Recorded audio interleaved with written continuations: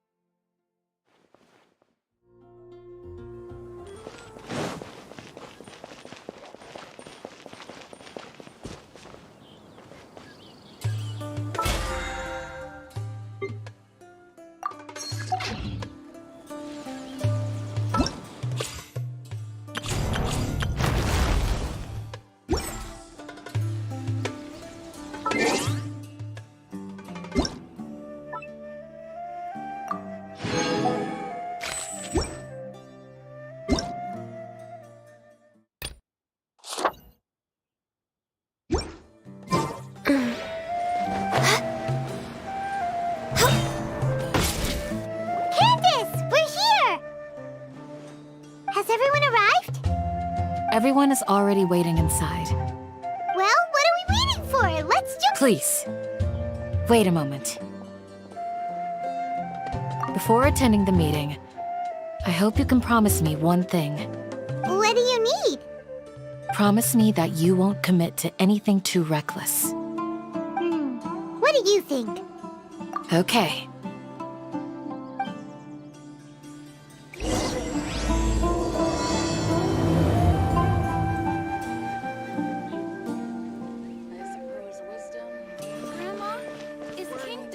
Really gonna come back from the dead? Of course not. It's all a bunch of nonsense.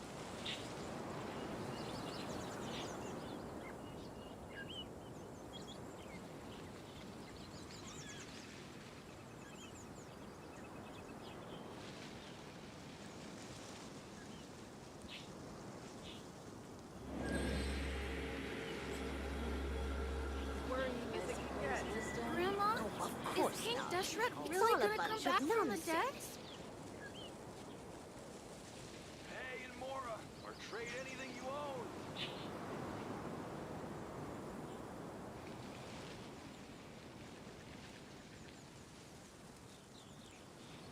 Should we really be off work this early? There is still a lot left to do.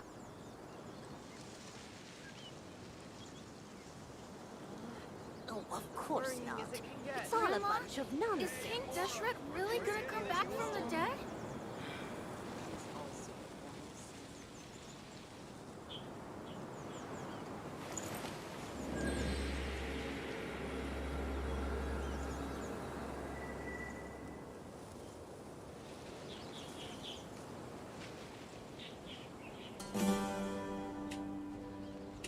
Hey, and Mora, or trade anything you own. Oh, of course not. It's all a bunch of nonsense. Grandma, is King Deshret really gonna come back from the dead? If you lie on the grass, you can feel the heartbeat of the world.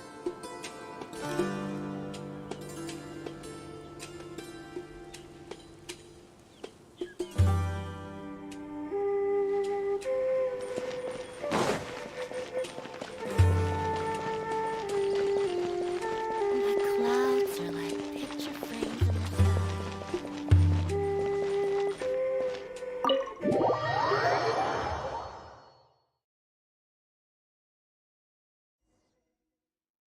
Everyone's here so early! But why isn't anybody talking? We already discussed things a bit. Hey, where have you been? I've missed you too. Are you ready? Very well.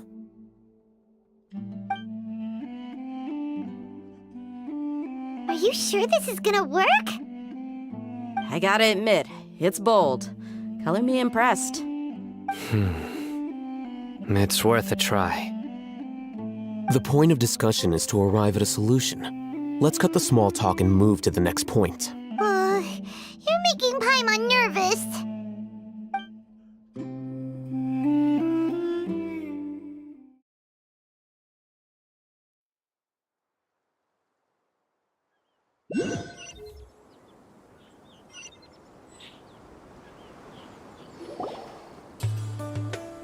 You're finally done. I have some other stuff to take care of. Catch you all later. Come on, don't give me that face. I know what you're going to say. I'll be careful. That's what I wanted to hear. Take care. Well, Traveler, Paimon, judging from your expressions, the meeting must have been quite productive. You can tell? I'm not that good at scheming or strategy, but I can sense people's emotions. And based on your reaction, things must have gone quite well. Paimon's a little worried. Hopefully nothing will go wrong. To be honest, I feel the same. But you're already some of the most capable people I know. So you have my trust. Candace gave us a compliment. Your deeds speak for themselves. Candace, we stayed behind to tell you that, although you won't be coming with us, we'll be sure to remember your words. I'm very glad to hear that. I've said the same thing to everyone here today as I said to you when you arrived. Your safety is the most important thing. Only when you're safe can the plan be successful. So please, take care. You're welcome. And thank you for taking my advice. Good luck with everything. I'll be here in the village praying for you.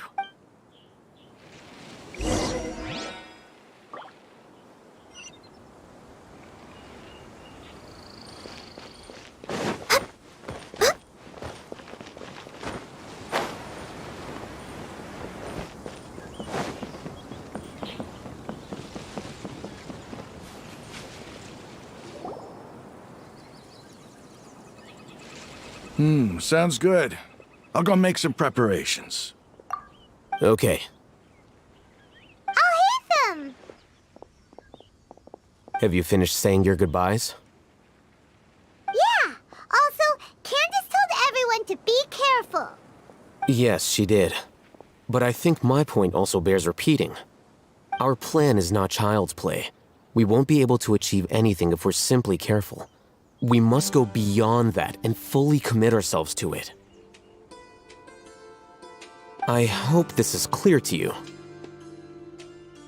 Huh? Shouldn't you be saying something more cheerful to boost our morale right now? Didn't we already do that during the meeting? You can never have enough words of encouragement. In that case, Candace can cuddle you to your heart's content while I continue to remind you of the seriousness of our situation. We all have our jobs to do, after all. It's like how some people can be put in charge of logistics while others will fight on the front lines. Speaking of the front lines, you don't look anything like a soldier. Of course. Compared to the mercenaries, I'm merely a feeble scholar. But the advantage of not being a mercenary is that I get to stay in a safer place and offer my strategic insight. Just think about that mercenary who lost his mind. Mercenary groups are facing constant danger every single day. Well, being a scholar is also a high-risk occupation, and you are a scholar. I'm not like the rest of them. Even among members of the same species, some will exhibit far more potential than others. This guy. Paimon still remembers when those mercenaries in Port Ormos called you a lunatic. All intellectuals are lunatics in the eyes of fools. I'll take that as a compliment. That reminds me. Do you remember the record we saw in the King Deshret ruins? It mentioned forbidden knowledge. You have a good memory. Forbidden knowledge has the power to drive people insane, but this fact has never been shared with the public. Even I, who has worked in the academia for some time, was never once informed of this. I think those mad scholars and mercenaries we encountered may have all fallen victim to the corrupting qualities of forbidden knowledge. But the academia has always held a different view. They have always believed that symptoms of madness are a side effect of human contact with divine knowledge as mere mortals. Come to think of it, Perhaps the academia has also never understood the true nature of forbidden knowledge, and thus always approached the issue from the wrong direction. The Withering, Elazar, and the sandstorms. Don't you think what is happening right now across Sumeru is rather similar to the forbidden knowledge pollution that occurred in the desert thousands of years ago?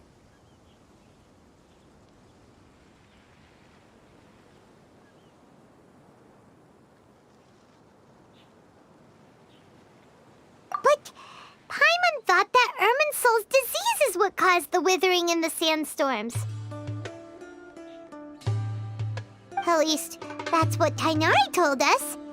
Wait a second. Could it be that? Ah, you've connected the dots. The cause of Irminsul's illness may precisely be the pollution from forbidden knowledge. But if that's the case, what should we do? This is... Wait. Why do you think Lesser Lord Kusanali would have a solution to this situation?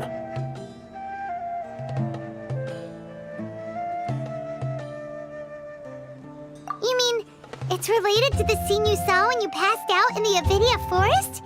That whole... the world forget me thing? In that case, it's imperative that we rescue Lesser Lord Kusanali. Only by working with her to save Irminsul can we completely resolve the problems Sumeru currently faces. To make sure we're still on track, I would like to check on the state of some of our preparatory work. Where are we going? To an Eremite base.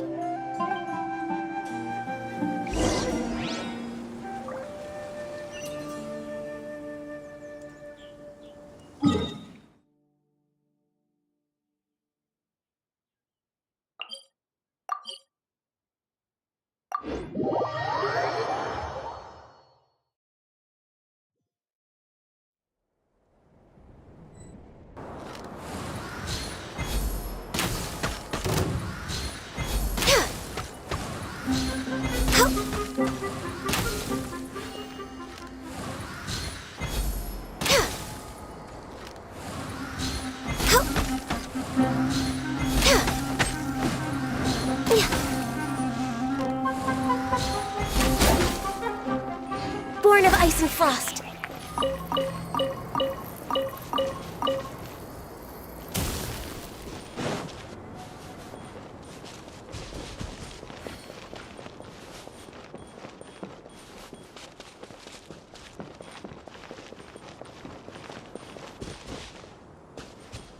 It's all good. Whatever the boss says.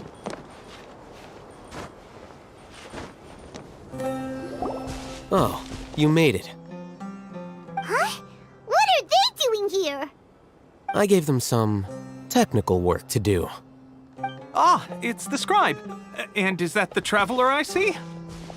How's the work going?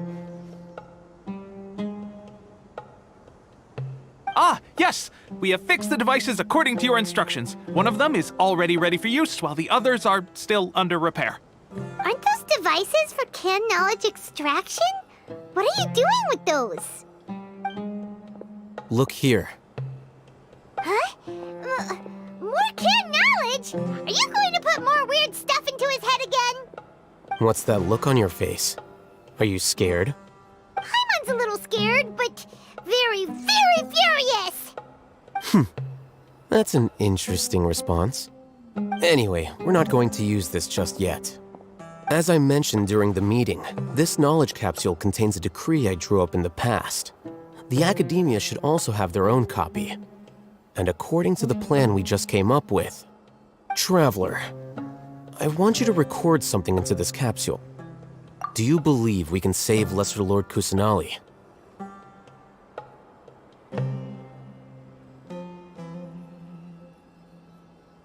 Good. Conviction is the most important part of all of this. Now, please get ready and put on this device. You want us to record our conviction into the knowledge capsule? Yes, Paimon... I understand. But trust me, Paimon, this is something we have to do. It's best if you can do as I say. Because, to achieve this impossible task, it sounds like you'll need to fool your own heart first. Although it may feel like a trick, self-encouragement may be the most important tool we have. Paimon can see the point you're trying to make. Imagine this. We have orchestrated our plan and successfully rescued Lesser Lord Kusanali. As a result, we have changed Sumeru's entire political landscape. Everything went without a hitch, and everyone recognizes and praises our achievements. Now, open your eyes. Here. What's this? Read it out loud.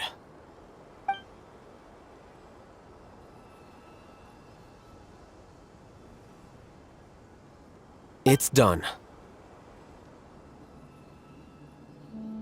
Is your head okay? Does anything hurt? It's just a recording. There should be no negative effects. But what was the point of doing this? Paimon doesn't get it. And that's perfectly fine. In any case, these capsules aren't meant to be used by you. Huh? What do you mean? Have you forgotten? Our plan needs to account for those who have long relied on the Akasha. You may find it hard to believe, but for those people, everything the Akasha transmits to them is nothing short of absolute truth. Imagine if you've been using a device like the Akasha since the day you were born, and this device has always supported you during times of need. After all that time, what do you think you'd become? A fool? A machine? A slave to orders. And that's why rules are so important. In addition, those who understand the rules can delineate boundaries and identify gray areas. But why would you need to identify the gray areas? You could say that those kinds of ambiguous zones can be very interesting.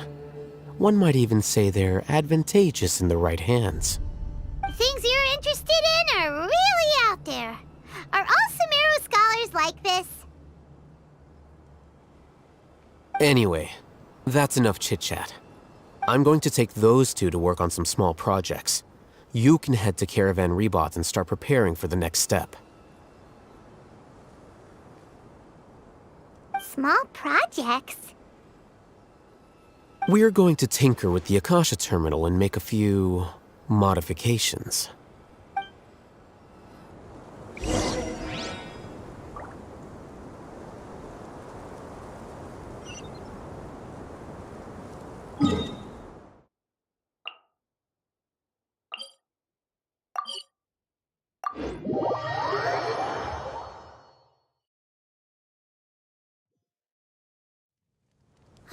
The air is just right.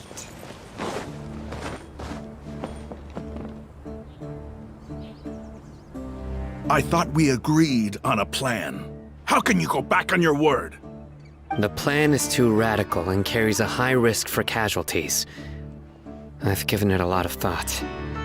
And in the end, I still can't agree to it. But it's still the best plan we have.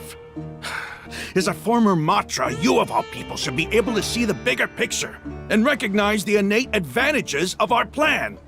I did. And that's how I saw the danger behind these so-called advantages. Alhaitham's plan is even more radical than I imagined. Huh? Why are you guys arguing? My friend, you're just in time. Why don't you help me persuade Sino? He's turned against our plan. We agreed to work out a plan at the meeting. As mercenaries, you're familiar with the local environment, so you'll take care of the specifics. But then, you went to Alhaitham for suggestions. Had I known Alhaitham would give you those kinds of suggestions, I would not have agreed to the plan. Look, you already know that we're all on the same side here, don't you? Mercenaries place a lot of importance on their bonds of friendship, but also will not hesitate to make sacrifices if they deem the situation to be sufficiently dire. I'm sorry, but as things stand, I can't accept your principles. Seems you really do understand the ways of the desert. Traveler, Paimon, this is also something you should know. Rahman's plan is to have me work with the Caravan Reebok guards in my capacity as a Matra. We will arrest the mercenaries and escort them into Sumeru City. Wait, how can we work with the guards? We can't get through that wall easily, remember? Caravan Rebot would never let so many unregistered members of the Eremites enter Sumeru City.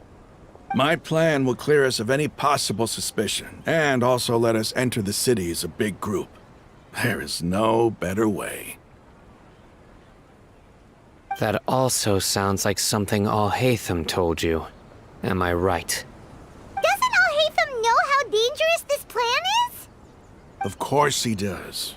He told me, there is no perfect plan, but this can get the job done.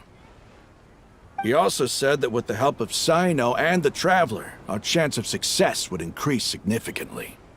I never blindly trust anyone, and I've always had a good eye for people. I think he made a number of valid points. It's my own choice to trust you. If I make the arrests alone, I can control myself and prevent you from getting hurt. But I can't guarantee that kind of discipline from the guards. To make the whole thing more convincing, you'll need to resist to some degree. Casualties are inevitable once push comes to shove. I'm okay with the deaths of enemies. But now that we're allies, I'm against the meaningless loss of our own. I can't believe a Matra would actually care about us. I've lived a hard life, and I can say that people like you are hard to come by. I've always treated my allies with honesty and respect. They have the right to know important things like this. Now you're making this hard for me. Hey, is there something we can do to help? I knew you would say that. We can help fight some of the mercenaries, which should reduce the number of times you'll have to struggle directly with the guards. That should help at least a little bit. Sino, on behalf of my people, I thank you for your kindness. But this is a mission we cannot turn our backs on. We strongly value the lives of our friends, but the goal we are about to achieve is even more important. We have no fear of casualties, because we crave the spoils of victory. So please, lend us your support. We will show you the determination of us desert dwellers. Well, now that you've put it that way, I can no longer refuse. But remember, you need to follow the plan and not do anything reckless. Candace made it very clear that we can only achieve our goals if we can ensure our safety. Since you and I both recognize the significance of this operation, there should be no more animosity between the followers of the Dendro Archon and those of King Deshret. Everyone's life is equally important. Okay, you have a deal. Let's do this for our shared dream. The guards should be stationed in the courtyard nearby. You can find them there.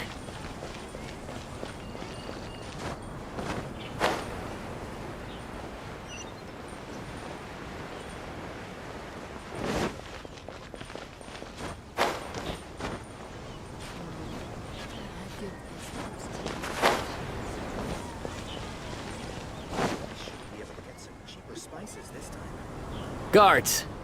General Mahamatra! To what do we owe the honor? Keep your voice down. This is a secret operation. I'm going to arrest a large criminal gang near this location. According to the Academia's Guide and Regulations on Secret Operations, I have the right to ask for the cooperation of Caravan Rebot. Ah, of course, of course. Mahamatra Sino's order is the Academia's order. Just let us know what you need. But who exactly are you planning to arrest, and how many people are you expecting? Depending on the scale of this operation, we may need to report it to our superiors. They're a squad of Eremites whose number is comparable to Ain el Akhmar in Port Ormos. They're involved in the theft and resale of supplies from the Academia. As many as Ain al Akhmar? this should definitely be classified as a joint operation.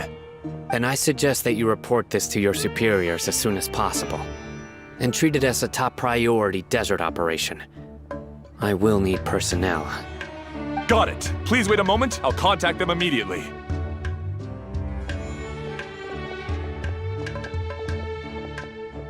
Because this is work. Because I trust you.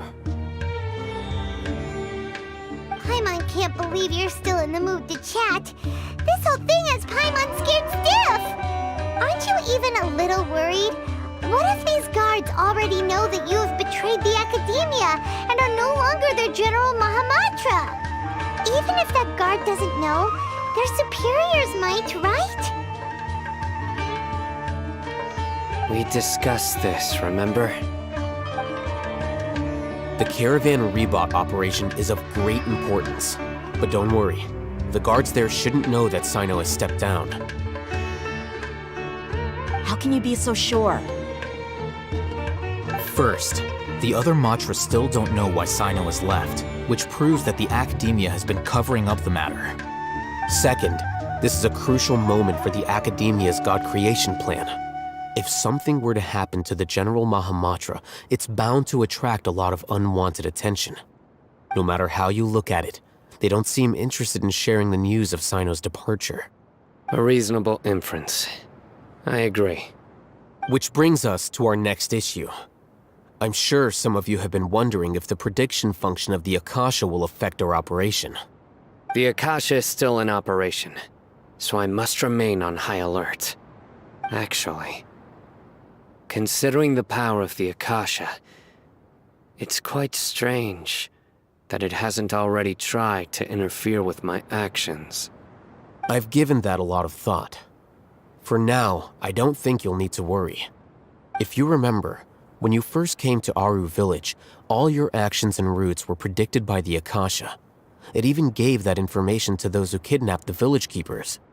But things like that never happened again after we met up with the Traveler. That's true. But why? Look at it from a different angle. Why do you think the Akasha will predict your actions? Because my personal data has been entered into the Akasha.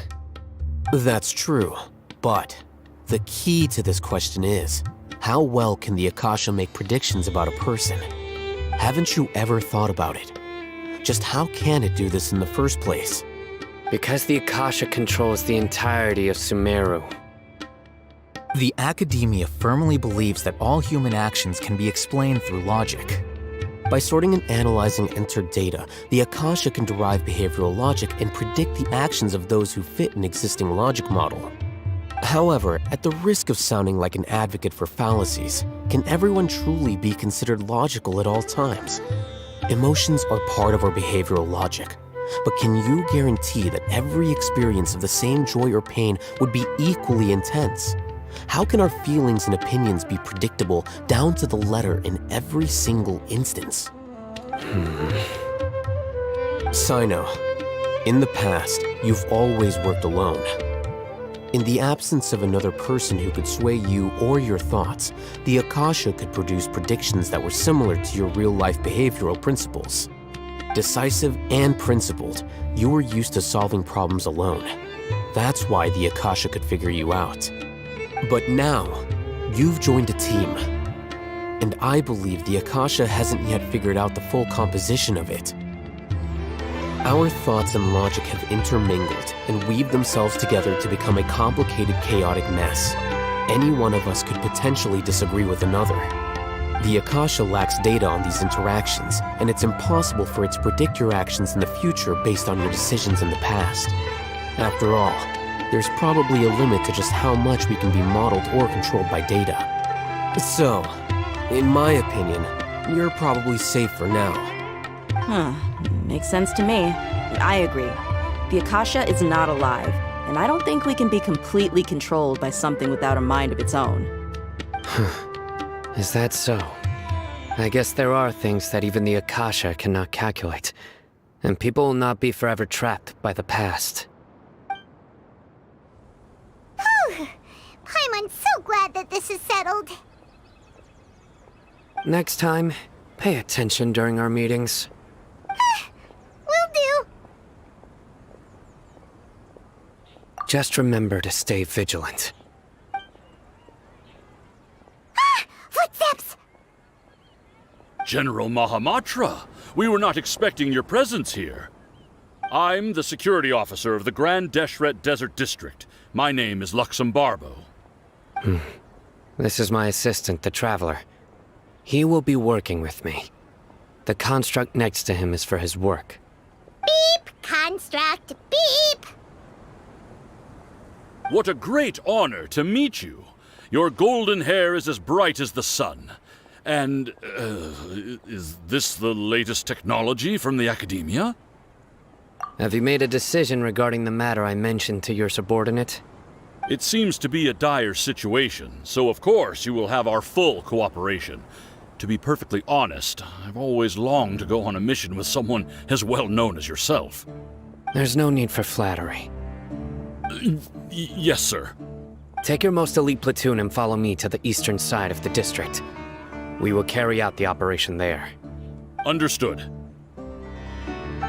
Map. Hurry, bring the map!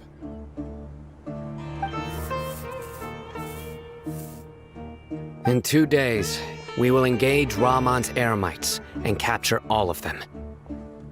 Any questions about the time or location? None at all, sir.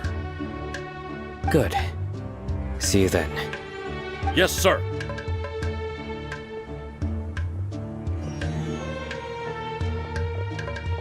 Maybe hanging around the General Mahamatra isn't so bad after all.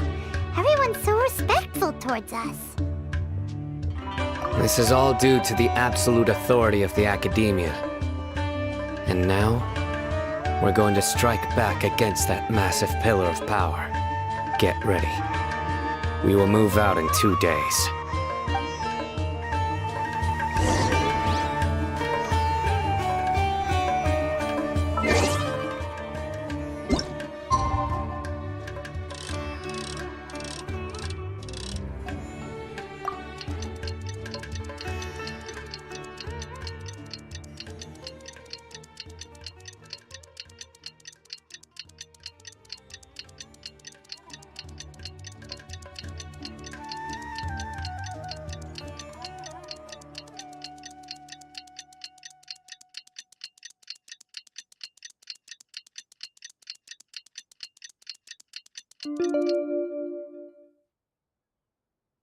It's so nice to de-stress. It's time for the operation! Let's go meet Sino in the desert!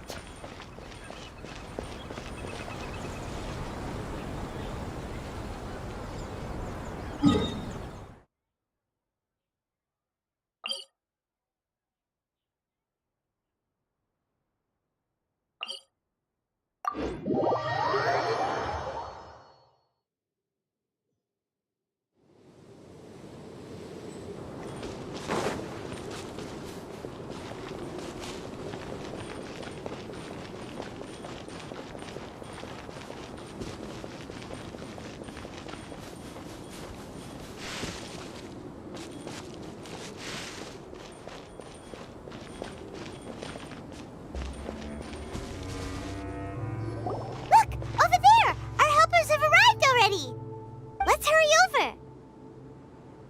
Wait a moment. Ah! Oh, it's you.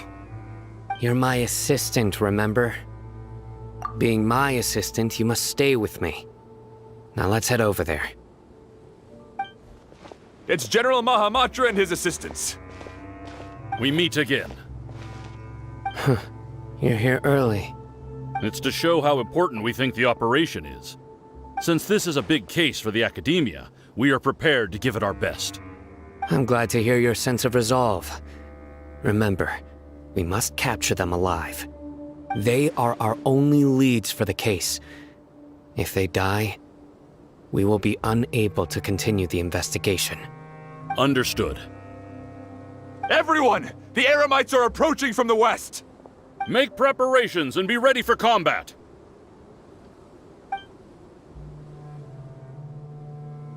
Halt! Oh? What a warm welcome! What do you want? Judging from those shiny weapons in your hands, it seems like you're not interested in a deal. Rahman, the Academia has caught wind of your smuggling and illicit sales. If you value your life, I advise you to surrender. Who are you supposed to be?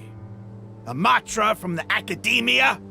I can't believe you came all this way just to catch us. I'm not here to talk. Oh. Nobody's given me this much time of day since I became a mercenary. Brothers! For that slight, let's wash our blades with their blood. Let's show them we Eremites are not to be messed with.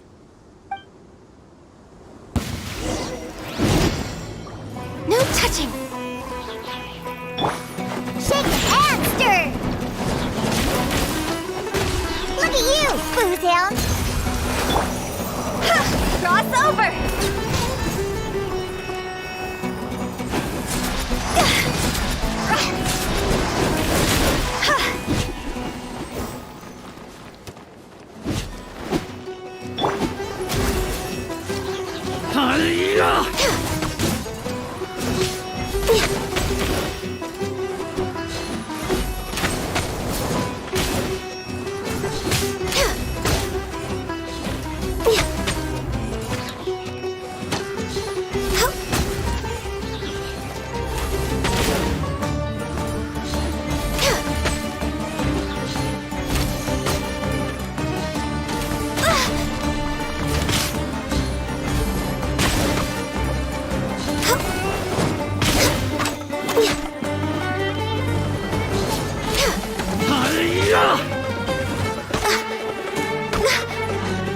Born of ice and frost.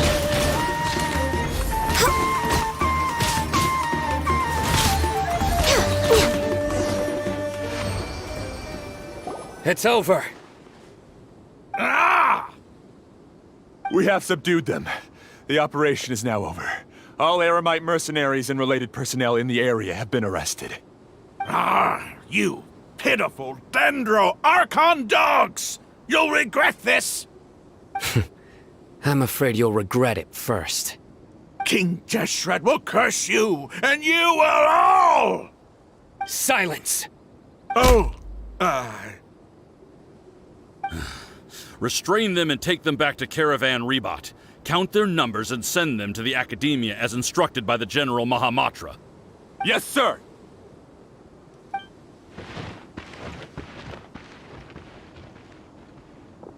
Mahamatra Sino, I will now take my leave. If you need further assistance, please come to Caravan Rebot and ask for me. Understood. You are dismissed. There they go. Let's talk elsewhere.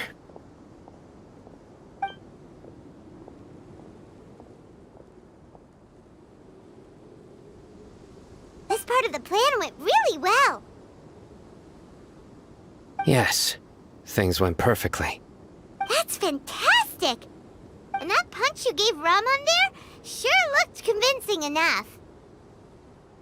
Once we're done here, I'll return to Caravan Rebot and oversee the group's transport. I promise. I'll get everyone into Sumeru City safely. Yeah, you're the reason why everything went so well. It's not the time to celebrate yet. I believe Dia should already be waiting for you. Go join up with her. She will need you to introduce her to Tainari. Speaking of which, is it really okay for us not to share the full plan with Tainari? What if he'll feel miffed about it and refuse to work with us? I have a very close relationship with Tainari. Given how well we know each other, I believe my message alone should be enough to bring him to our side. He knows I won't make jokes about things like this. If we need help, Tainari is the best option. Get ready for the next phase of the plan. Don't keep them waiting.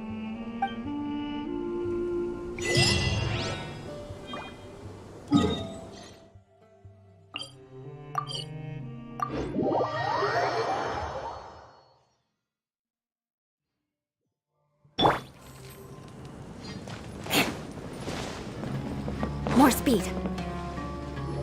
Dia! It's about time. Didn't you say our part of the plan is the most important of all? And here you come rolling in late. In the time it took you to get here, I already did 5 laps around the place, downed 7 drinks, and even did some clothes shopping. Sorry. We didn't mean to keep you waiting. I just wanted to fix your attitude and rub it in a little. After all, you took your sweet time getting here, and we've got important stuff to take care of. I just like seeing that serious look on your face. All right, I'll stop. All joking aside, I'm glad you're here. Let's get moving and take care of this as soon as possible. But where should we start? Our responsibility is to get a status update on the Fatui Harbinger known as the Doctor. We need to make sure he won't get in our way when we rescue Lesser Lord Kusanali. Dealing with an institution that controls all of Sumeru is already hard enough. If the Doctor were to crash the party, it would be next to impossible for us to achieve our goals. Yeah, we sure don't want him showing up. Ooh, he really gives Paimon the creeps. Right? Hearing his name just reminds me of those stuffy old geezers in the academia. I'd rather not have to deal with someone like that. According to the plan, we should first go to Pardis Di and ask for Forest Watcher Tainari. If all Hatham and Sino's sources are solid, then we can be sure that Tainari still has the Academia's trust. So, we'll find Tainari and convince him to get us the latest intel on the Doctor. Then, depending on what we learn, we'll make any necessary adjustments to our plan. The sages have placed spies everywhere on the other side of the wall. I'll follow you as a bodyguard. You should be honored. I don't offer my services to just anyone, you know. But Paimon thought mercenaries would do anything for Mora. That's certainly true. But when multiple employers are vying for your services, you should always go with the best offer. Let's see. If I were to charge you a bill, I guess I can apply a discount. How much more do you want? I was not sure we can afford it. How much do I want? Hey, how about paying me with a smile? What do you say? I haven't seen you smiling much recently. If you ask me, someone like you must look lovely when they smile. Come on, give me a smile so that I can be less worried. Looking good! I hope this pretty smile will become our lucky charm. There are many kinds of smiles, but only a truly joyous one can bring blessings to others. Let's consider this smile a down payment for our future victory. Let's go. It's time to pay a visit to Pardis Di.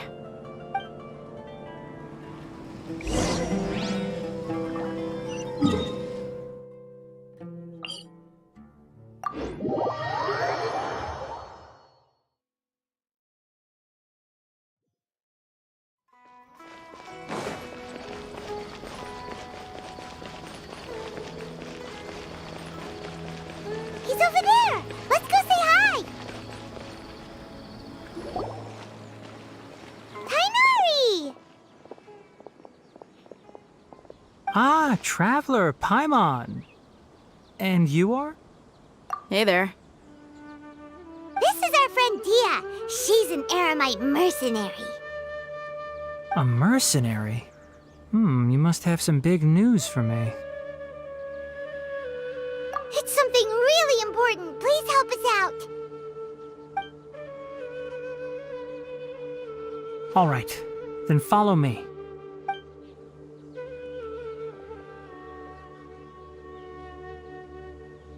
This place is better. We won't be disturbed by any passerby. Okay, what is this important thing you want to ask me? The Doctor, huh? He's that strange-looking Fatui Harbinger with the mask. Paimon thinks he has blue hair. Yes, I know him. Actually, he left Pardis Di just a little while ago. He left already? Yeah, he came looking for me.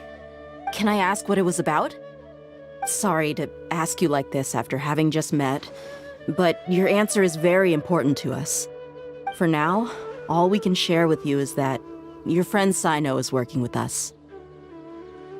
Sino, you say?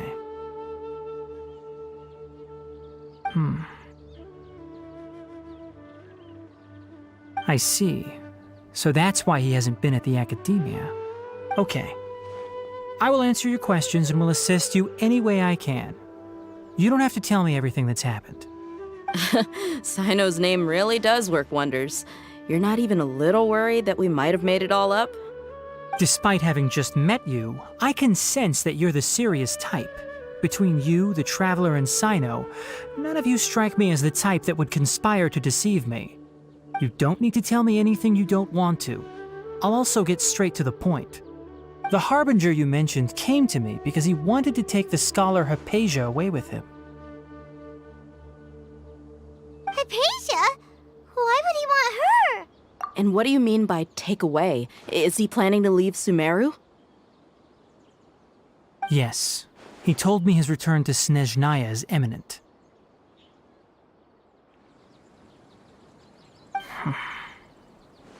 So you mean... you're leaving this place soon? Indeed. Otherwise, we could have perhaps talked a little more. I was just about to set out when I remembered something important. To that end, I made a final trip to Pardis Di. Let me ask, have you been taking care of a scholar by the name of Hypatia? Your sources are accurate. No doubt because you recruited many informants. But you're right. Hypatia has indeed been receiving treatment from me. Forgive me for asking, but how's the treatment coming along? Given the way you're asking, I assume you have something to say. Since you asked, I'll be frank. I would like to take Hypatia to Snezhnaya. It's incredibly difficult to transfer a patient. As a scholar yourself, shouldn't you at least be aware of this? Oh? I can't believe your utter lack of faith in me, to the point of even questioning my general level of knowledge. How unbefitting. Well, you're the only one who's ever made such a request. I have my ways of keeping her safe during the journey. In addition, I can also promise that under my care, Hypatia will receive the most advanced and effective treatment. I will personally supervise her treatment and see to her recovery. Would that be agreeable to you? Hypatia was born in Sumeru and remains a scholar of the academia. Her situation has not become dire enough to necessitate her transfer to another nation. Transporting her to Snezhnaya is risky, and the potential benefits are unknown. As the person currently responsible for her treatment, I cannot possibly sign off on this transfer. Your suggestion is rude and reckless. I'll pass. I don't know much about the doctor, but after talking with him, I realized that, just like many other scholars, he possesses an aura of arrogance that I've come to detest. It's not so much that he's looking down on others, but more that he's so confident in himself and his abilities, to a point of near insanity. I would never refer a patient to someone like him. I prepared myself for a protracted battle of wits, and was really surprised to see him just give up on the topic. Still, his reaction really concerned me.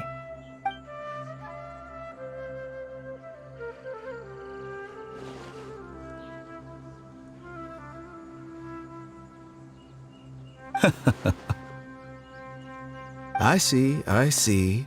Of course, your opinion makes perfect sense.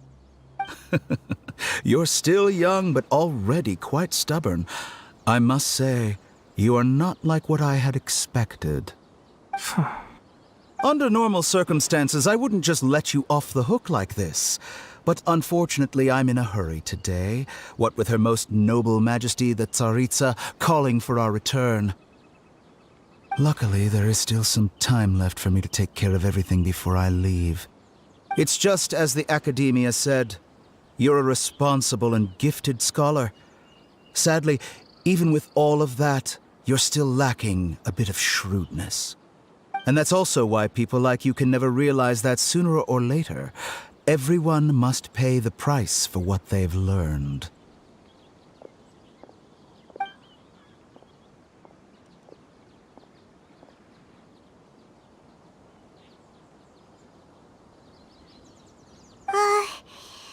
can't help but feel like he's hinting at something unpleasant. He asked a question, yet didn't care for my answer. Perhaps I'm nothing but a talking rock in his eyes. He never came off as malicious, but an utter lack of compassion permeated throughout our conversation. From his tone, I can sense that he's always looked down on others. I can barely believe it myself. But if that's true, the situation will be in our favor. I don't think I missed any details. Frankly speaking, I don't want you to do anything too risky. Now that you know a little more, it should be easier for you to stay safe. Sorry we can't tell you everything. We appreciate that you helped us anyway. I won't forget your kindness. It's okay. I have an obligation to do so. To be perfectly honest, all of this may have started because of me.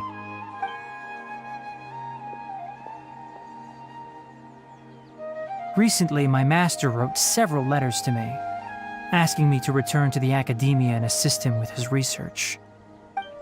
Hasn't he already asked you several times before? Yes, but there's something off about this most recent batch of letters. The handwriting and tone are both familiar, but some details have been omitted. My master will occasionally leave a few dots on the back of the letter. 1 dot means that he wrote the letter on a sunny day, and 3 dots stand for a rainy day. This has been a habit of his for many years, but I didn't find any dots in his recent letters. I believe something may have happened to him. I get it. Since you are always at Gandharvaville, you would like me, someone already working at the academia, to investigate this matter, right? I'd like to ask you to do that for me. If you can keep yourself safe, please withdraw immediately at the first hint of danger. I can do that, but I have a feeling it won't be that simple. The academia has been working on a big project. I'm not quite sure what it is, but your master might be involved with it. If the higher-ups really are hiding something, then it will be difficult to remove myself from the situation once the investigation starts. If the situation becomes critical, I'll leave the academia. If you don't see me there for an extended period, that's your cue. All right, we've got a plan. I'll stay at Gandharvaville to support you. If that scenario comes to pass, you must be extra vigilant. And be wary of any messages or direct requests from the academia. I must say, I didn't expect a warning like this from the General Mahamatra. Being loyal to the academia doesn't mean blindly doing whatever the sages say. I know what I'm doing. On that note, aren't you also being quite distrustful of your alma mater? The academia, yes, but my master is a man of integrity. Even when I was a student, I was worried he'd get in trouble for sticking to his beliefs. I suppose he's lucky to have lasted so long. But in the end, it still caught up to him.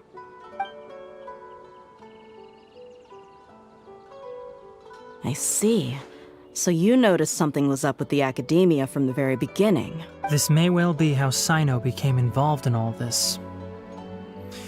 And that also, if you run into Sino again, please help me pass on a message to him. Trust your own senses and experiences. I think this may be something he needs to hear right now. Okay, we'll find a chance to tell him. Thanks. Right. Now let's go hunt down this Harbinger. Oh, by the way, which way did the doctor go when he left Pardis DI? That way. Gotcha. Thanks so much. We'll be on our way.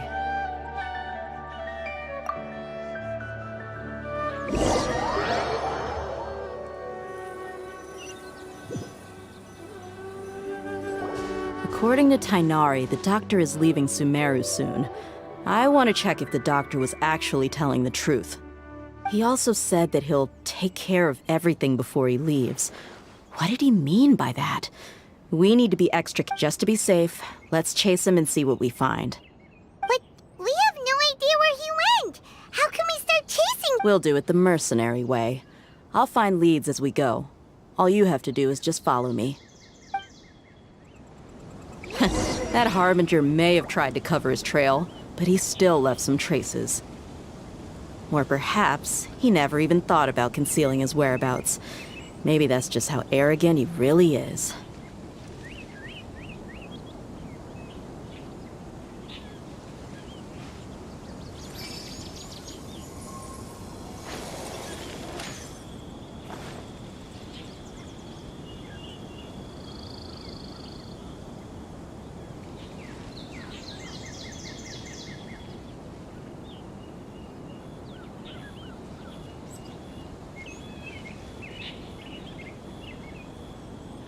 You want to learn some Favonia's blade work?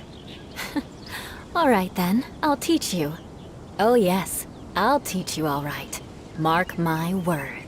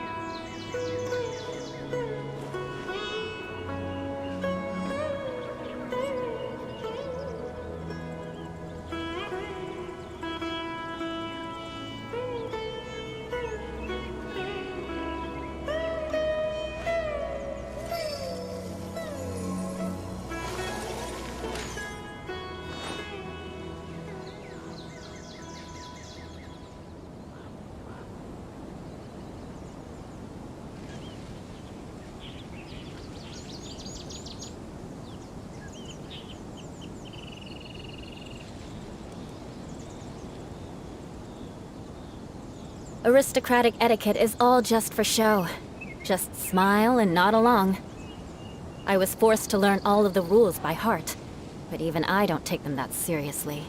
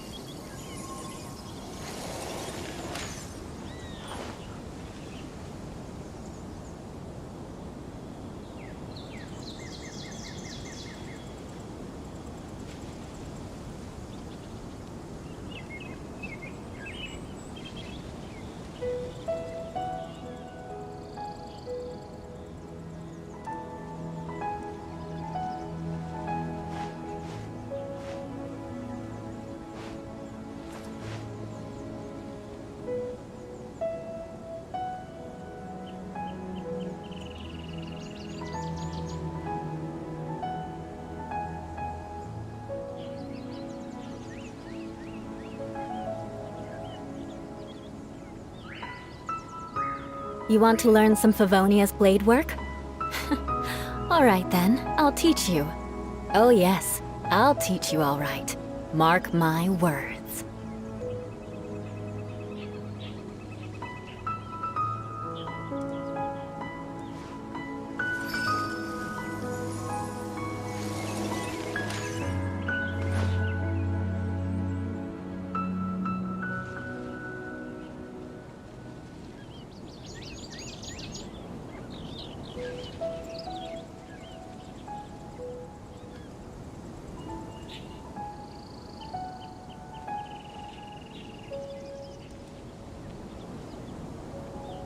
Aristocratic etiquette is all just for show. Just smile and nod along. I was forced to learn all of the rules by heart, but even I don't take them that seriously.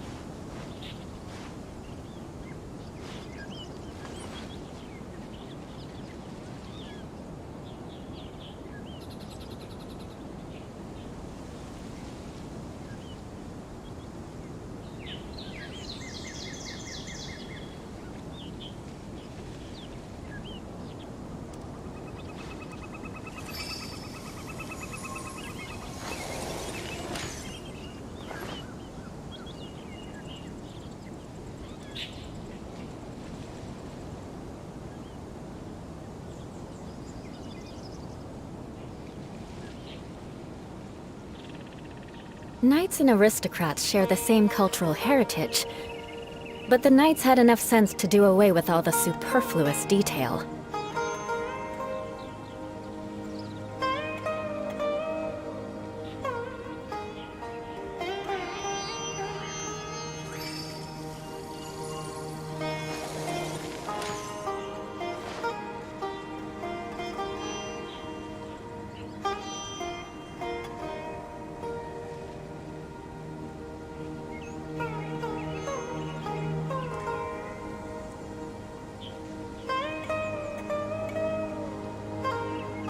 Aristocratic etiquette is all just for show. Just smile and nod along. I was forced to learn all of the rules by heart, but even I don't take them that seriously.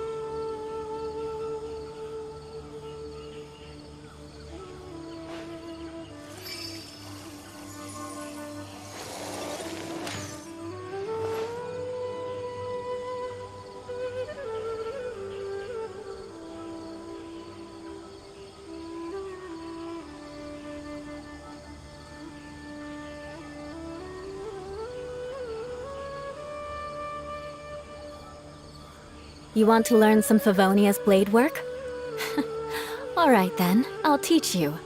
Oh yes, I'll teach you all right. Mark my words.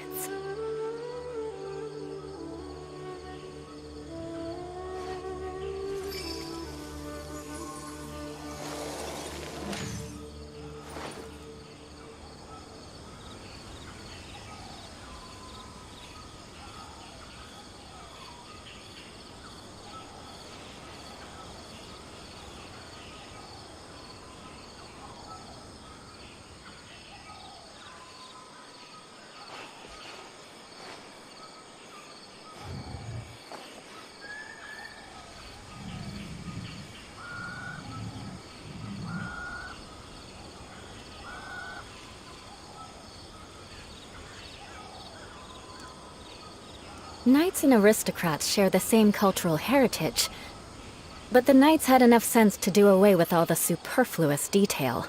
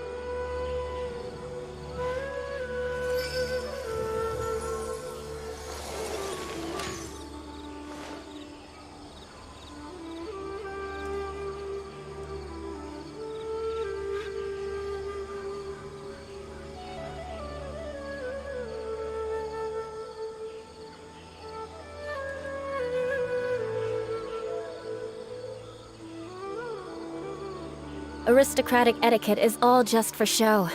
Just smile and nod along. I was forced to learn all of the rules by heart, but even I don't take them that seriously.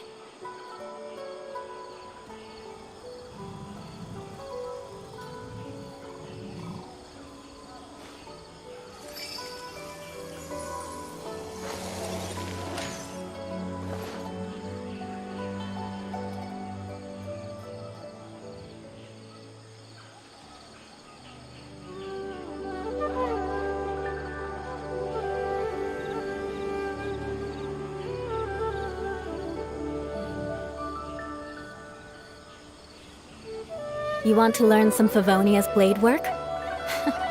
Alright then, I'll teach you. Oh yes, I'll teach you alright. Mark my words.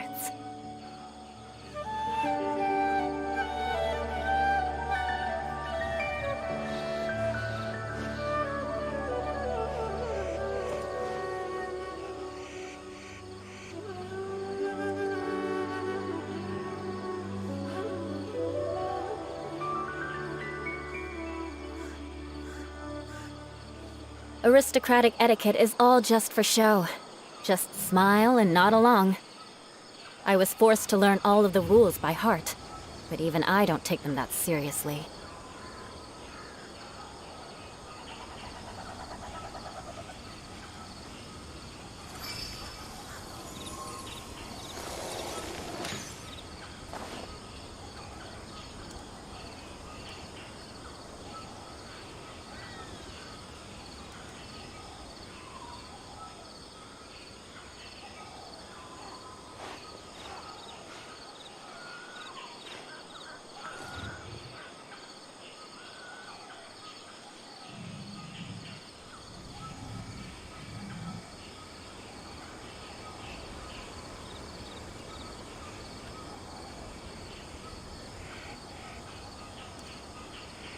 Knights and aristocrats share the same cultural heritage, but the knights had enough sense to do away with all the superfluous detail.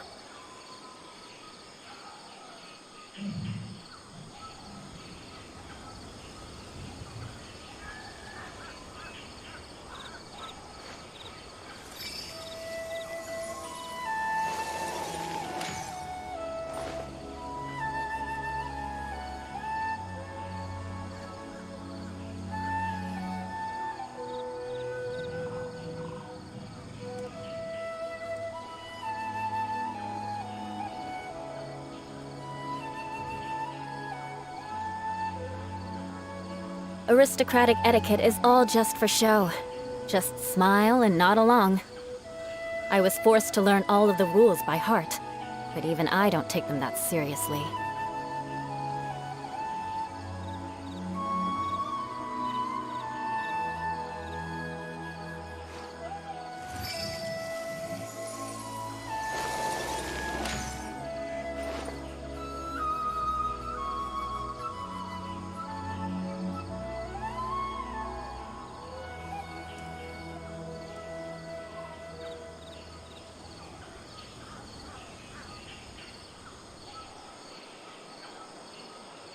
Knights and aristocrats share the same cultural heritage, but the knights had enough sense to do away with all the superfluous detail.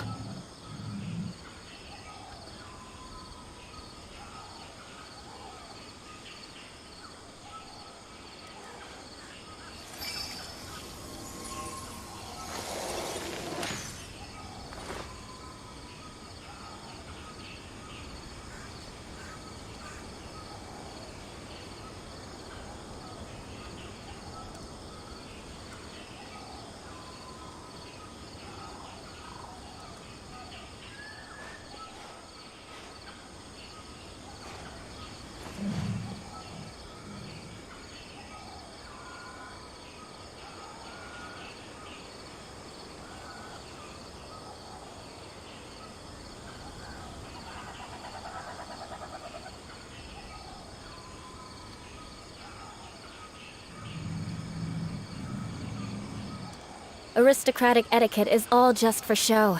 Just smile and nod along. I was forced to learn all of the rules by heart, but even I don't take them that seriously.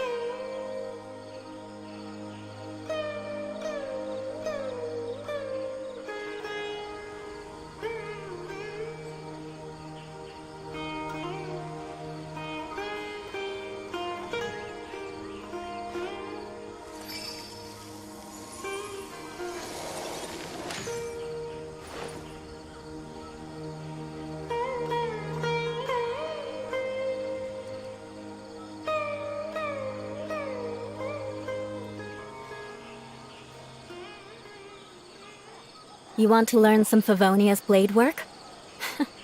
All right then, I'll teach you. Oh yes, I'll teach you all right. Mark my words.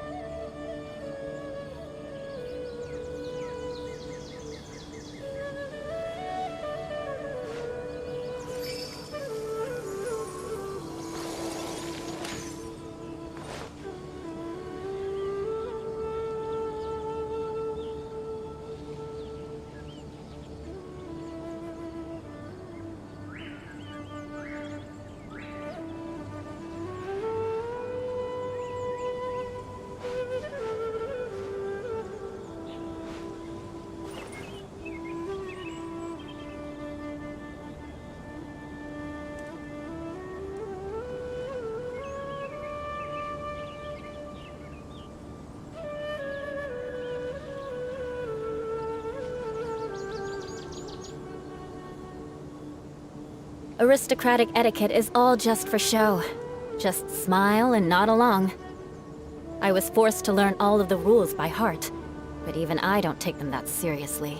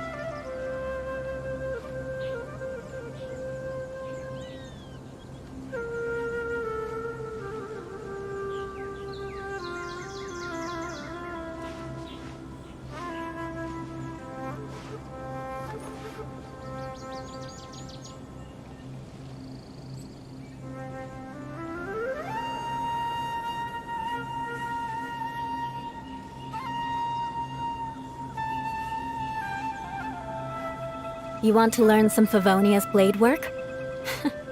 All right then, I'll teach you. Oh yes, I'll teach you all right. Mark my words.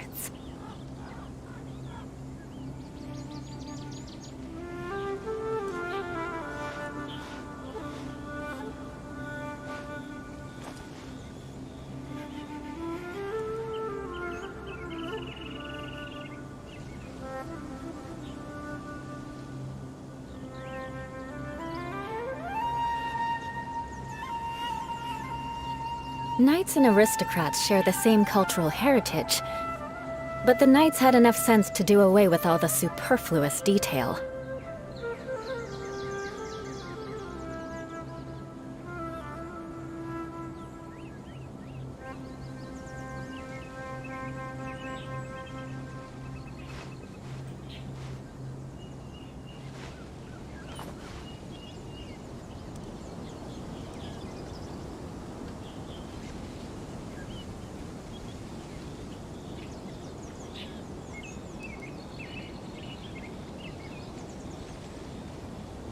You want to learn some Favonia's blade work? All right then, I'll teach you. Oh yes, I'll teach you all right. Mark my words.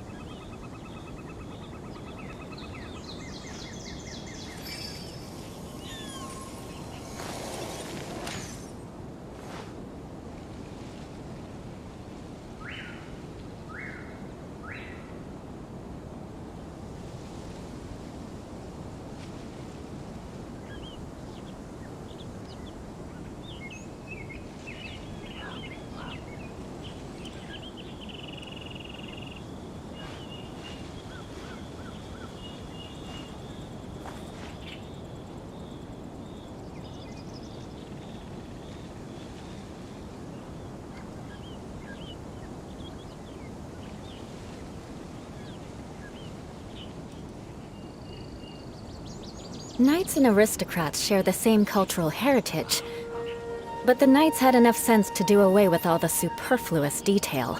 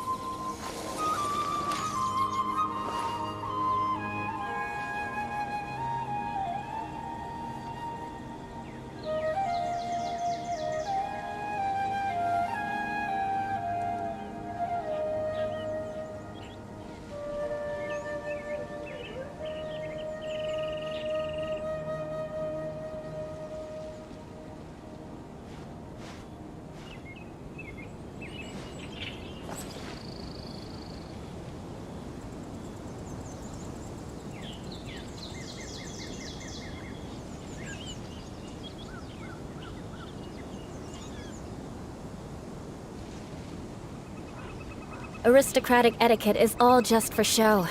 Just smile and nod along. I was forced to learn all of the rules by heart, but even I don't take them that seriously.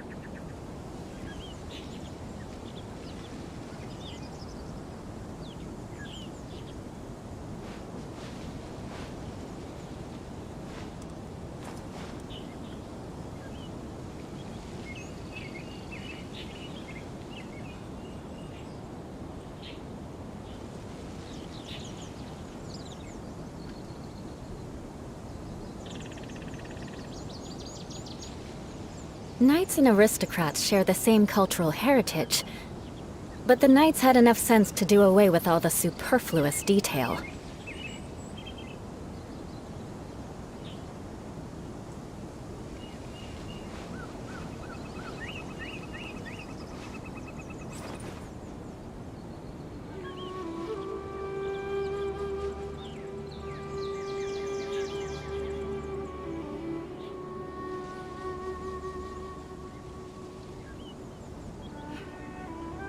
You want to learn some Favonia's blade work? All right then, I'll teach you. Oh yes, I'll teach you all right. Mark my words.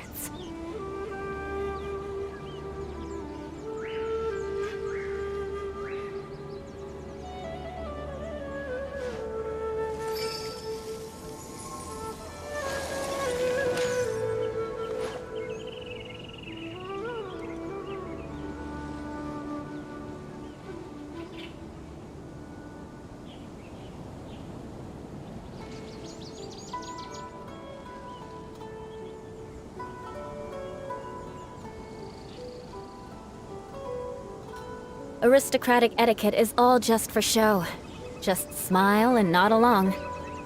I was forced to learn all of the rules by heart, but even I don't take them that seriously.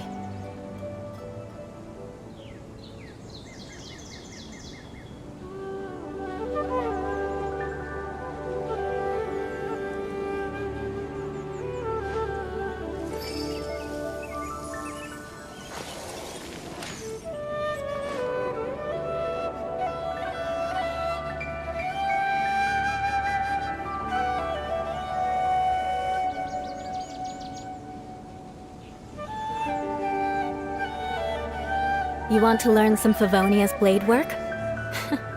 All right then, I'll teach you. Oh yes, I'll teach you all right. Mark my words.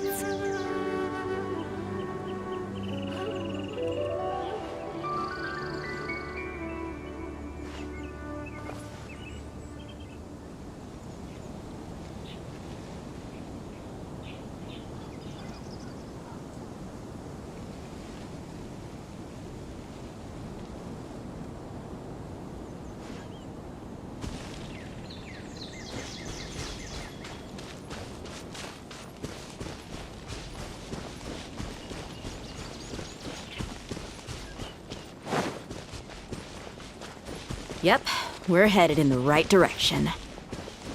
The traces are still fresh, but there's no sign of his entourage. Clearly, they're in a hurry. It's just as I thought.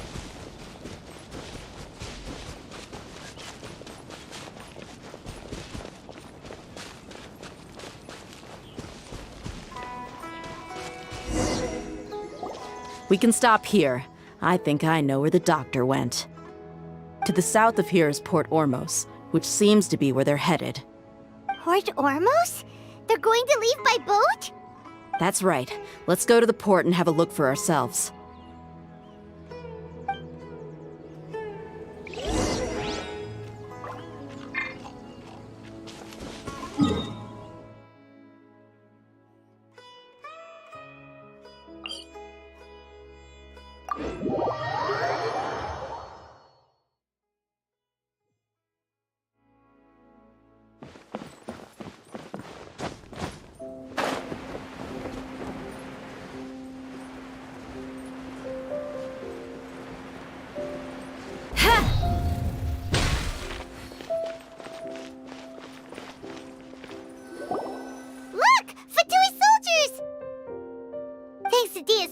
Skills seems we found the right place. Shh! Don't draw their attention. The port is crawling with Fatui soldiers. Let's keep going and see what we can find. Now this is a proper farewell ceremony for a Snezhnayan Harbinger. The Lord Harbinger is leaving. I've still only seen him once or twice. I used to hold a position in our homeland, and back then, the doctor spoke in a very different way from the way he speaks now. Maybe the way people talk in Sumeru has rubbed off on him? It's always like that when you spend too long away from home. When he gets back to Snezhnaya, perhaps it will also take him some time to get used to the life there again. Huh? But, sir, that can't be right. No, I remember it like it was yesterday. Both his expressions and tones are now very different. Also, for some reason, he seems like he's all smiles now. You must be mistaken. Nobody's supposed to look happy when they're on a business trip.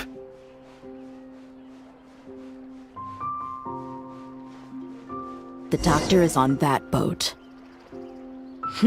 So he told the truth after all. He is actually leaving Sumeru. Let's get closer and find a place to hide so we can observe him.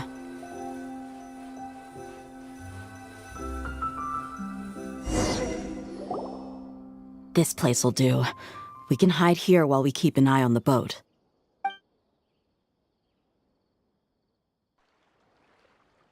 Uh-oh! He saw us!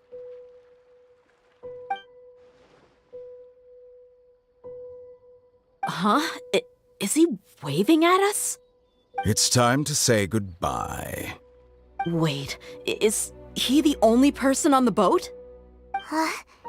You mean there's nobody with him?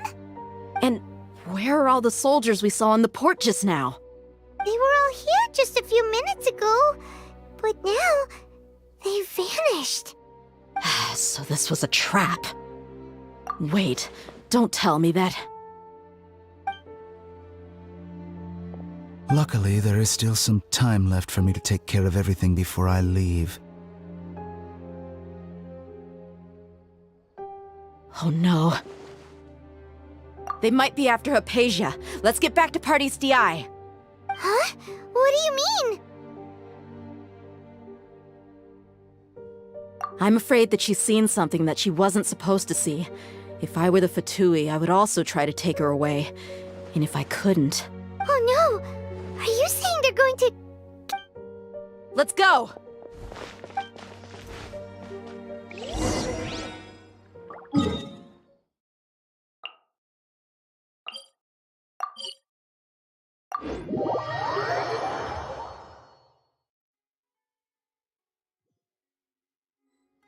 Pardes Dii is not a place you Fatui can just show up and do as you please. I believe we've already made ourselves quite clear. Our superior gave us permission to search for and collect medicinal herbs in Pardes Dii for research purposes. But you've been in Sumeru for some time already. I find it coincidental that you chose to only come here today. Even the Grand Sage himself may not have the right to question our research, much less an ordinary scholar like yourself. I've done my duty to inform you. Don't make things difficult for yourself. It would seem that my words have fallen on deaf ears. You can keep trying to deny it, but coming to Pardes Dii now? I'm pretty sure you're not just looking for herbs. With all due respect, your baseless speculations will only lead to unnecessary trouble. Well, you only have your Harbinger to blame. He knows nothing about keeping a low profile. I may be staying at Pardes Dii as a scholar, but that doesn't mean I'm no longer a forest watcher. It is still my duty to protect the peace and safety of the scholars who have contributed so much to Sumeru. Then it seems our conversation has hit an impasse. No one will lay a hand on you, Hypatia. Not on my watch! Tighnari! Are you alright? I'm fine. These Fatui have really crossed the line. Time to teach them a lesson.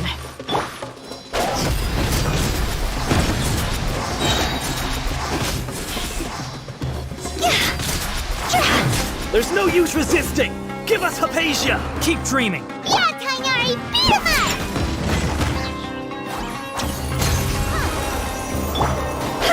Time to go! This isn't this. The doctor's orders are absolute! Yeah? You've been someone's lapdog for so long that you don't know anything else now! No touching! So soon, let's not waste time. Prepare you. Can't run from death. This is long overdue. Rex Lapis, I am sorry.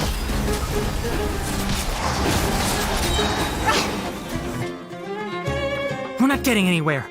Traveler, Paimon, please go to Hypatia. We need to make sure they don't try to sneak around and attack from behind. Got it. Hypatia's still here.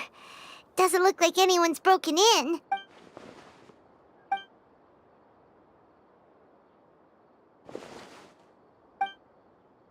Well, how is she?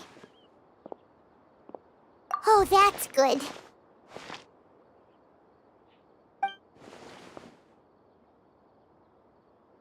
So, you think this is over?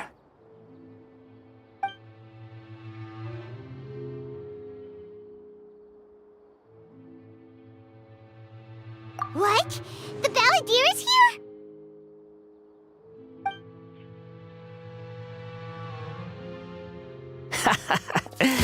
I've missed that look of abject horror. You've given me that look every time we meet.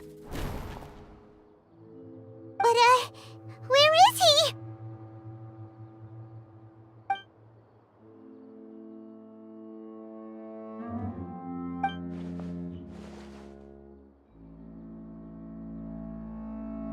I can hear all of your thoughts, you know. Don't you remember? I already saw you the first time you came to Parties DI and made contact with Hypatia. I didn't need to do anything. It is her honor to be able to connect her consciousness with me. Who are you talking to? It can't be the balladeer, right? I know you must be curious. I might as well tell you that I decided to enter Hypatia's consciousness the moment I sensed your touch. I wanted to observe you on a fool's errand. Hey, Traveler! What do you do? My deification is nearly complete. All that's left now are just some final details. Do you understand? Even if you manage to rescue Lesser Lord Kusanali, it will be impossible for you to defeat a bona fide god like me. Is it wise to force that childlike god into a divine battle against me? Scholars consider the god of wisdom to be the sum total of their faith. It's how they can justify reverence for a god as they construct it. But this also shows that humanity's worship of gods is a combination of blasphemy and exaltation. It's truly laughable.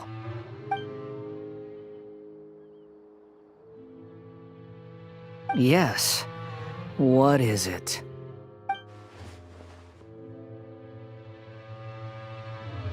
Yeah, I'm in a good mood, which is why I'm talking to you like this.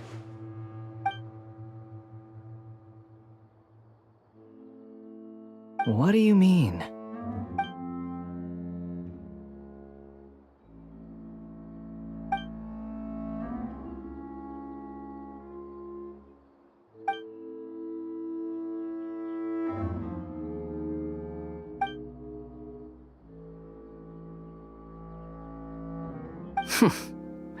Those words almost make you sound like a friend who actually cares. But you're wrong. I'm different from all of you. I was born to become a god. My entire life up until this point has just been a meaningless routine. Just think about a sheet of paper. By itself, it holds no meaning. The content recorded on it is what gives it value. All I had recorded down before were some painful memories and boring human feelings. Such senseless drivel should have been erased a long time ago. Indeed, to me, the sight of you fools in your futile struggles is far more amusing. Tell me, just what has this world done for you to protect it with such zest and conviction? I'm connected to your consciousness, so I can hear what you're thinking and sense the depth of your determination. This is a good conversation we're having. So here's a word of advice. Let go of your misguided guardian complex. You know nothing about the truth. It'll be for your own good, as well as everyone else's. Humans are a species that can only find bliss in ignorance.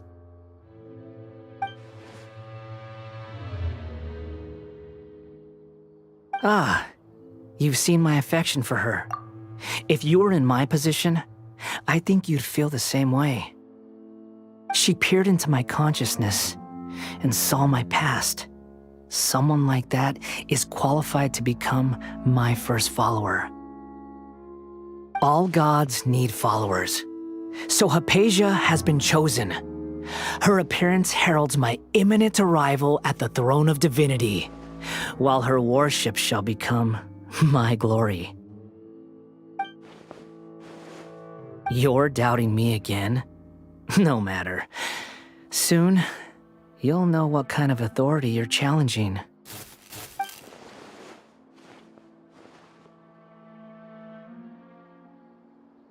Who wants to hurt my devout follower?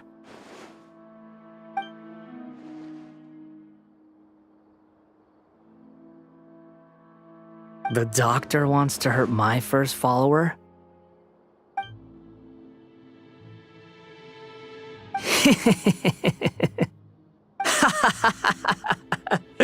How How very amusing. Has anyone ever told you that you're not good at sowing discord? The Doctor has never known his place. Even now, the puny human thinks himself capable of interfering in the business of the new god.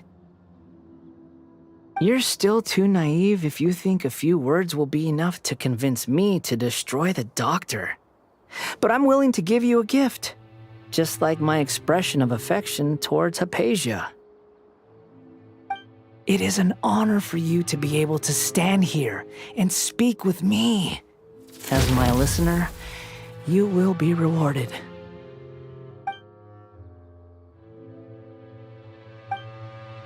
Both good things and bad things can be called gifts. After all, gods have never needed to be reasonable. Paimon hears thunder! That person Paimon couldn't see was the Balladeer? Oh, he sure chatted with you for a while.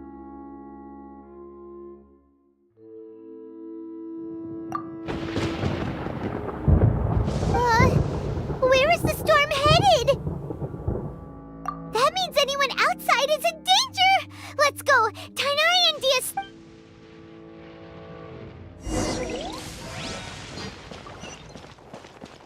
Huh?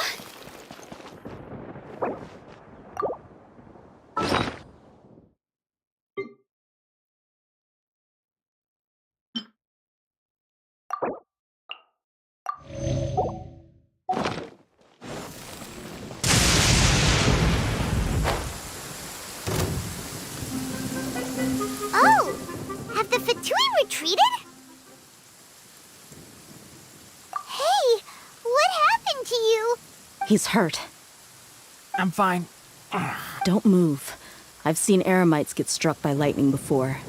You need to rest. Struck by lightning? We were fighting, and just as things started looking grim, the weather suddenly became extremely strange. Lightning started attacking everyone, almost as if it were alive. Luckily, there were only two of us, and both of us were nimble enough to dodge most of the strikes. There were a lot of Fatui, though, and they were being torn to shreds by the bolts of lightning.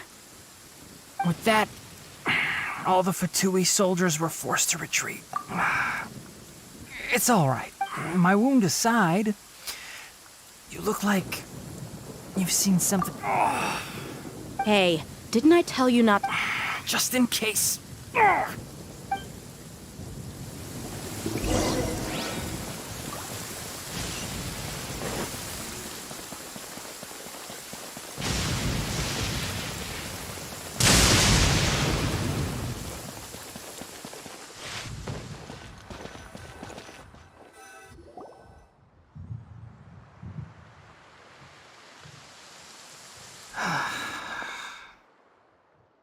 Thank goodness she's fine. Hey, I understand my condition.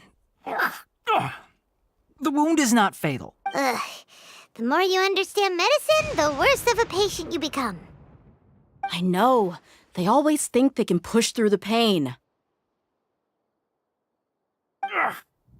Oh, he sat down. Let me rest for a bit. Sorry, traveler.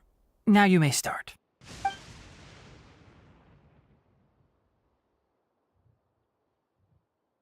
So that's what you were talking to the Balladeer about? Oh, Paimon can't believe... The Academia's god creation plan. How ridiculous. That sounds, ambitious, I guess? Anyway, this is all way beyond me. As long as I can enjoy every day with a drink in my hand, tasty food in my stomach, and a good night's rest, that's enough. I'll only work when I have to. I must be the least ambitious person who's ever set foot in Party Sti. Don't say that. I haven't even thanked you for your help back there. Don't mention it. Well, if nothing else, all this proves that the doctor really did have some urgent matter to attend to and left Sumeru in a hurry.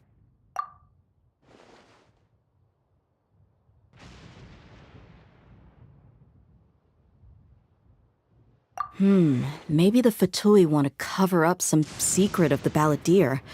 Is that why they tried to seize Hypatia? You said the balladeer claimed that Hypatia has seen his past. So... Have you noticed? The balladeer is not happy with the doctor's actions. He thinks the doctor has no right to consider himself as his equal. So, if the doctor was to show up again, would the balladeer zap him with lightning? Based on what the traveler has said, I think he would. Having the doctor gone benefits him as well as us. In other words, we've successfully completed this stage of the plan. The doctor is out of the picture now. Yay! That's a big accomplishment! I'm also happy for you. Thank you for the help, Tainari. Make sure you rest up for now. Yeah. All right. Okay, that wraps things up for us here at Parties DI. Traveler, let's continue to keep a low profile. You can head there once you're ready.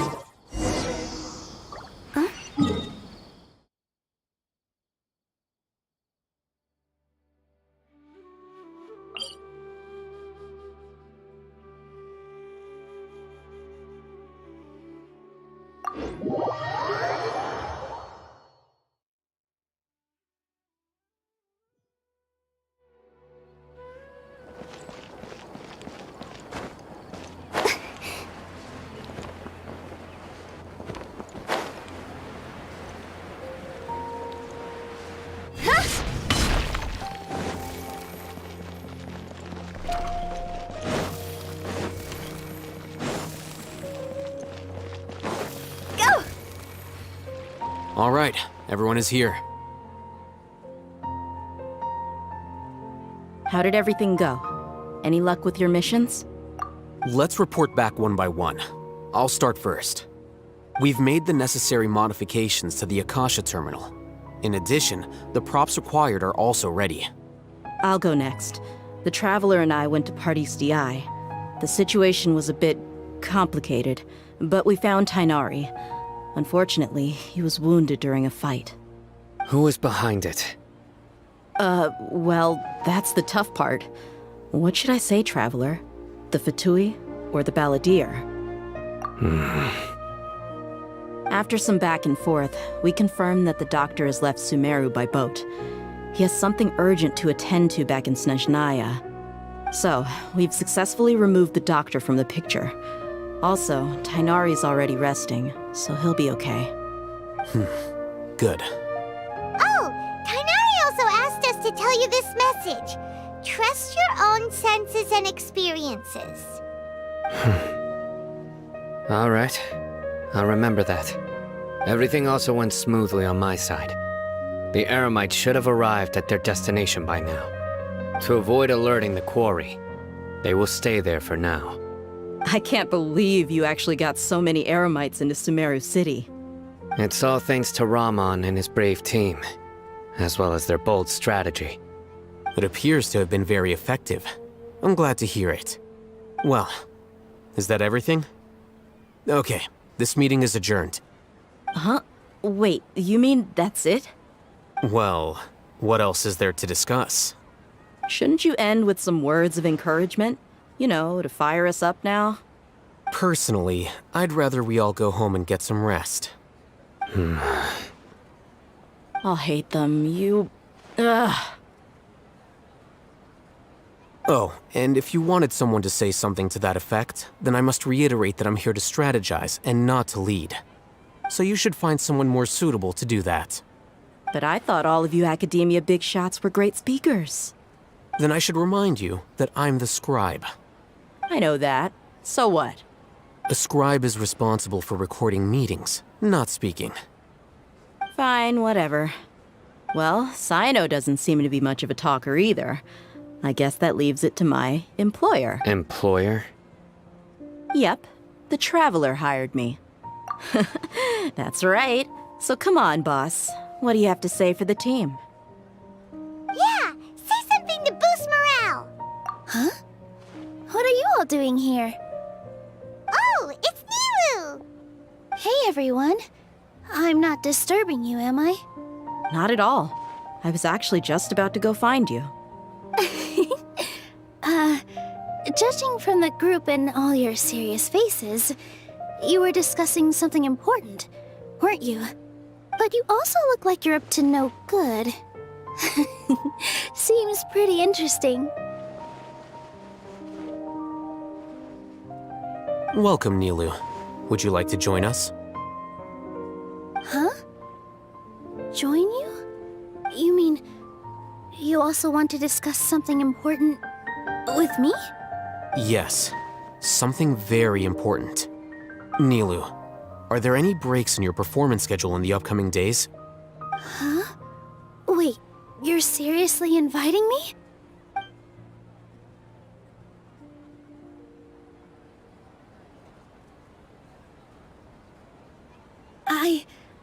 I can't believe my ears.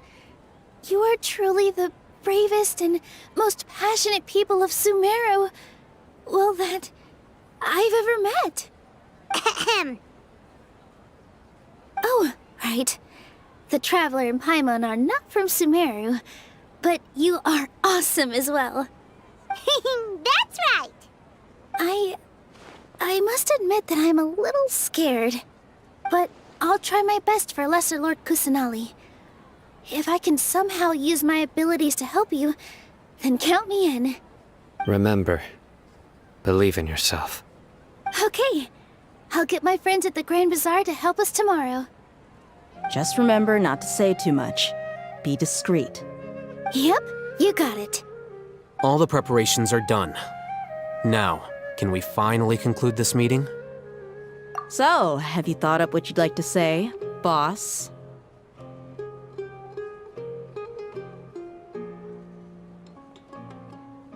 Yep. It's a grand plan and we're all super awesome!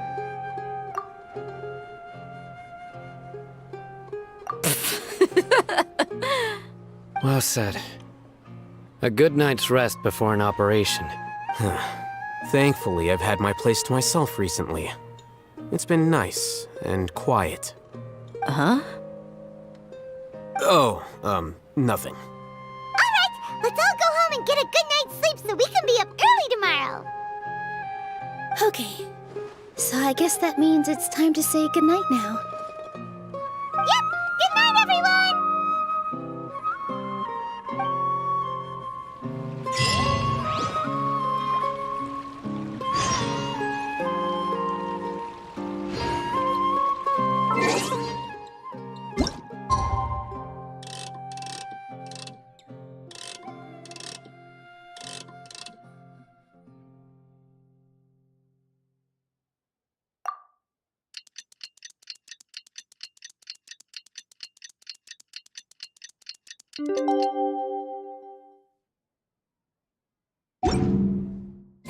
Today is the Academia's Nia Garbaha Day. We can finally put our plan into action. I'll hate them.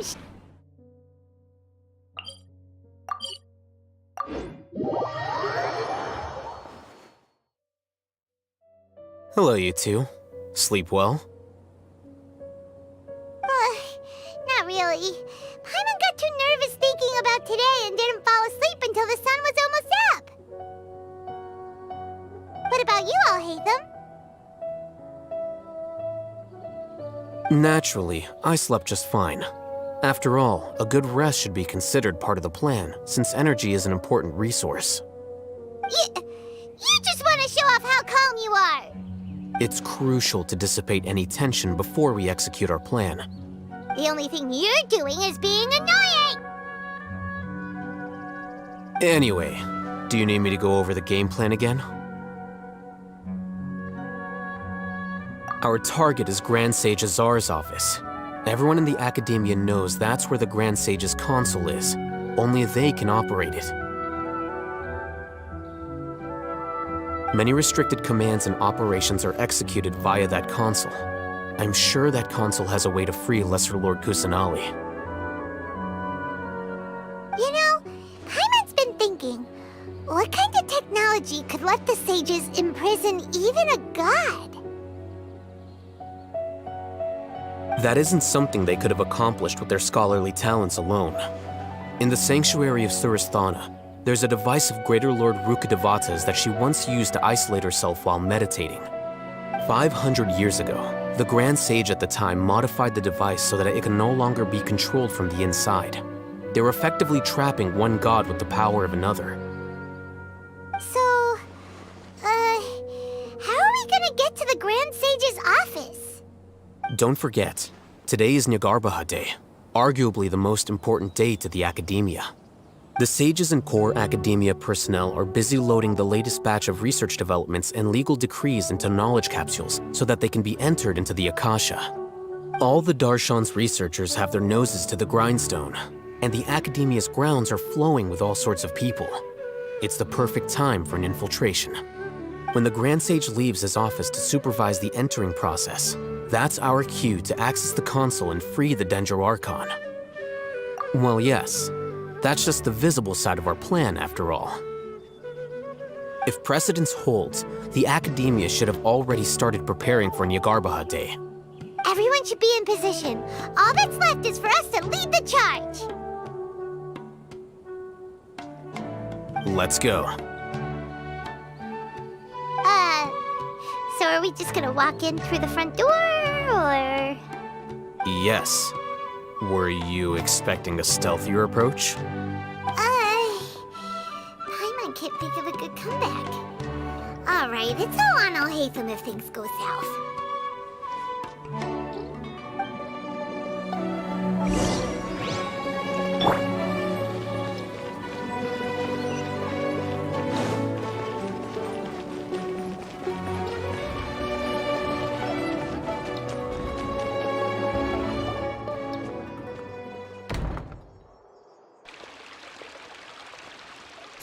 Scribe? Please, wait. Are you Scribe Alhaitham?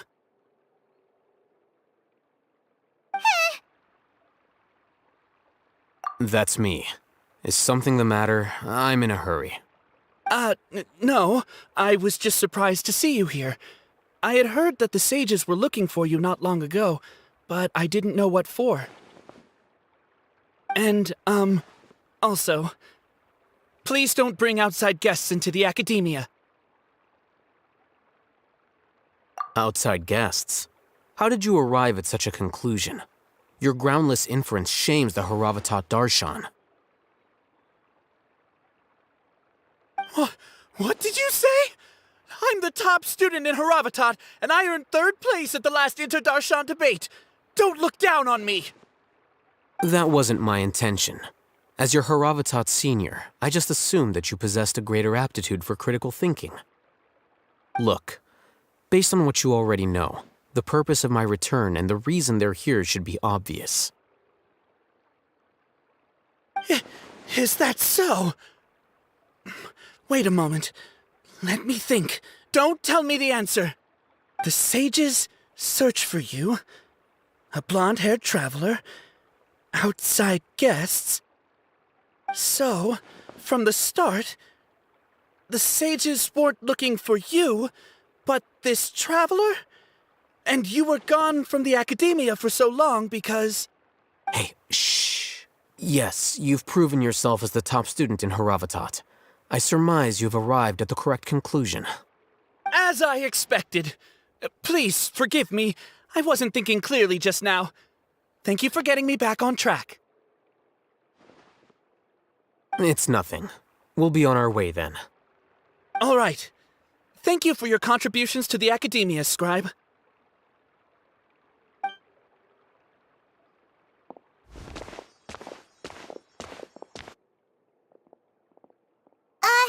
What the heck just happened now? What did he just guess? I'm afraid I don't know either. You have no idea? Mm-hmm. He convinced himself of whatever truth he came up with.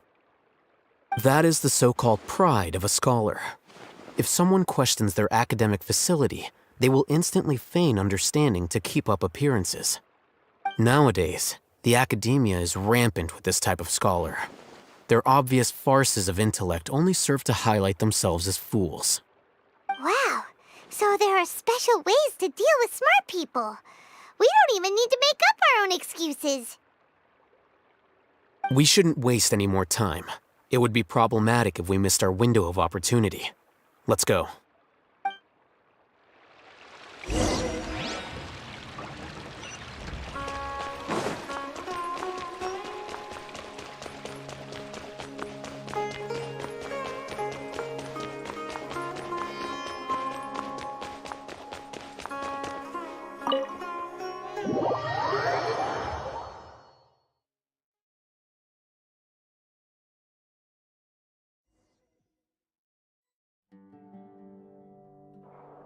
Is this the Academia's library? Indeed. Known as the House of Dana, it is quite possibly the most extensive special collections library in Teyvat. There are a lot of students going through here. Is it really okay just to waltz right— The Academia marches to a fast beat, especially since it's Nyagarbaha Day. They're all occupied with their own matters. Just act natural. Now, hurry along.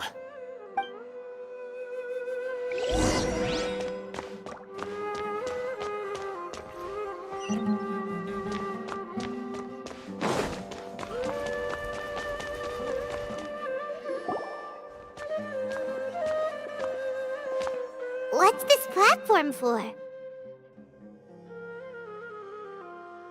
It's a lift that Academia personnel use to access higher floors.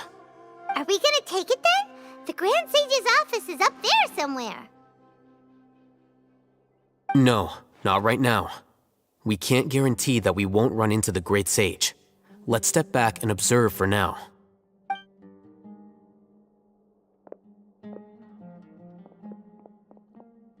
You think the Grand Sage will exit from there? And after he does, we'd sneak past him? Oh, Paimon thinks that's really dangerous. Who knows? However, if we can confirm Azar's current location, our operation will be much safer if we— Allow me to offer you a hint. If you wish to know his location, look behind you.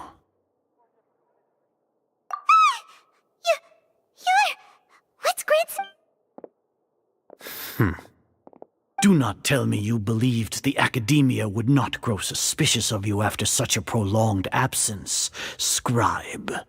An eyewitness had informed me of your whereabouts, so I came to personally welcome you.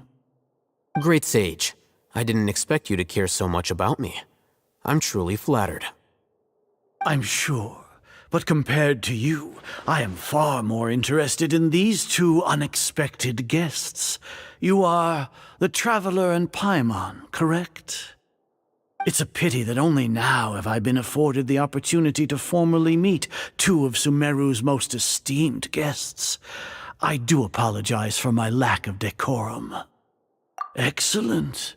You immediately initiated discussion instead of attempting to prepare some perfunctory excuse. You clearly understand the situation at hand, and have no intention of making a reckless stand. The foot traffic here renders this place unsuitable for discussion. Please, follow me to my office.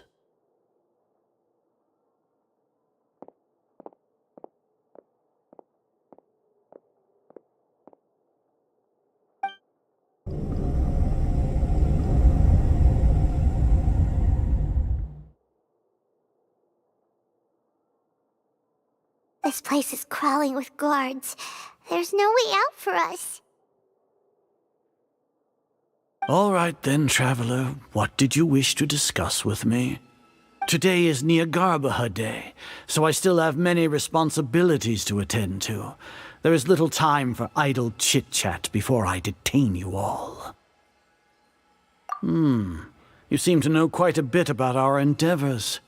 If that is so, then you should be praising our great work, rather than using your trivial misgivings in a futile attempt to sway me. Trivial? Then tell me, What do the Fatui want from me? Worthless. Those are all completely worthless. Benefits, divine power. These materialistic words do nothing but debase our great work. Creating a god. Yes, we are using human wisdom to create a god. If humanity cannot attain omniscience and omnipotence, then we shall create a god to reveal them. This is the pinnacle of human wisdom. We shall regain a god's guidance at long last. No longer will we flounder in the interminable void of consciousness and knowledge. Even Ermin's soul will be freed from its plight. For our nation of scholars, this is the ultimate aspiration. No cost is too great to realize it. You will never understand the rapture of having a god be born within your very hands. With your degree of knowledge, you cannot even comprehend such an emotion. Gods exist on a plane that far eclipses humanity's. Lesser Lord Kusanali, what can she even do? Care for the people? Fend off sandstorms? Fabricate silly fairy tales? These are but child's play for the academia. Does that make us equal to the gods? We are a people favored by Greater Lord Rukadevata. Though I may have personally not seen it, our forefathers bore witness to true wisdom. The ascension of the Lesser Lord has brought nothing but bewilderment to the scholars. They all ask, is that truly what true wisdom is supposed to look like? With that in mind, it is better to keep her isolated in the sanctuary of Suristhana, so our academy will not become embroiled in turmoil. Justification. Do you really think that only the super smart or powerful should be able to call themselves gods? As per your judgment, Grand Sage, they are indeed dangerous individuals. Not only are they acting against the academia, but their ideologies have the potential to lead scholars astray. Looks like there really was merit in my assignment. Oh, Hatham? Are you talking about us? Anyway, I've brought them to the academia as ordered, but it took some time and trouble. Oh, that reminds me. Here's the investigation report you had requested. It's a summary of my time spent with the Traveler, an array of information about him ready for your perusal. Oh, Hatham! So you're still on the academia side! We finally started to trust you!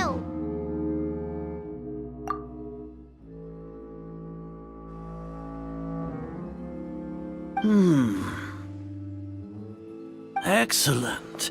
Detailed contents with no errors. I would expect nothing less than an immaculate report from the scribe. As it is Niagarbha Day, I'll enter the information on you into the Akasha. Surely you know what that means. We'll be monitored, just like Sino. With the Akasha's calculation prowess, all of your actions will be predicted with an accuracy of at least 98%. Furthermore, your data will be updated in real time whenever new information presents itself. To put it into words you can understand, wherever you go, you will be walking under an invisible leash. This is Sumeru's greatest penalty for dishonest persons. Are you not familiar with the concept that great responsibility begets an equally great suspicion? In any case, you are Sumeru's most concerning external variable. Locking you down will greatly decrease the chance of any undesirable outcomes coming to pass. You're despicable! Despicable? Perhaps from your perspective, but I suppose you had mentally prepared. Your ploy was to sacrifice the Traveler here, was it not? Lord Azar, I know what you're trying to say, but I've been following your plan this entire time. Why are you doubting me at this juncture? Must I delineate your entire plan? Very well, I will spell things out. First off, I received an eyewitness report that you were spotted with the traveler at Caravan Ribat. However, you immediately departed for the desert and escaped surveillance range. Judging by the time, you all likely encountered the truant General Mahamatra in the desert. Am I correct? Maybe Paimon shouldn't have mentioned Sino just now. The Academia had not received correspondence from its scribe for a prolonged time. You were also in the company of the Traveler, a close associate of Lesser Lord Kusanali and General Mahamatra Sino, who had defected from the Academia. With their instigation, what was the probability that you would betray the Academia? Rationally speaking, 50%? 70%? What do you think? Regardless, that's only a guess. The facts are that I've brought the Traveler right before you, and I gave you my report. Indeed, your boldness deserves praise. To think that despite status as an outlander, the Traveler is still willing to sacrifice for the sake of your plan. If I'm correct, you have a contingency plan to save Lesser Lord Kusanali and ruin our great work. Sneak into the Academia on Nia Garbaha Day, using Alhaitham's status as the scribe, for there is a good chance that an opportunity to save the Lesser Lord will arise. Should your intentions be discovered, Alhaitham will turn traitor and sacrifice the Traveler, thus proving his innocence. He can then stay inside the Academia and continue searching for a way to proceed forward. As for Sino, according to the Akasha's calculations, he will soon return to the Academia and confront me in person. I suppose this is also a part of your plan?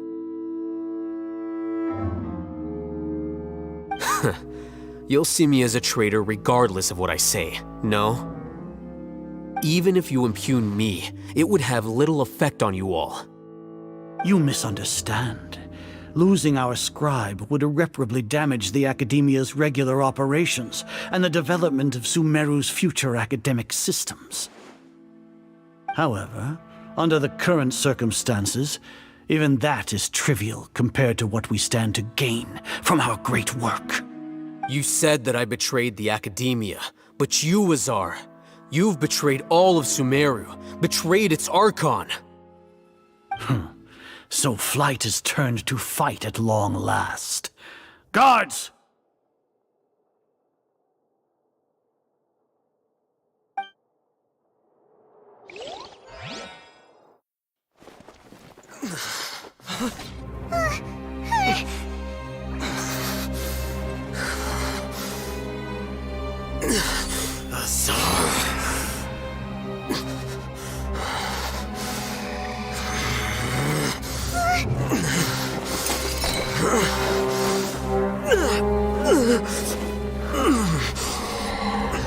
Well, what do we have here? So you stole that divine knowledge capsule? Traitor! You traitor! Even the most rational scholar will yearn for the power of a god in a moment of desperation. Aren't you doing the exact same thing as me, Alhaitham? Unfortunately for you, no god will lend you their power. Azar!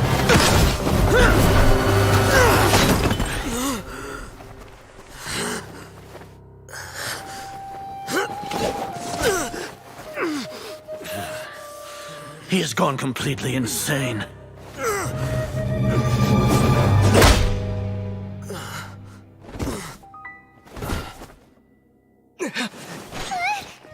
Take him to the Matra and exile him to Aru village.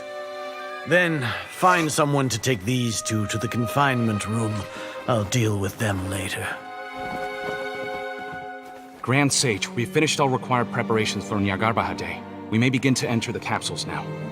Excellent. You may begin.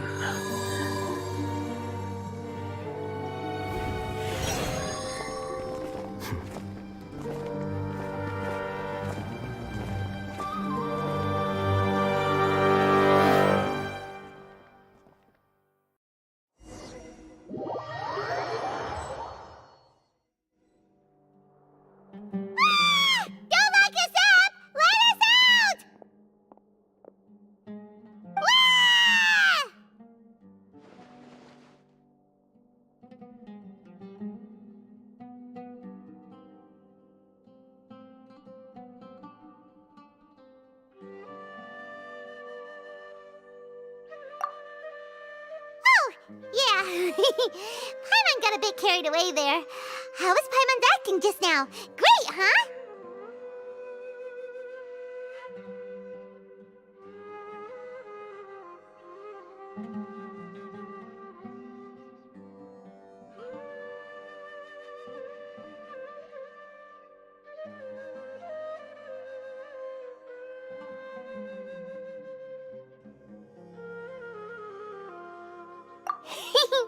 Everything's going according to plan so far.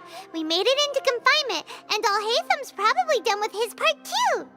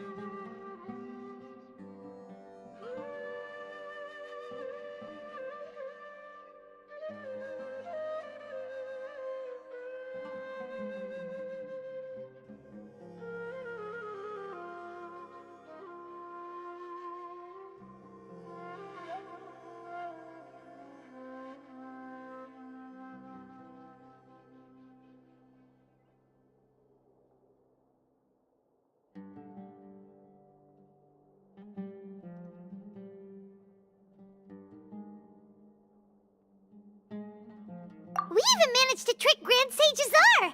Alhaitham sure knows how to cook up a plan! What are we doing next? Paimon has trouble remembering things when she's worked up.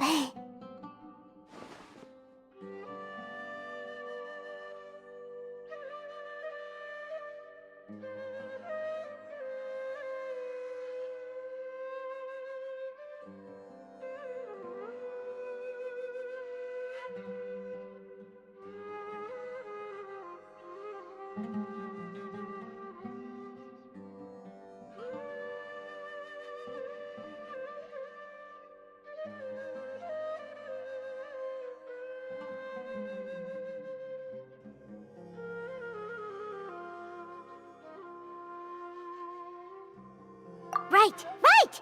Paimon thinks it went something like this. Apart from that, we still have yet another goal in the first stage of our operation, which is to send the Traveler to the confinement room. What? Why do we want to get him locked up on purpose? He's always been the person the sages are most afraid of, as well as the greatest obstacle to their successful implementation of their plan. They are very aware of the risk he poses to them. Once the Traveler is imprisoned, the sages will likely think that everything is under control. And with their guard down, the next phase of our plan will have a much higher chance of success.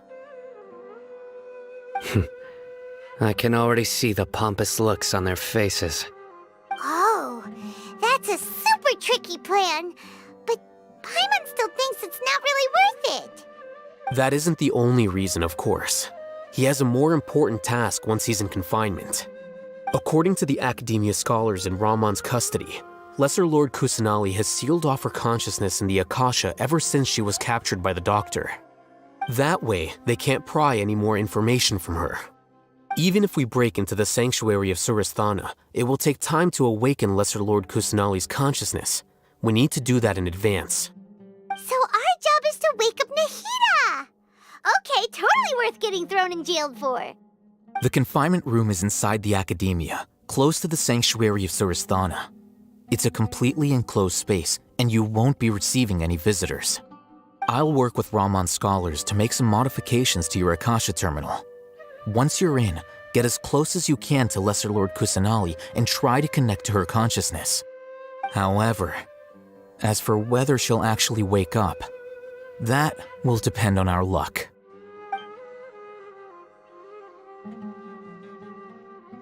Oh, no wonder you've been wearing wearing your Akasha terminal today. It's the one that all Hatham modified. Paimon thought they'd take our Akasha terminals when they locked us up in here. Were they being careless?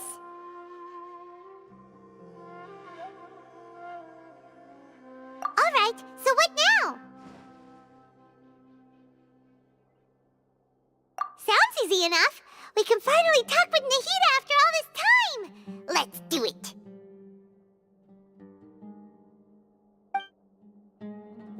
There's a light flashing on your Akasha terminal. It's almost like...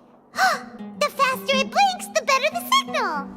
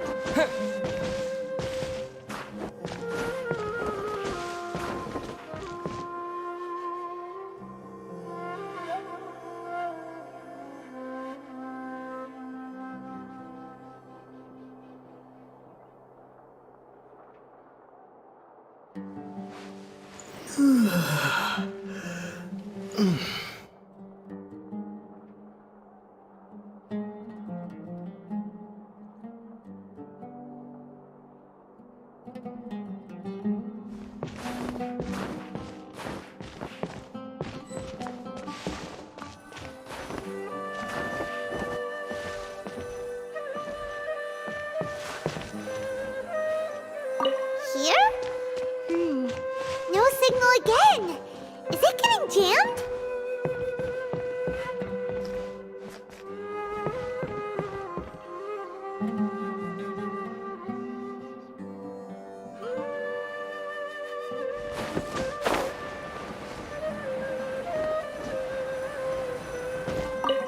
Whoa, it's Mora! Ooh, Mora! No, Paimon, we're not here to hunt for treasure. Here? No signal again. Is it getting jammed?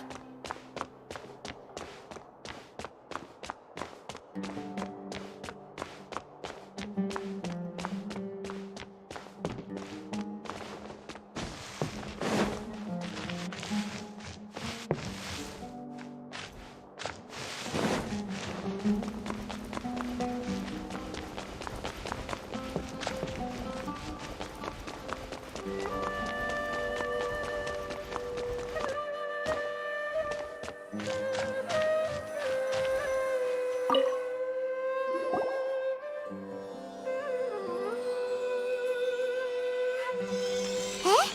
Is this the right spot? Are you getting anything? Please work.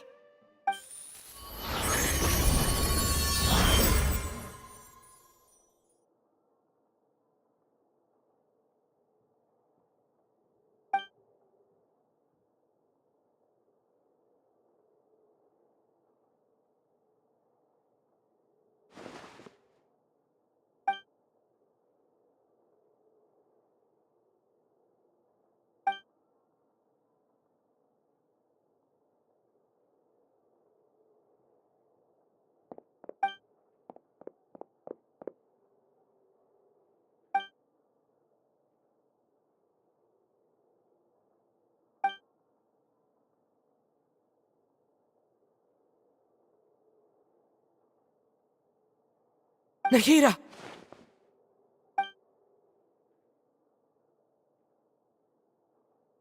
Hey, Nahida!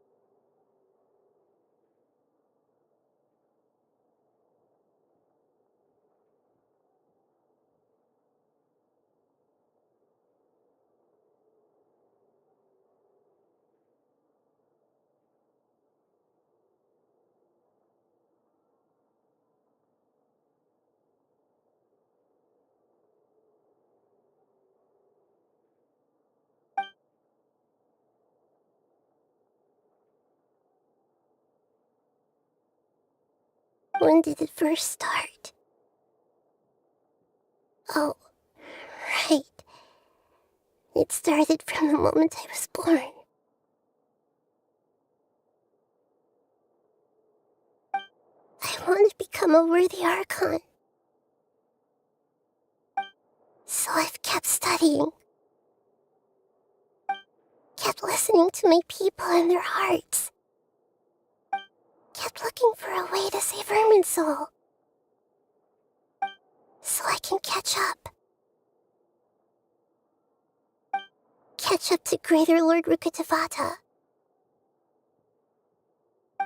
But I'm stuck in the sanctuary of Surasthana. The sages are creating a god to replace me. And I'm forced to lock my consciousness in this boundless darkness. Nahida!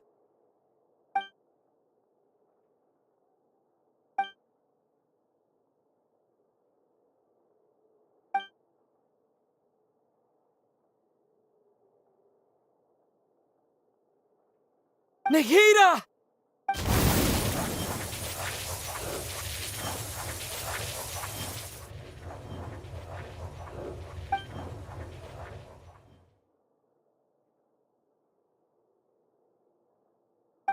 It's so quiet here. Now that I think of it, I don't think I've ever actually listened to my own inner voice. Do Archons have them? Should Archons have them? Have I been doing the right thing? Am I really not needed? How do I really feel about all of this? It's so quiet here. Since you're the god of wisdom, you've known the answers to all these questions since the very beginning, haven't you? Who are you? Whose voice is that? It sounds familiar. You're right, though.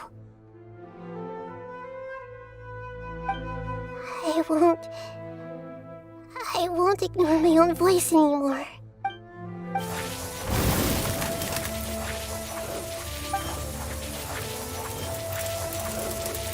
Nahida!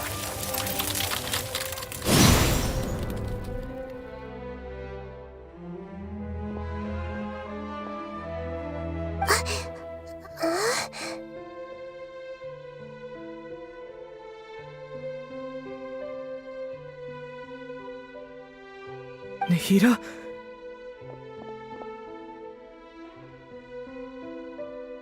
Did you wake me up? Thank you. Why are you here? We're here to rescue you. Are you alright? I'm fine. It's just...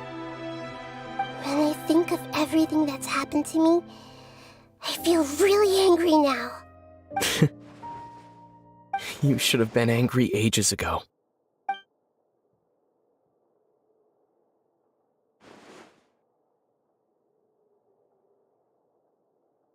Huh? Oh, you're back! How's everything? That's wonderful news! Great! We weren't locked up for nothing. When you went to wake up Nahida, Paimon was listening for any sounds outside. You were out for a long time. There are fewer and fewer scholars going about now. You think everyone's done with their Nyagarbha Day stuff? Yep, so that means our next act is...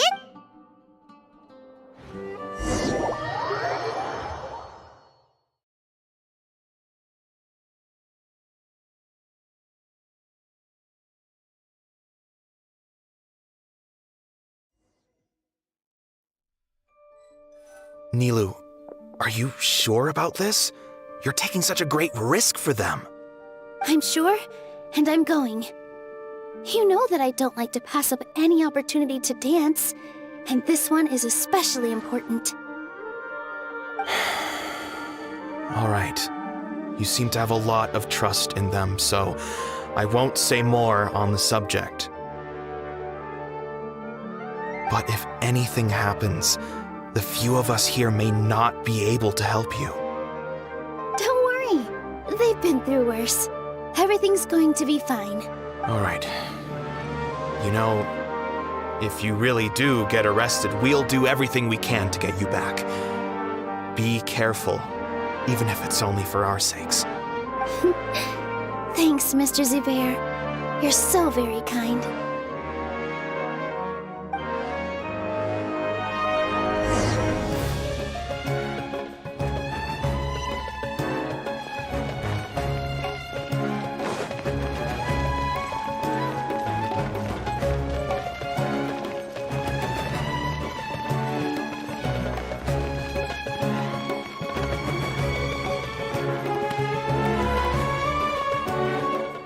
Nilu, how's it going? Nervous? Definitely more than usual. But it's because I'm worried I won't dance well enough. It's okay. Just focus on your performance. We'll take care of everything else.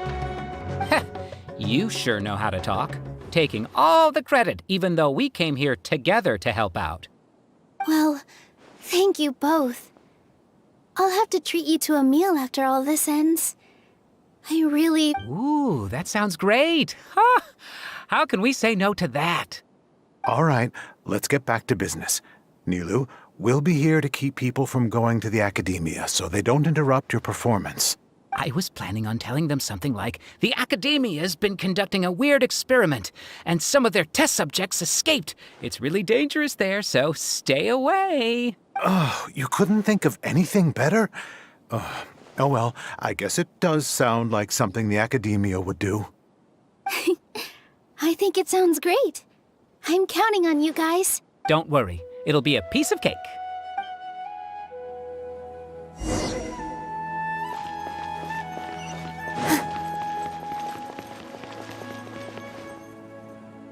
Hey, Nilu! Sorry, it's great to see you, but I'm really busy right now. Our Bait People Away with Yalda Candies plan is working beautifully. Do you want some candy? We have more than we can give out. Vihar, thank you so much for doing all of this. And even dressed up as the Knight of Flowers, no less. I'll pass on the candy, though. I cut back on sweets in the period leading up to a performance, and I'm about to start one. You have a point. The stage is cleared and everything's ready, so you can start your performance at any time. Yeah, thanks to you. I'm really grateful. All right, time to hit the stage. You're welcome. The honor's all mine, since I'll have such a great view of the show.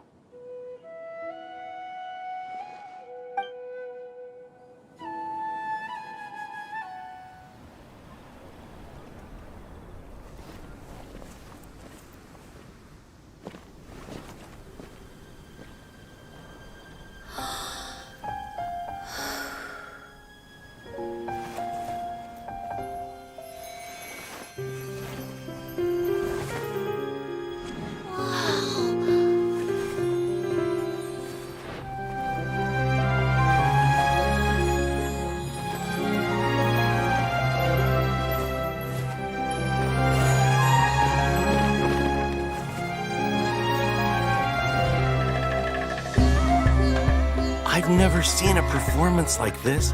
This is incredible. Yeah, but I heard that public performances like these have been banned. I can't believe she's doing this here.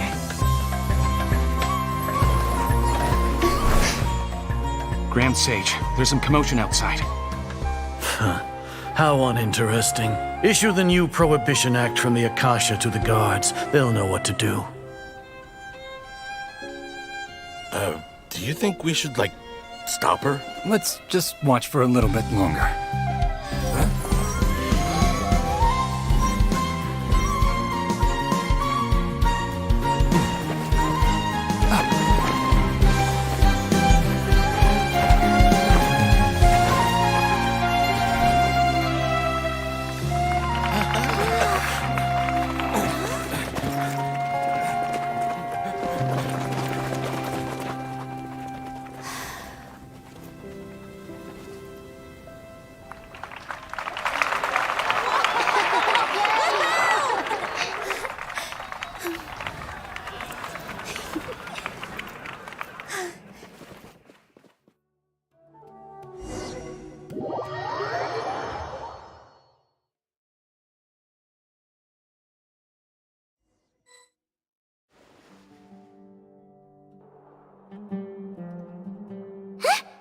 Did you hear that? It sounds like a lot of guards just ran by. Does this mean the plan has moved on to the next stage? Yep. It's great that everything seems to be going well. Come to think of it, when did Alhaitham replace the knowledge capsule that was about to be entered into the Akasha?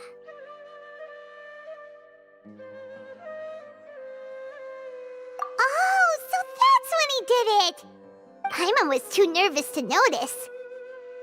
Speaking of, didn't Alhaitham also yoink the divine knowledge capsule from that mercenary leader in Port Ormos when everyone else was distracted? It's a time-tested trick of his. Why are we complimenting him? Yeah, he's smart and all, but he still makes Paimon's blood boil. Let's review our plan for this stage again. It's not like we have anything else to do right now anyway, and it'll help us feel more confident. Paimon remembers that Nilu's task was supposed to go a bit like this. Now that Lesser Lord Kusanali's consciousness has been forcefully sealed, the core figures of the Academia and their guards have started to wear their Akasha terminals again. With the Doctor's technological support, they think they have nothing to fear. How despicable of them to rely on such a person. But this is also our chance. I was originally asked to draft the knowledge capsule for the Artistic Performances Prohibition Act when I was still at the Academia. It should be on the Grand Sage's desk right now, and will be entered into the Akasha during the next Nyargarbaha Day. Are they really going to stop all artistic performances? That's horrible! I'll make an identical knowledge capsule, but this time, I'll smuggle some misleading information into it. We only need to find an opportunity to switch the capsules.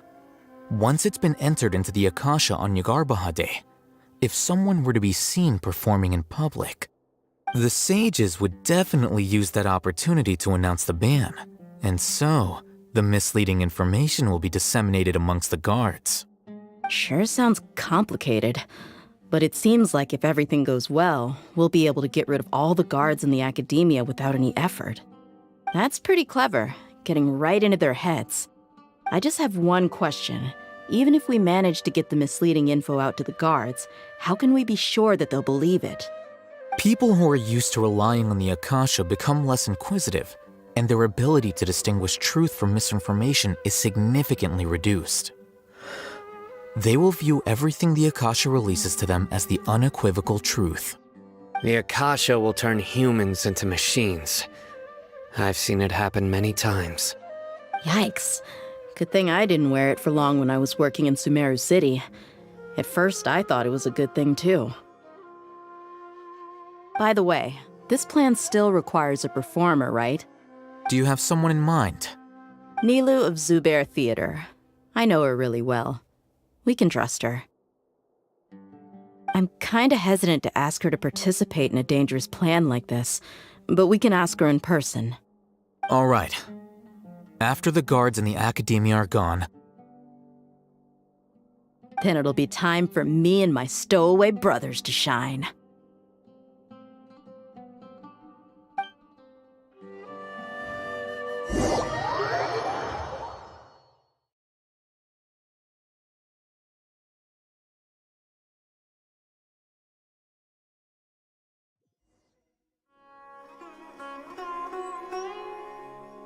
Here they come. Did you see that, Raman? They came out from the Academia in droves.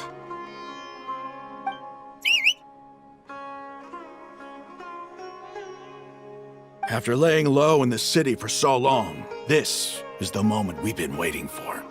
My brothers have already sprung into action. We couldn't do anything to them inside their coop, but outside the Academia, this is our hunting ground.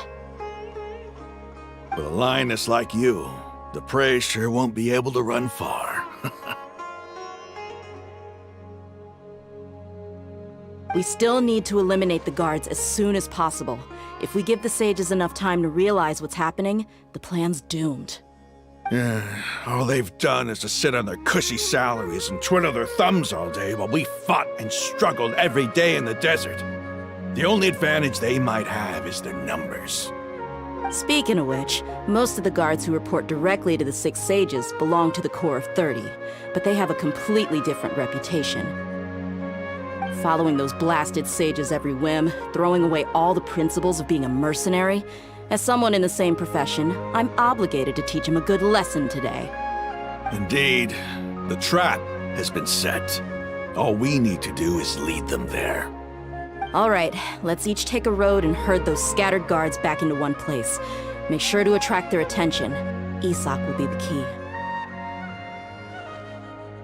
You gave such an important task to that child. Will he be okay? It'll be fine. Isak was so determined to help, so let's put our faith in him. Besides, even if he's caught, the guards would be too scared to do anything to him. They've never seen Lesser Lord Kusanali in person, after all. You've got a point. Anyway, I think I see them coming. Let's head out. Good luck.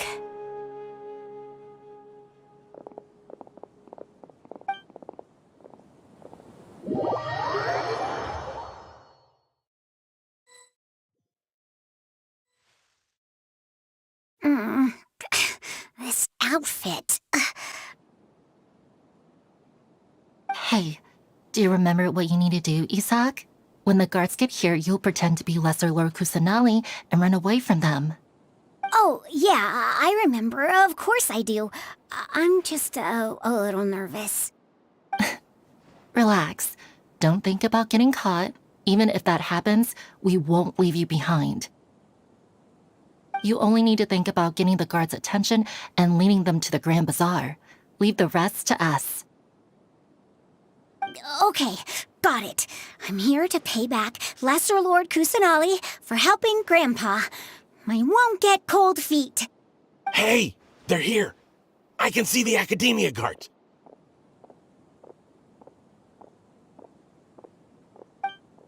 All right, it's time, Isak. Take a deep breath and go. You can do this.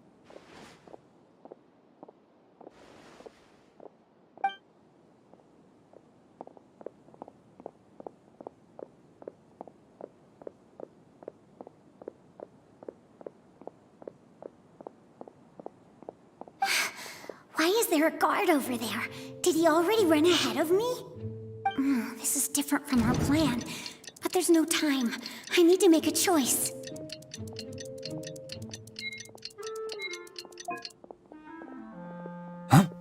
Did I just see something dart by? I'd better go have a look.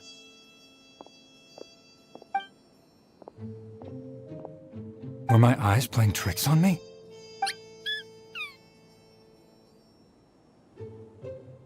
I should go check to see if someone's hiding over there.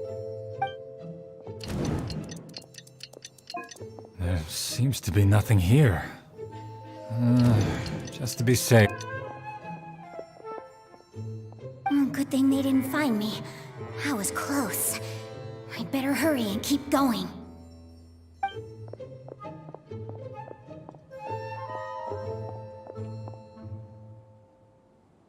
Hey! Lesser Lord Kusanali's over there! Stop!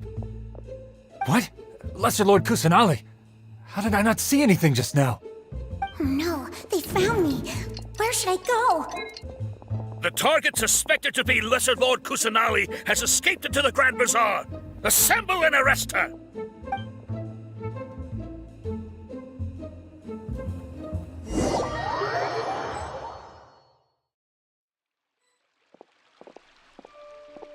Where did she go? How did she disappear? Did we lose her? Hurry up and find her! Hey, why is your team here? Didn't we say to split up our search? Hurry! Hurry! This place is... Why are you all here? Yeah, isn't it one heck of a coincidence? Everybody's here. What on earth is going on? I suppose that's all of you? Who are you? Did you set us up? What are you planning?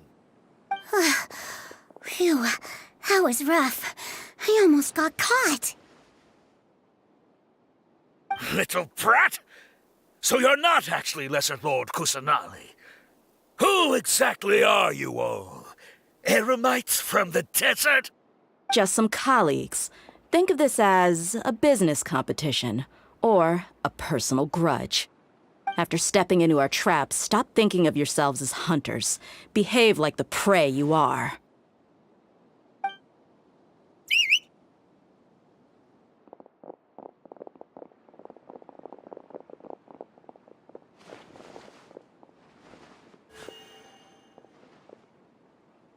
An ambush?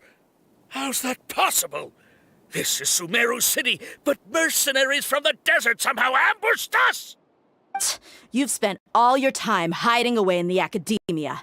This place has long since become our hunting ground. Brace yourselves!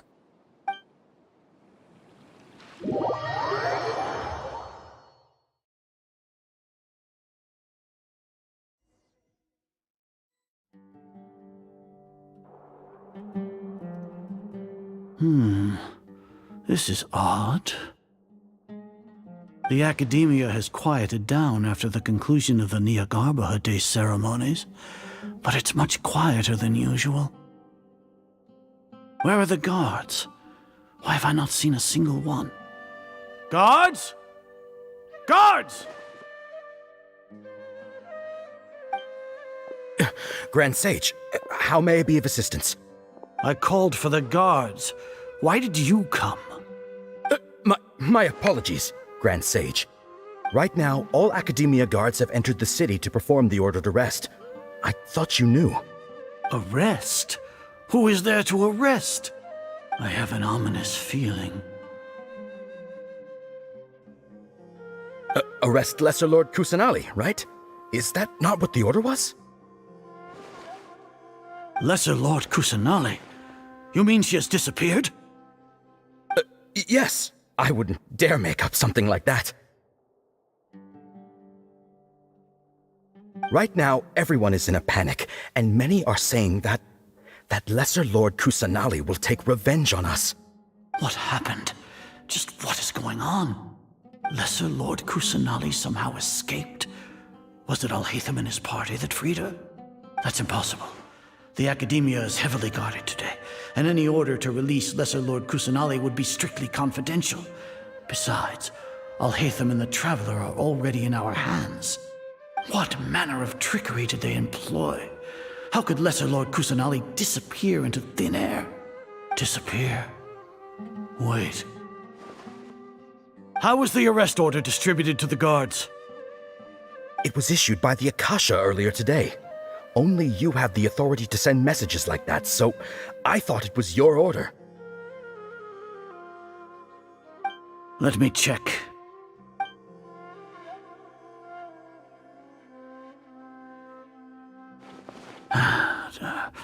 Here. Lesser Lord Kusanali has escaped from the sanctuary of Surasthana.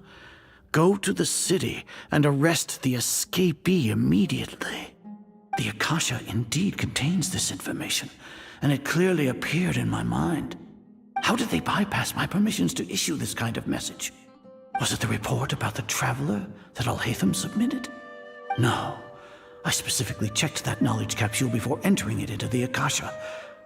Could that have been a red herring? Well, even if I figure it out now, it won't make any difference. The important thing now is to confirm Lesser Lord Kusanali's status. Have you been to the sanctuary of Surasthana to confirm that Lesser Lord Kusanali has indeed escaped? Confirm? No, I haven't. It may be a bit offensive to say this, but Grand Sage, what you're saying doesn't make any sense. How can the information in the Akasha be inaccurate? What the Akasha decrees is fact. That is common knowledge to all of us. If we have to confirm the information and knowledge from the Akasha ourselves, then how is that any different from us learning that information ourselves? Wouldn't Greater Lord Rukkhadevata's legacy lose its meaning that way? In the beginning, it was I who asked you to believe in the Akasha, to believe in the legacy left by Greater Lord Rukkhadevata. Are you trying to use my words against me? No, Grand Sage. I'm merely confused because I believe in you. I never meant to refute you. Stay here and see if there are any suspicious people around. I'll go to the sanctuary of Surasthana on my own. Yes, Grand Sage.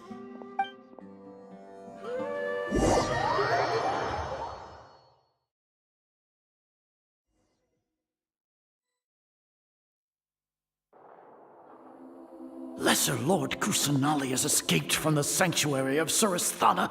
Go to the city and arrest the escapee immediately. How can that be? Stop thinking about it. Stop. It must be a trick of theirs.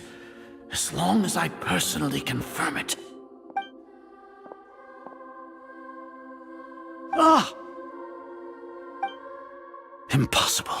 That's impossible. There must be something wrong with my eyes.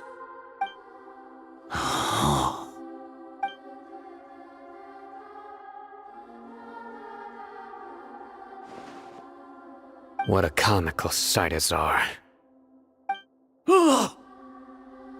Once the Akasha has put certain thoughts into your head, even the Grand Sage can no longer see what's right in front of him.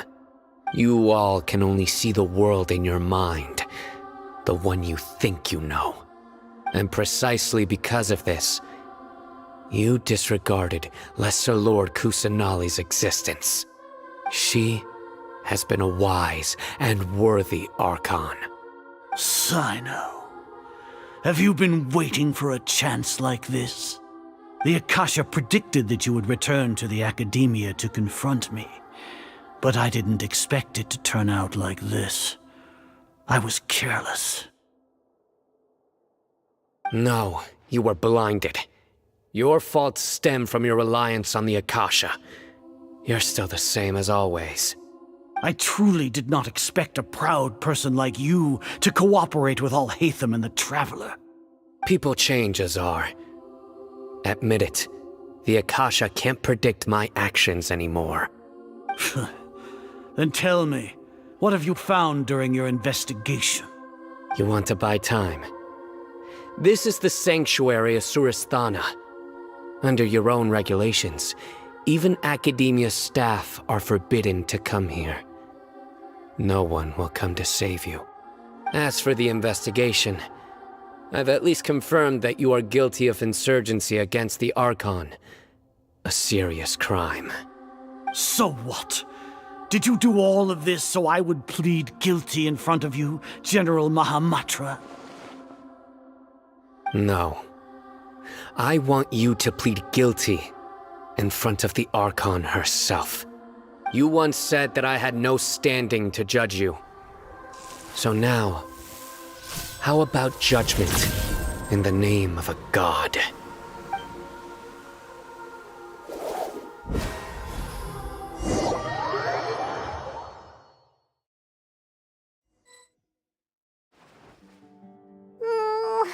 How long do we have to wait? Paimon wants to know how things are going out there. Paimon hasn't heard any sounds outside for a while. Hopefully something bad didn't happen. Yeah, but aren't you scared that we might be locked up in here for the rest of our Thinking about it, at least Paimon has you. We could still chat like this. When Paimon thinks of Nahida being imprisoned alone in the sanctuary of Surasthana, Paimon can't help but feel sorry for her.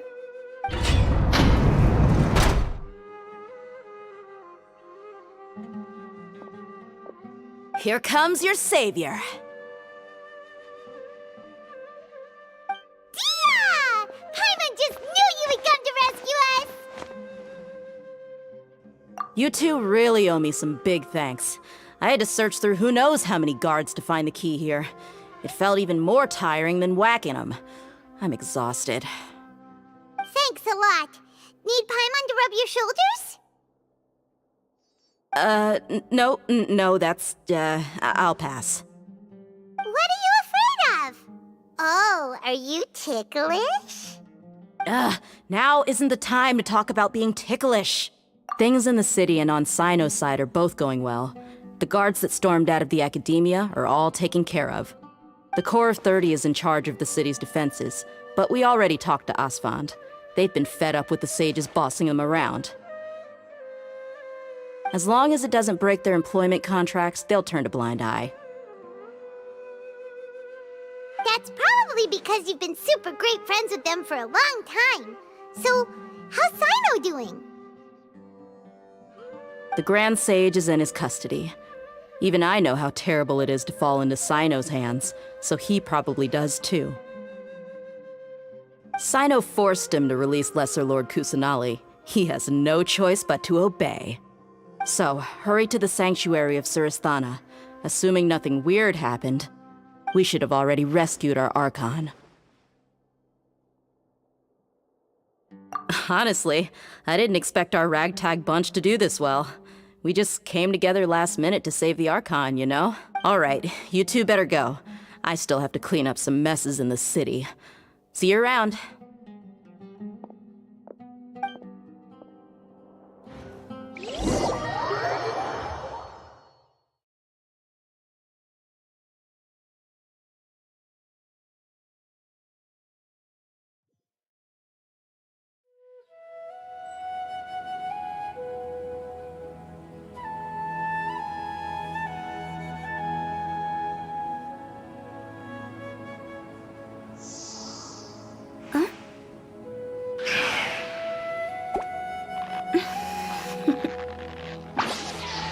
Toodaloo.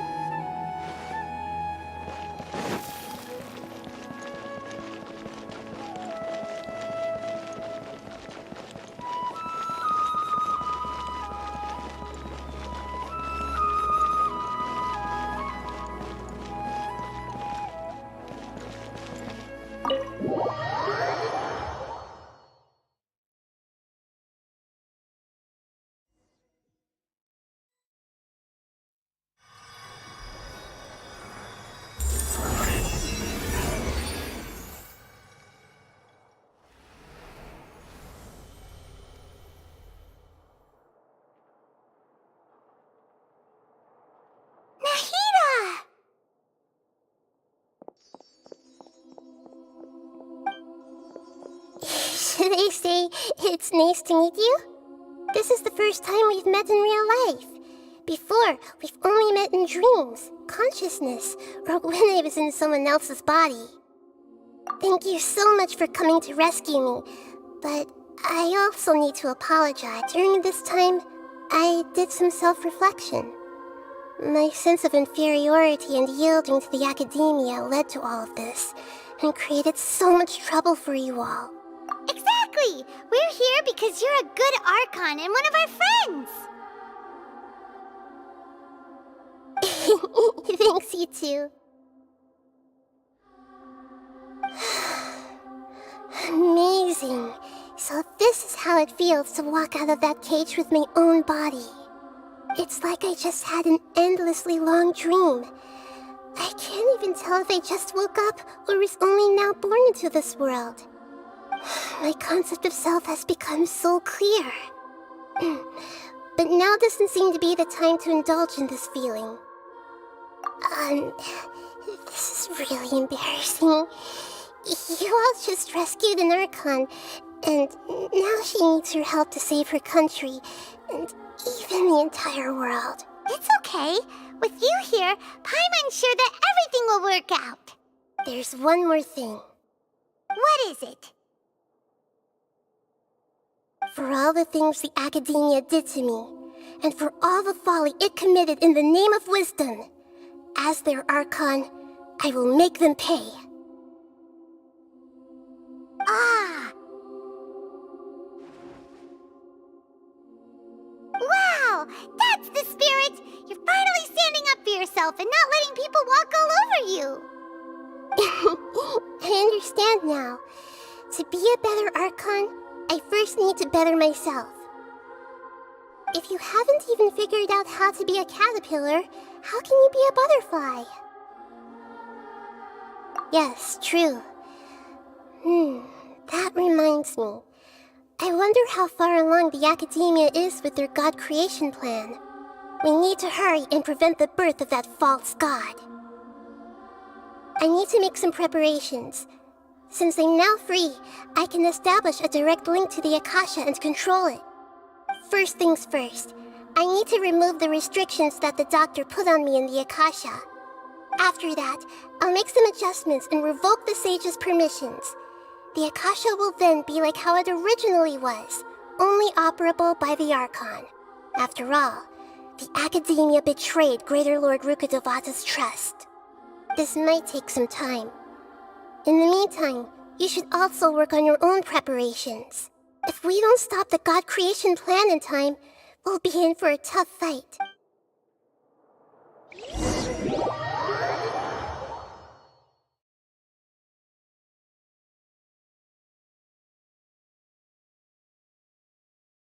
We might as well prepare for a fight.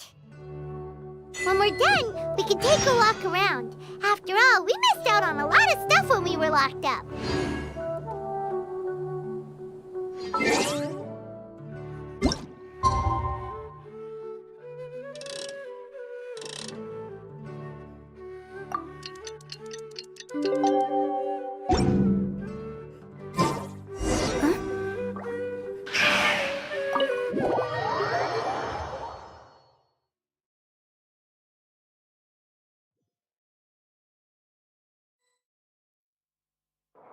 How's it going, Nahida? I'm done with the parts that needed my involvement to complete. Although it's my first time working with the Akasha like this, its internal structure and operation procedures are easy for me to understand. Greater Lord Rukkhadevata's design is truly brilliant. Oh, also, this is for you. Huh? What's this little floaty thingy? It's a small device I put together just now. You can think of it as an upgraded Akasha terminal. You may not need it right now, but it should be helpful in certain situations. Wait! This thing has the same characteristics as Paimon! We're both small things that float! Oh, all the things that make Paimon special got copied! When Paimon appears with the Traveler from now on, people won't remember Paimon because she isn't unique anymore! It's alright, Paimon. It can't replace you. It's only a flying device, but you're the Traveler's irreplaceable friend. You're so good at comforting people, Nahida. If only the Traveler was as smart as... I was simply telling you what I feel to be the truth. Nahida, you're natural at this. What you just said made Paimon even happier. By the way, there's something I need to confess. Even though I'm the Archon and in control of myself again, I'm not very good at fighting. You may have heard that an Archon's power is derived from their people's faith. However, I'm not as well loved as Greater Lord Rukkhadevata. If we get into a situation where combat is our only option, I'll have to count on you, and I'll do my best to provide support. I'm glad I can rely on you. So the God of Wisdom isn't good at fighting? That actually sounds about right.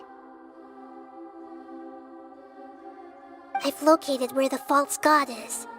Time is of the essence, so let's skip to it.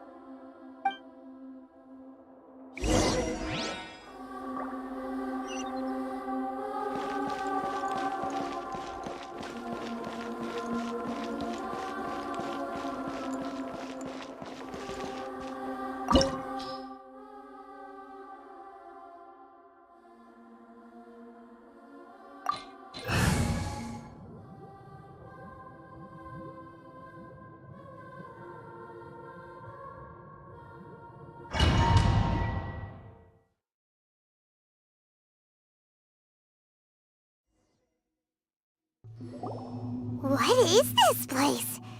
Is this really the way we need to go? Wow. Who would have thought there'd be a place like this hidden right slap bang in the middle of the city? The sages wanted to realize their god creation plan without being discovered. The safest and most convenient way would be to build within the Academia itself. That's true. They were already hiding one god, so why not two? Judging from the structure here, the project is a huge undertaking. The sages really saw the God creation plan as their ultimate goal. But this place doesn't look like it could have been constructed by the Academia alone. The Fatui under the Doctor sure didn't hold back. They provided a lot of technological support. Yeah, or else they wouldn't have been that generous. Is that it, though? I've always felt that this Doctor is different from the Academia sages.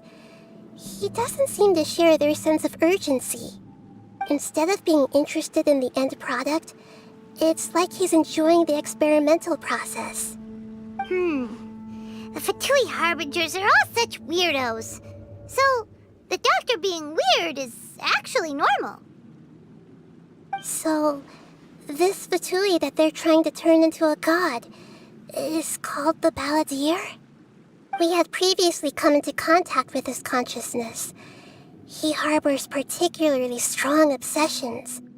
One is the desire for a gnosis, since he was created to be the vessel for one. The other obsession is probably related to his past. I can't quite explain it. Paimon knows that he was a prototype puppet for the Raiden Shogun before he became a Fatui Harbinger. That's why he wants a gnosis so badly. There's no way he'd willingly be a test subject, not with that temper and ego of his. It sounds like you know the Balladeer quite well. I see. Tell me more about him and what he's like. The more we know now, the better we can plan for and react to any future situation.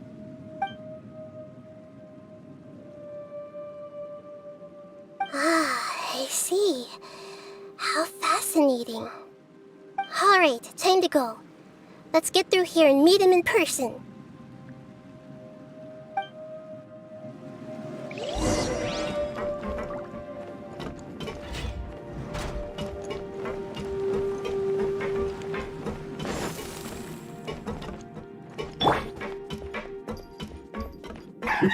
Work time! No more time to work!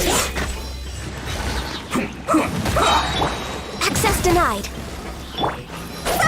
Higher, higher, pants on fire! Time to fulfill my duty. This is it. At an end.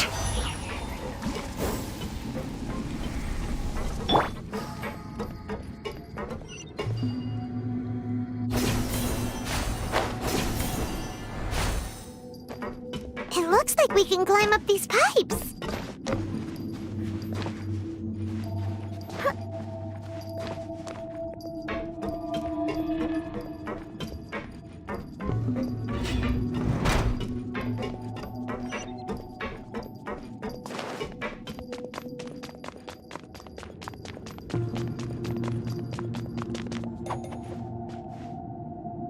The pattern on the ground seems all messed up. Let's go around and see if there's a way to fix it.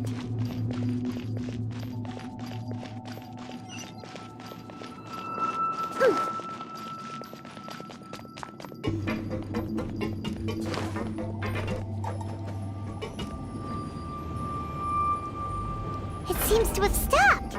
Let's continue.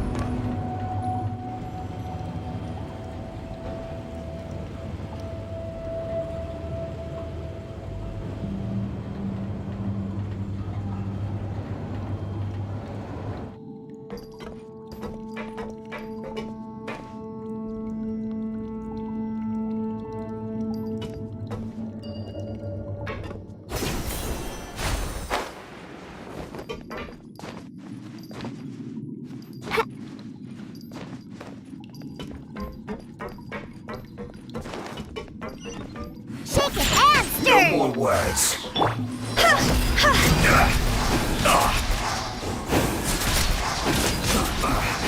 I guess this is it.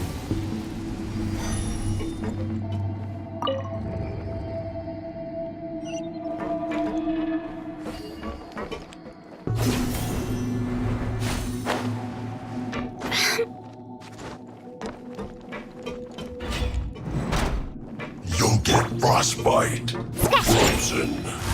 Crisp. No touching! Don't get in the way! It's time for a flash freeze. Chill to the bone.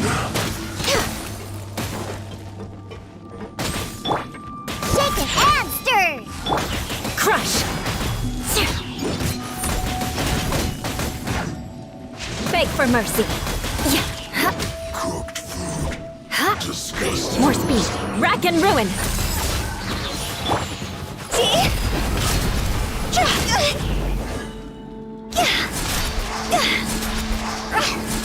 Leaving so soon.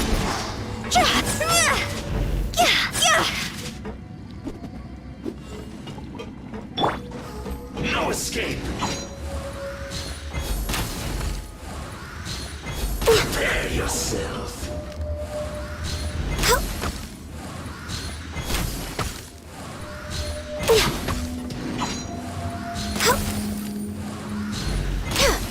You can't run from death.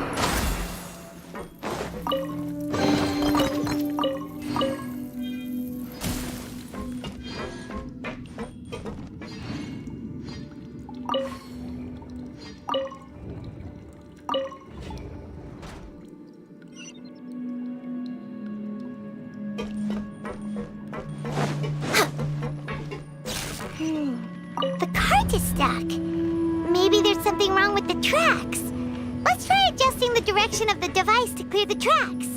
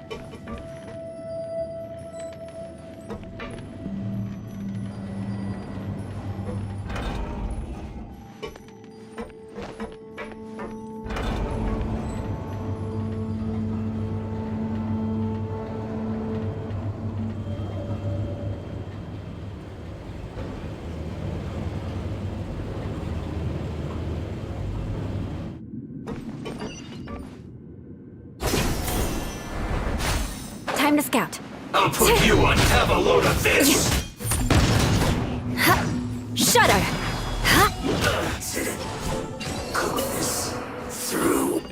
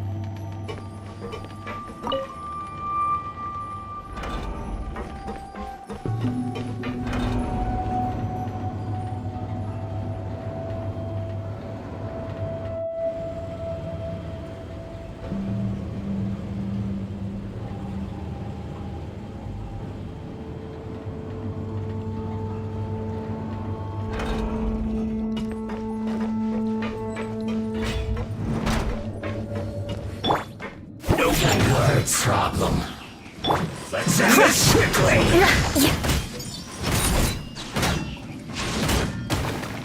Beg for mercy.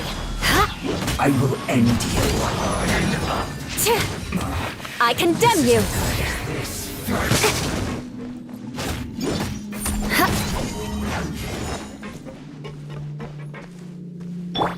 Think you can bully me? Crush. This is trouble. Shudder. Rack and ruin. Finally, some quiet. Come at me. Shake it and stir. You can't run. Well, Beg for mercy. have a load of this. Shudder. Don't be a killjoy. We've only just Let us begun. cross swords. I condemn you. Miscalculated. Hurry up. This Hey, one's now well you dream. done. Born of ice and frost. You need to hurry up. Roast and fry. Didn't see that coming.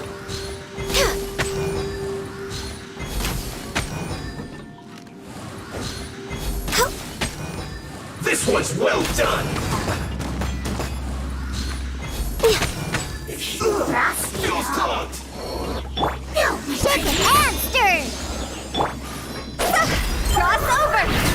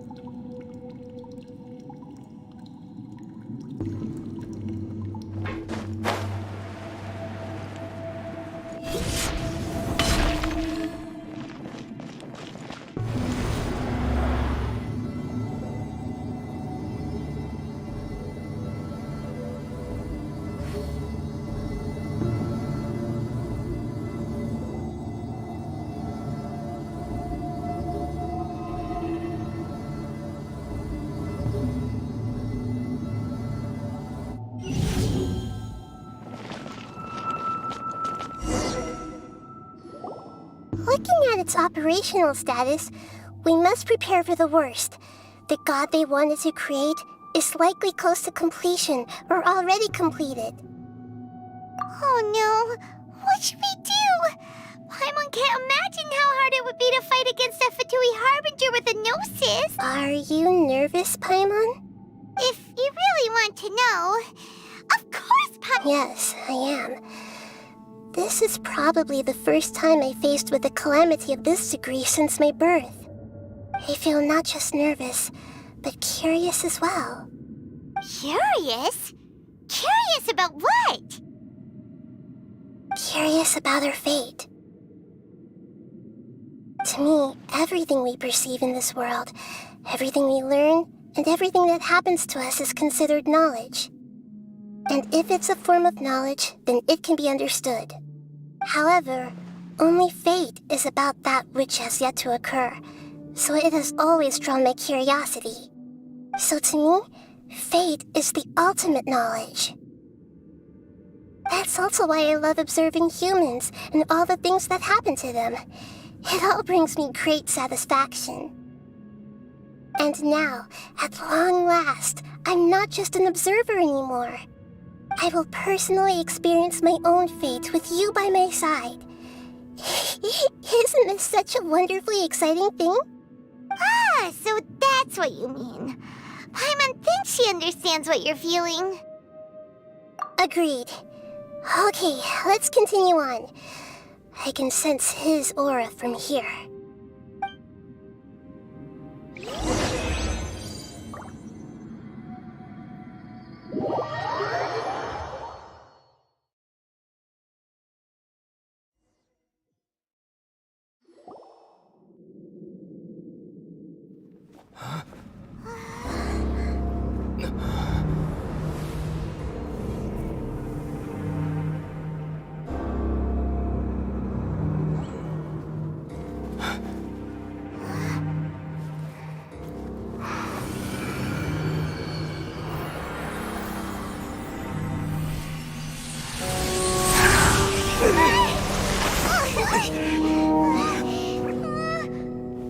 Who would have thought the world would be so eager for my birth? I remember you, Booer, the god of wisdom, and standing beside you, the traveler. Is he all-knowing and powerful now like Greater Lord Rukkhadevata? No, I can't feel the same kind of divinity I felt from the Greater Lord. It seems that the sages didn't get the chance to infuse the divine knowledge capsules into him. But even still, he has undoubtedly become a true god now. So we're too late? The Balladeer has already become a god? The Balladeer. A long bygone title.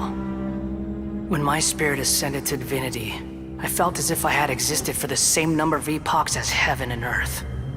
Looking back, the existence of what once called itself Kunikazushi appears infinitely small and ugly.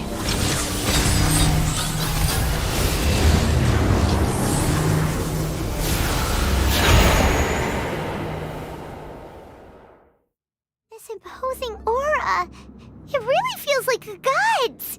A body that capitalizes on the Balladeer's original construction as a mechanical puppet, with the Gnosis serving as a constant power supply. How much effort and resources did the sages put into this? From a purely technological perspective, it's a commendable achievement indeed. It's no exaggeration to say, this is the culmination of human wisdom. You sure are something! Dishing out compliments at a time like this? But I don't think he's reached the spiritual height of a god. Strife is engraved upon every god and every gnosis brought forth into this world. Can you feel it? The exhilaration of such power, and the thrill of anticipation for our contention. Nahida wouldn't feel the same things as you! Do you not realize that you are interrupting a conversation between gods? Lowly creature, know your place!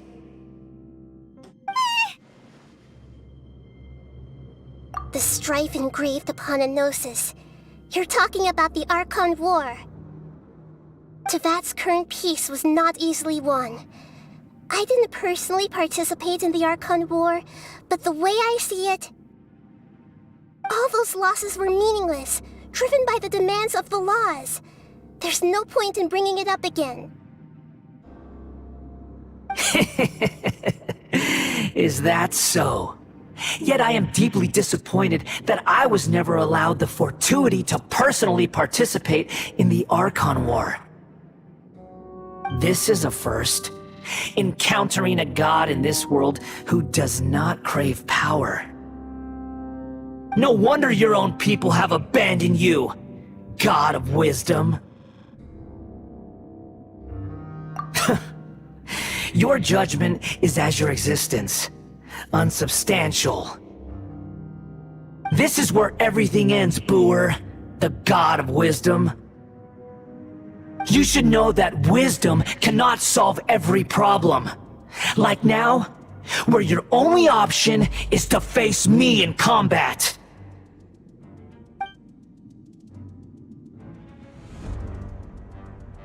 Come!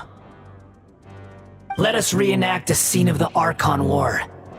Come and inaugurate my birth as a god.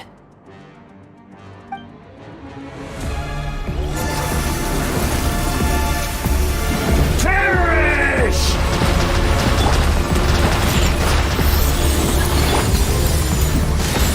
Freeze to the core! Feeble human! Rack and ruin!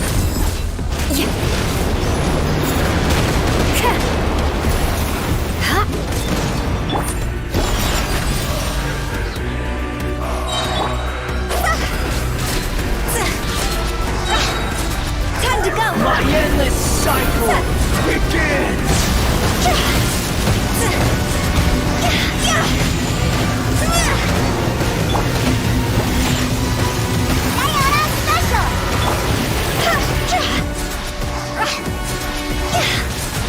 Feeble human!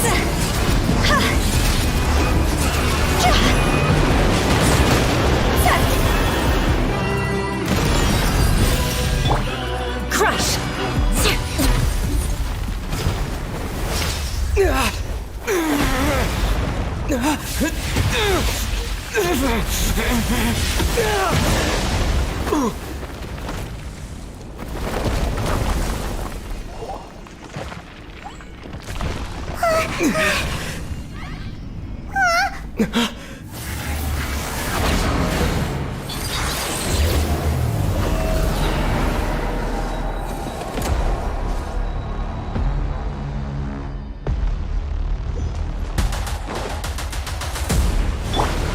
Tremble! You think you can bully me? Oh. Burn to oblivion! Beg for mercy.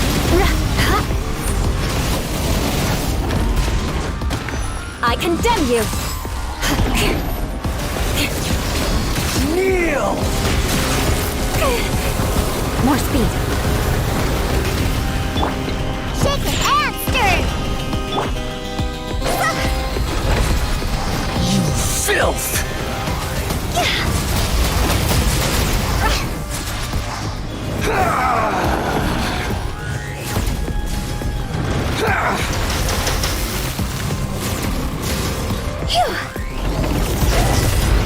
Win it!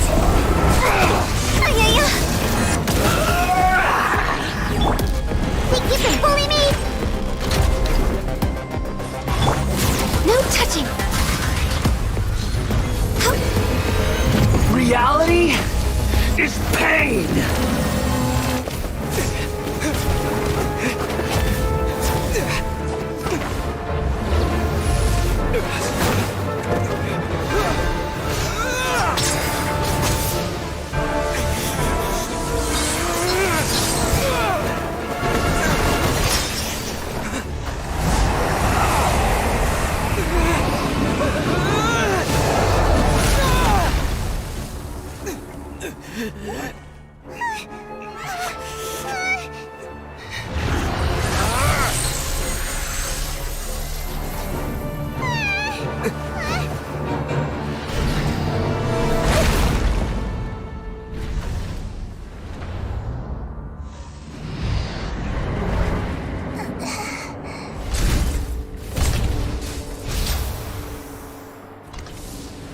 This is supposed to be a battle between gods, yet you choose to hide behind a mortal. And now, you're acting like you'd sacrifice yourself for a human. Are you having fun proving a false sense of heroism to yourself, Booer?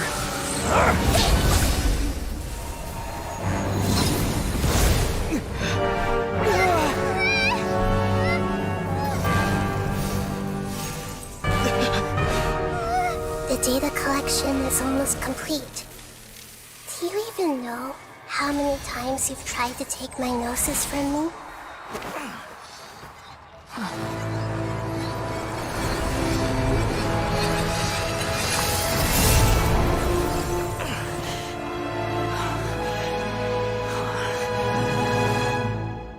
We just concluded the 168th loop.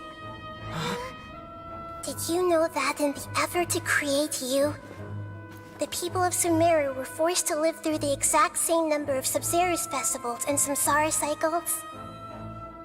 The power of dreams. When did you use it on me?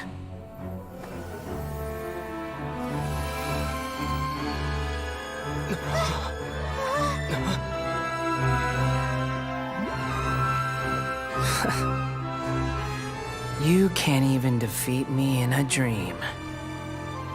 What do you hope to achieve with this little trick? Come, Traveler. Just like before. Allow me to awaken the memories in your dreams. All that battle experience! It's more than that. Compile everyone's wisdom in the name of the Archon. That is the original function of the Akasha. I've sent everything that happened just now to the people of Sumeru in the form of knowledge. I've asked them to help you find a way to defeat the false god.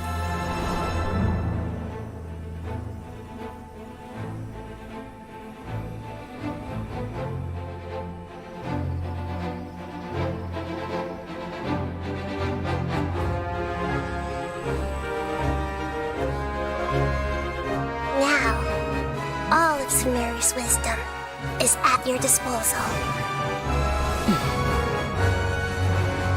Meaningless tricks won't save you.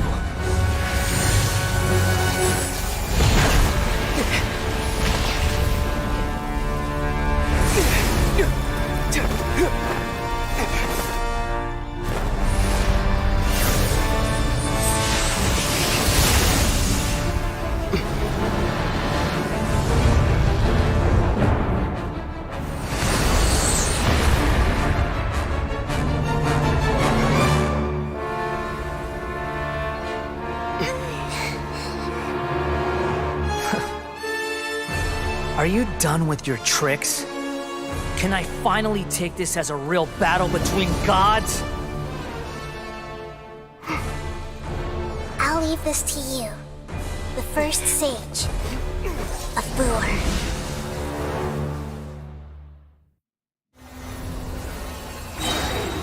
A thousand eons, mine to dominate!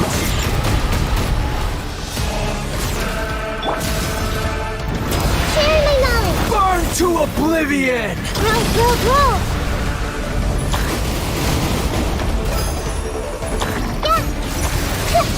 Kneel! Think you can bully me? Look at you! Boo down! Higher, dance on fire!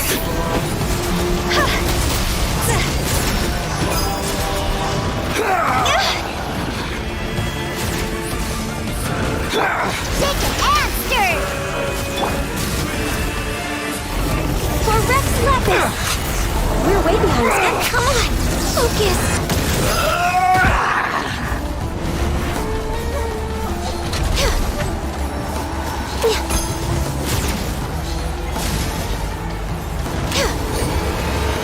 Reality is pain!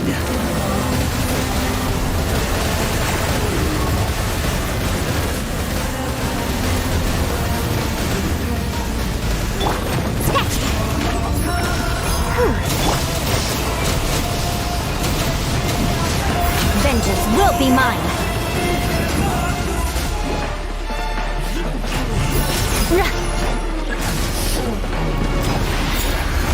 Burn to oblivion!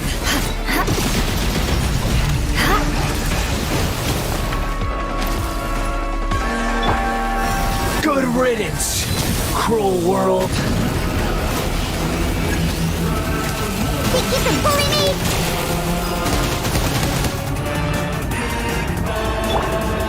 Crush!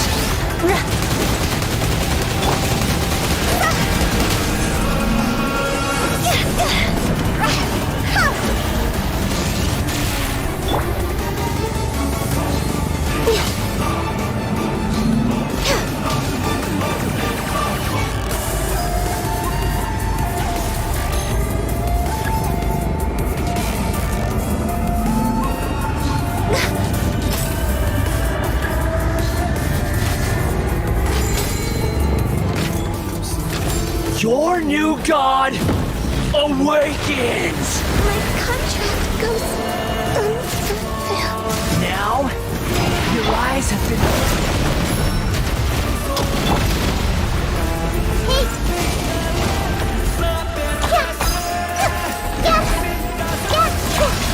Kneel!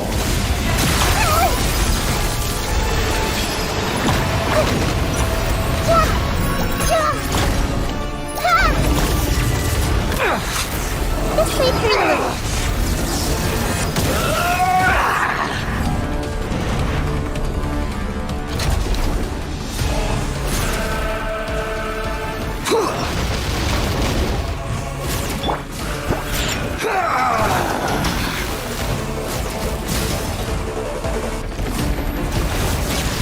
Kneel! Go, go!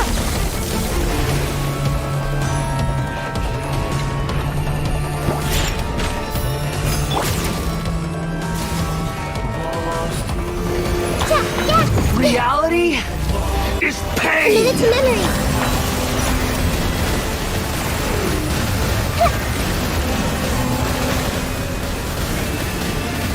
Grow, grow, grow!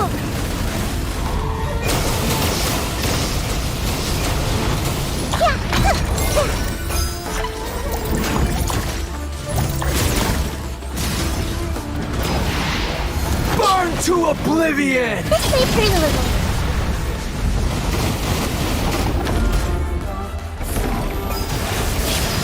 Kneel!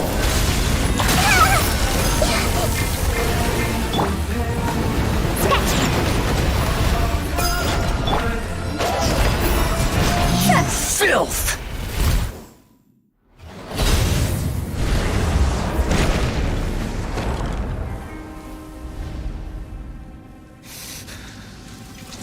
Humans. Filthy humans.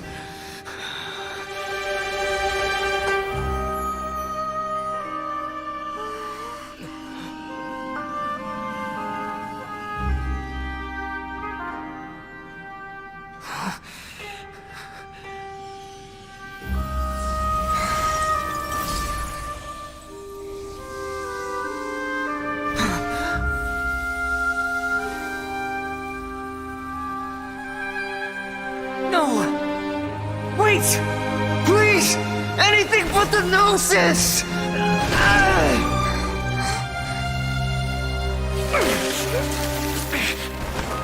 That's mine!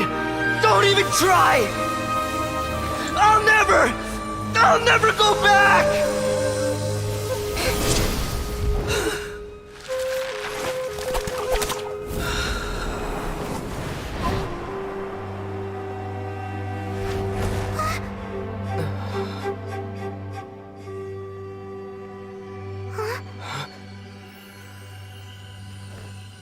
We haven't yet found the answer to the most important mystery. Irminsul is still waiting to be saved. With the power of another Gnosis, we may now finally understand the last memory of Greater Lord Rukkhadevata.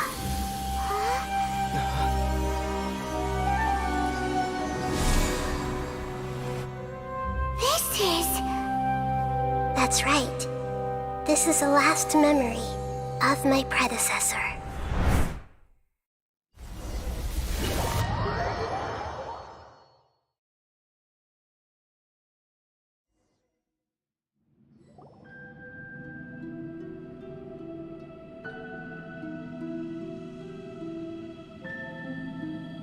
Huh. This sure seems very different from what Paimon imagined. Shouldn't Irminsul be in this realm of consciousness? Yes, that is our destination. But I didn't expect the remaining consciousness of Greater... Forbidden knowledge? It seems you know about a concept that even I don't completely understand.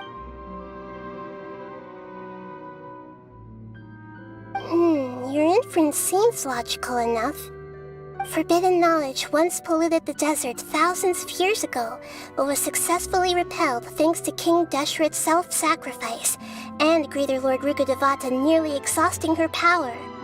Then, A second instance of forbidden knowledge pollution occurred during the Conria Cataclysm 500 years ago. But I'm afraid it is much more serious this time, with Irminsul itself already in danger. So, if we're in the remaining consciousness of Greater Lord Rukkhadevata, and it's also been affected by forbidden knowledge pollution, then does that mean, in order to save us, Greater Lord Rukkhadevata? Yes. It's very possible that she sacrificed her life in the fight against forbidden knowledge. She didn't completely eradicate forbidden knowledge, but if it weren't for her actions, the pollution would have been far more rampant over these past 500 years. The way that everyone, including me, has forgotten everything about forbidden knowledge may very well be due to her restoration of Irminsul. Aww. Do you feel sad, Nahida? I'm just sharing her pain. The pollution of her consciousness here is severe. There is madness, chaos, and pain all around us. Did she fight to resist the forbidden knowledge pollution in such terrible conditions, all the way up to her last breath? She even used her last remnant of lucid consciousness to leave a clue for us to follow. Yes, her words were distorted by forbidden knowledge, so that's all we could hear. But now, we have a chance if we can cross the polluted consciousness until we found the right path to meet with her lucid consciousness. And then, we'll let Greater Lord Rukkhadevata tell us the truth in person. Each of us need to be mindful of the state of our own consciousness while we are here. Even with the Gnosis' protection, we must always keep a clear mind. Otherwise, we could go mad at any moment. Don't worry. It should be easy enough for you to keep that mind of yours clear, Paimon.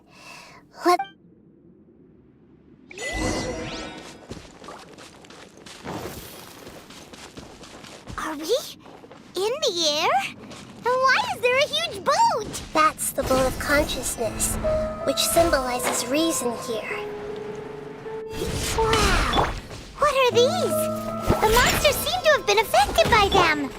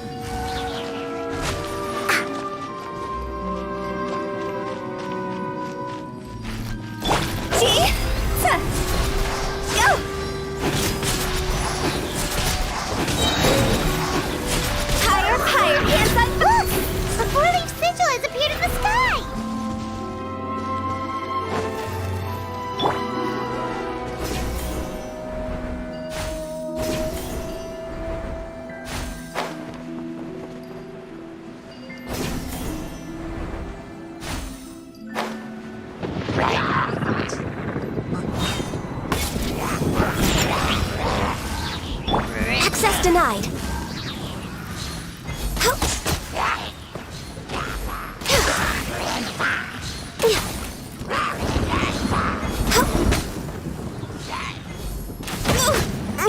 Didn't see that coming.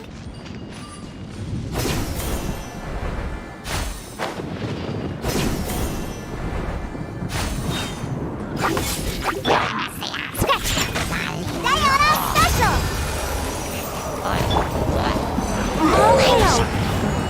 No touching.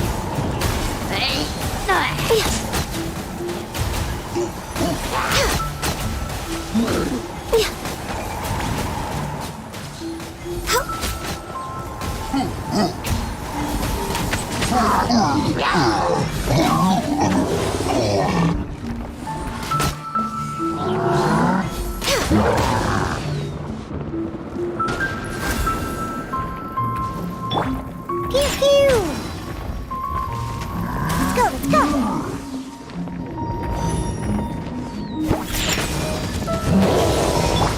Access denied.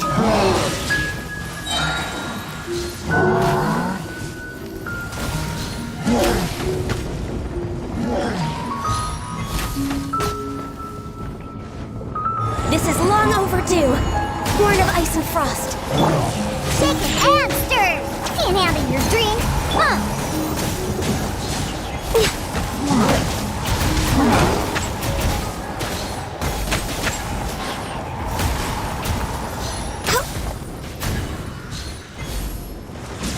To control the boat of consciousness, we need to find the helm first. We're way behind schedule.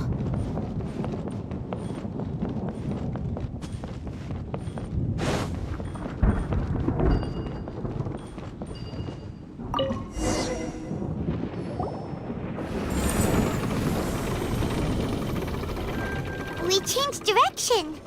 Are we still going the right way, Nahida? Mm-hmm. Judging from the current route, the boat of consciousness will soon take us out of here.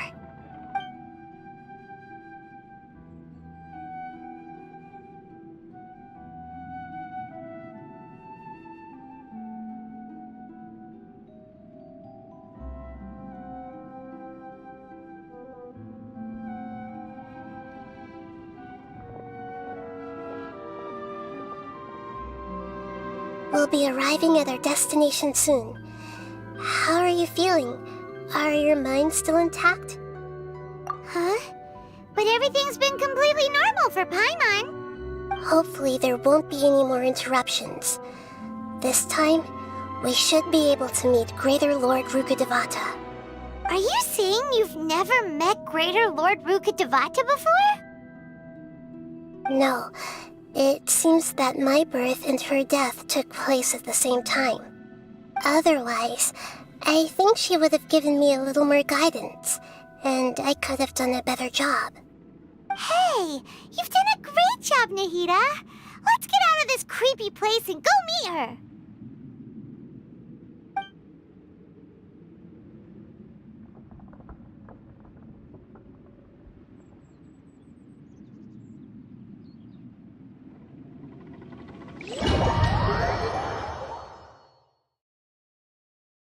So, is this the place you were talking about? The base of Irminsul?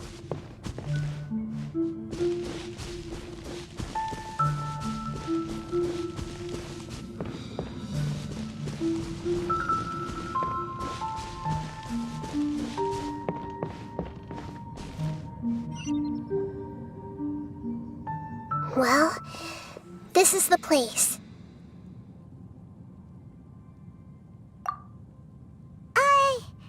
We're here to find Greater Lord Rukkhadevata, right?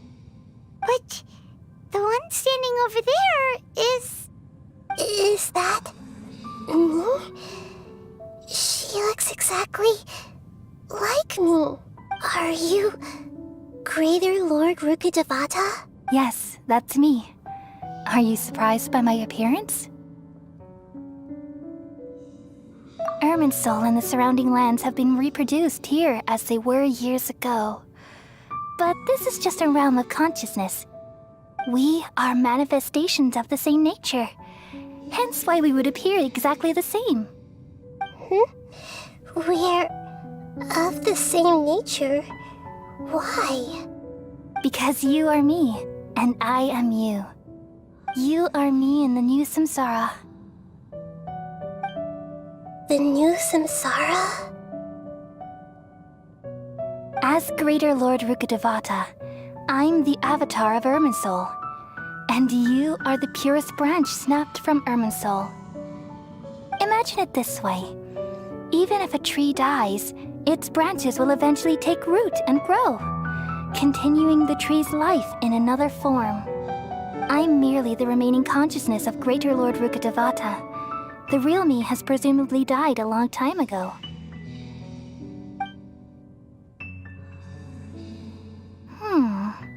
Judging from your appearance, I've probably been dead for 500 years.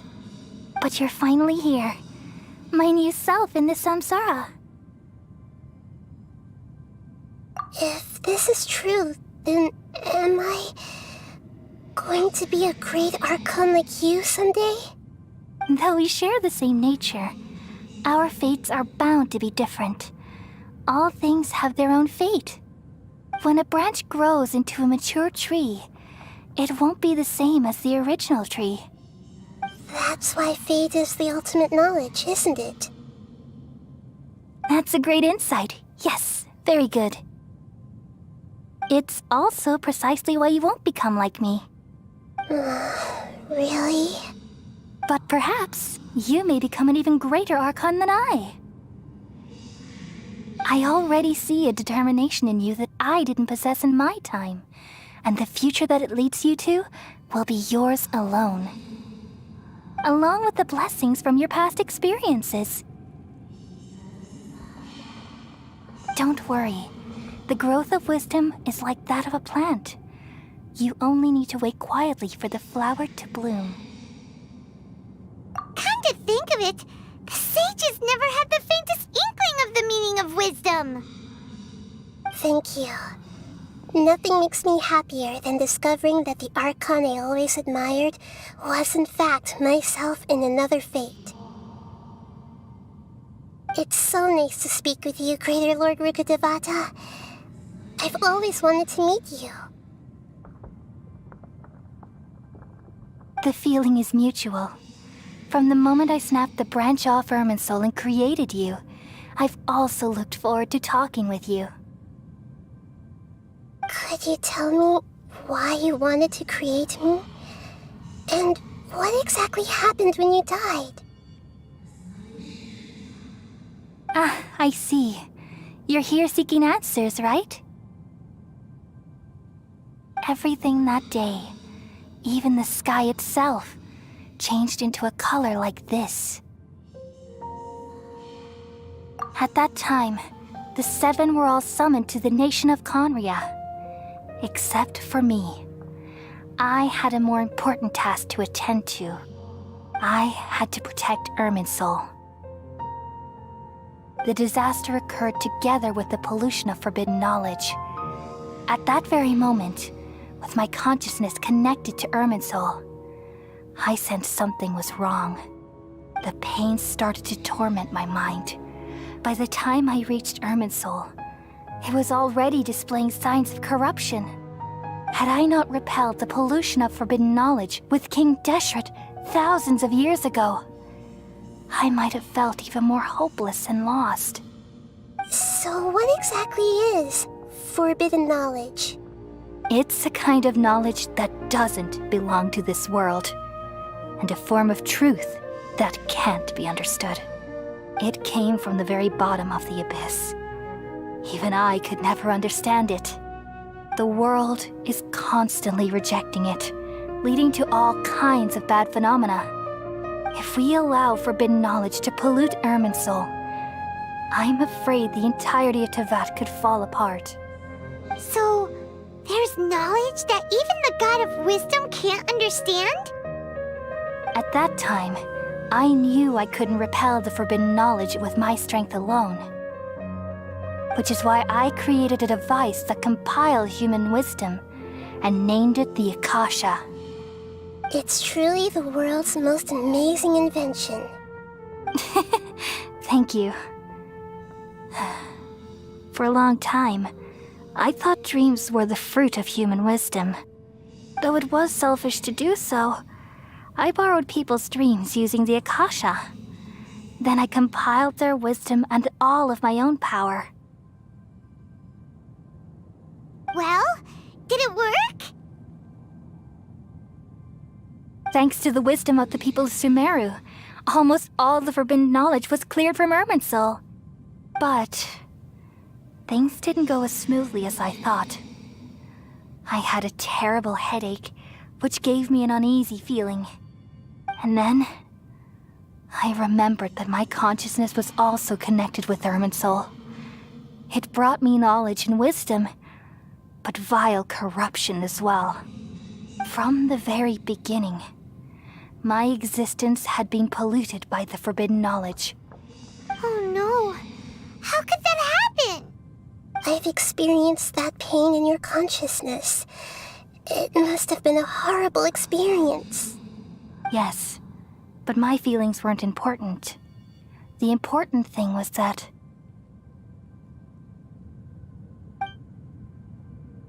even if I died, my existence and everything related to me would continue to exist in Irminsul as memories and knowledge, meaning that the forbidden knowledge couldn't ever be permanently eradicated. And there's no way for me to eliminate myself. It would be a sort of paradox. So, I took the purest branch of Irminsul as my incarnation in the next samsara and left a trail of clues, all in hopes that you would come here and remove me and my pollution from Irminsul forever. Wait, no, I can't. So you realize what that implies. You are very smart indeed. Irminsul has all the knowledge and memories of this world. And as you've realized just now, removing me from Irminsul means I essentially will never have existed in this world. But this is the only way to save Irminsul. People love you so much and they've missed you so much over the past 500 years. I am exactly the same. So how can we just forget you like this? Is there really no other way? There must be something else I can do. You're the god of wisdom, Boer. You should know that there is no other way. But this is so cruel. I don't want to forget you. No need to feel so sad, Boer. As someone who delights in wisdom, you should feel joy at finally finding the answer. These are the words in their entirety. The answer you've been seeking all along. Let the world completely forget me.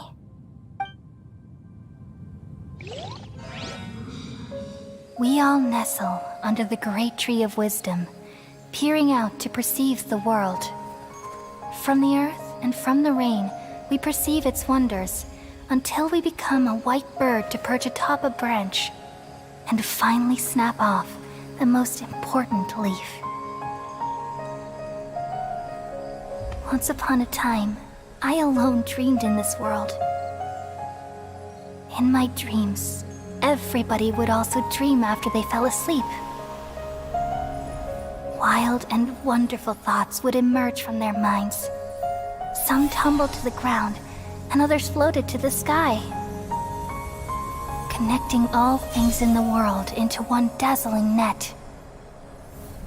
Among a plethora of worlds were numerous smaller worlds, all of fate, finding within the tapestry their brilliant glow. I gradually understood that these indescribable and constantly changing things are the most profound things in the world. Only they can completely repel the madness. Only dreams can awaken consciousness from the deepest darkness.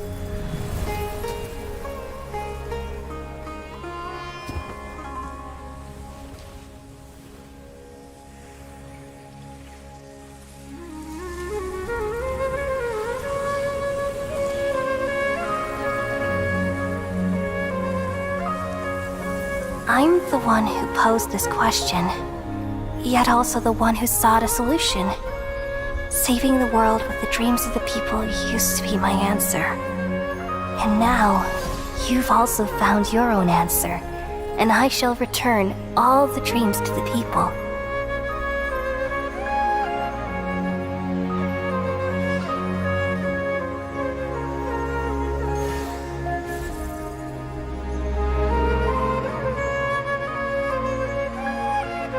Goodbye, people of Sumeru. May you be blessed tonight with the sweetest of dreams.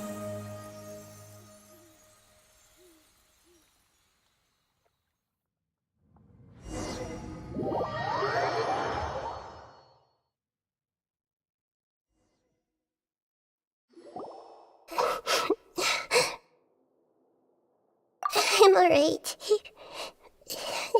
We've just saved the world, right? So why am I crying? I don't know where this feeling inside of me is coming from. Just now, we used the power of two gnosis to successfully connect with the Ermin soul consciousness from 500 years ago. Then, we removed the remaining pollution from Merman soul. Yeah, what's wrong? Weren't you there just now?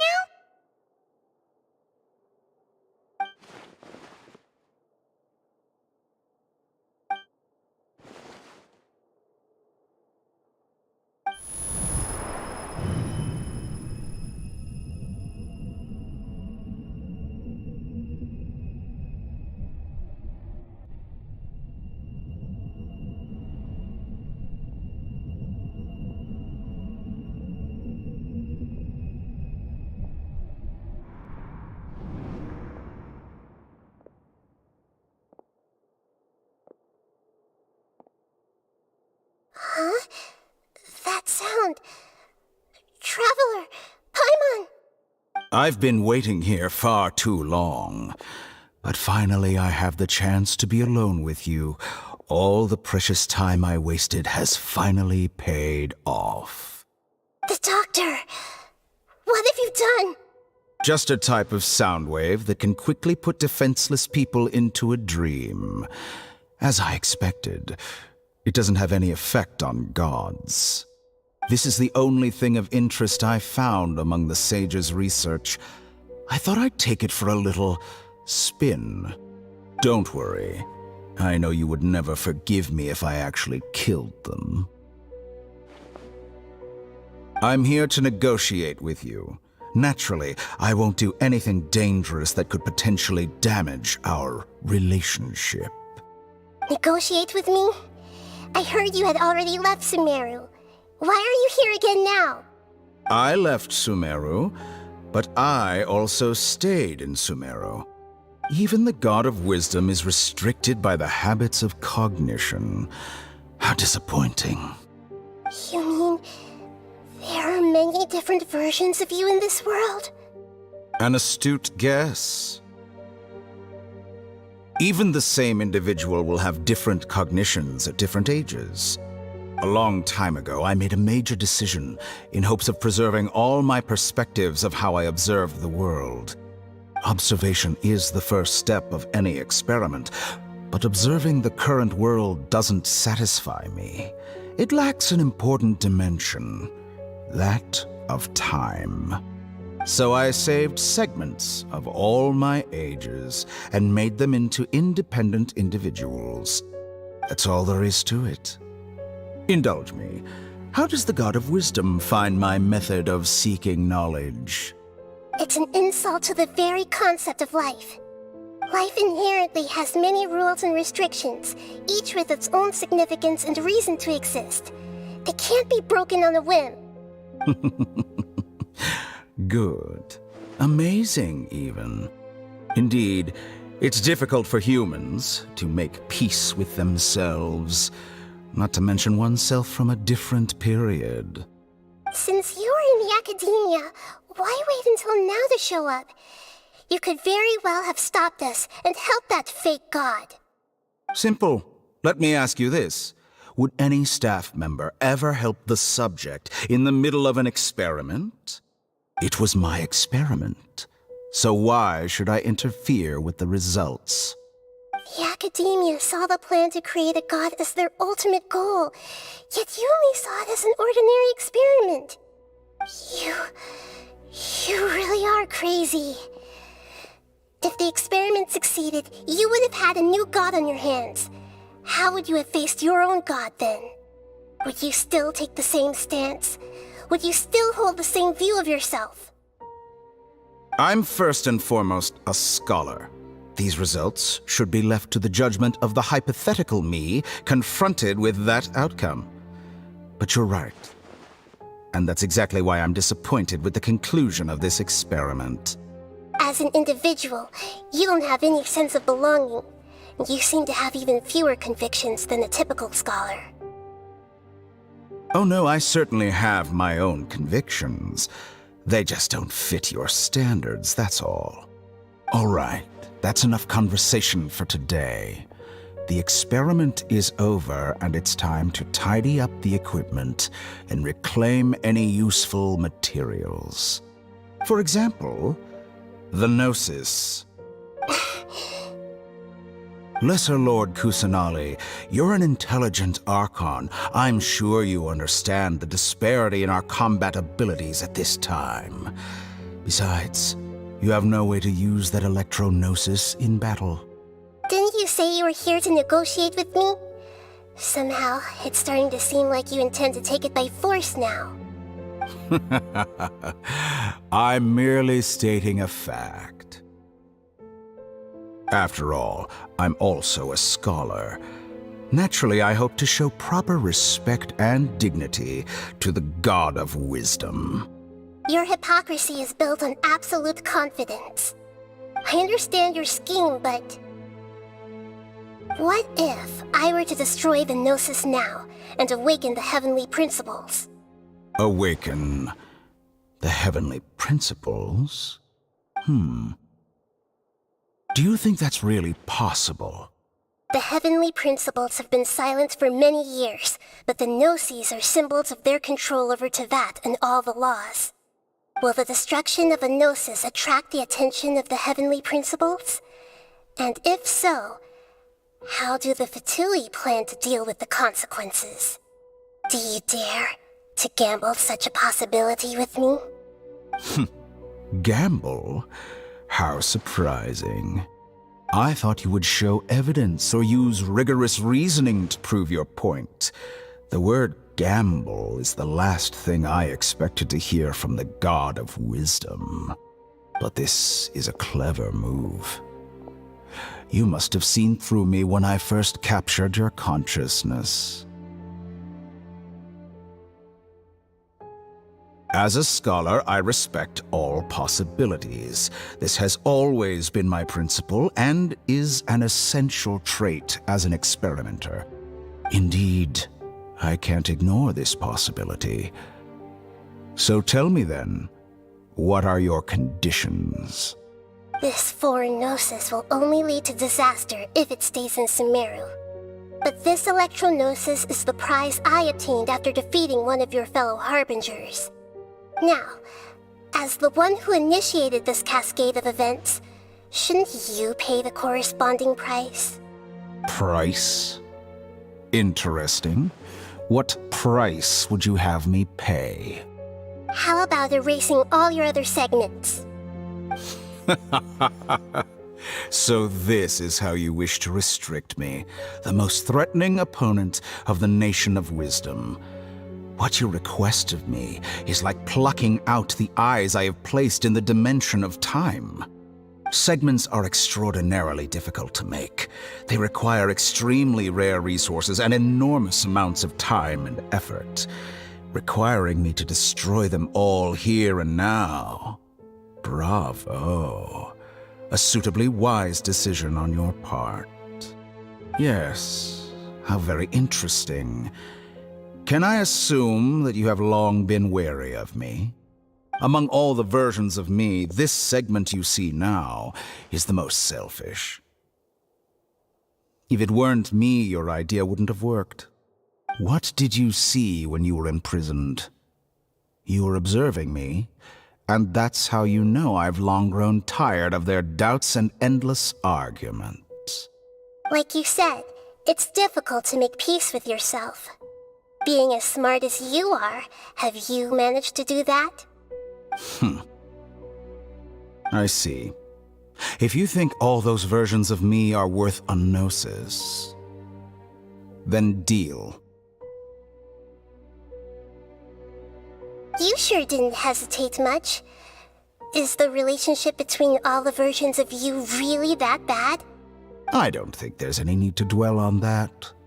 The surplus versions of me can be exchanged for a gnosis. Do you think anyone can offer themselves at a higher price? Besides, with my abilities, it's only a matter of time until I find better perspectives. Perhaps it's best to say, you're just temporarily ahead. But what I'd like to know is, how can you be sure that I've really erased them? I can see your remaining honesty.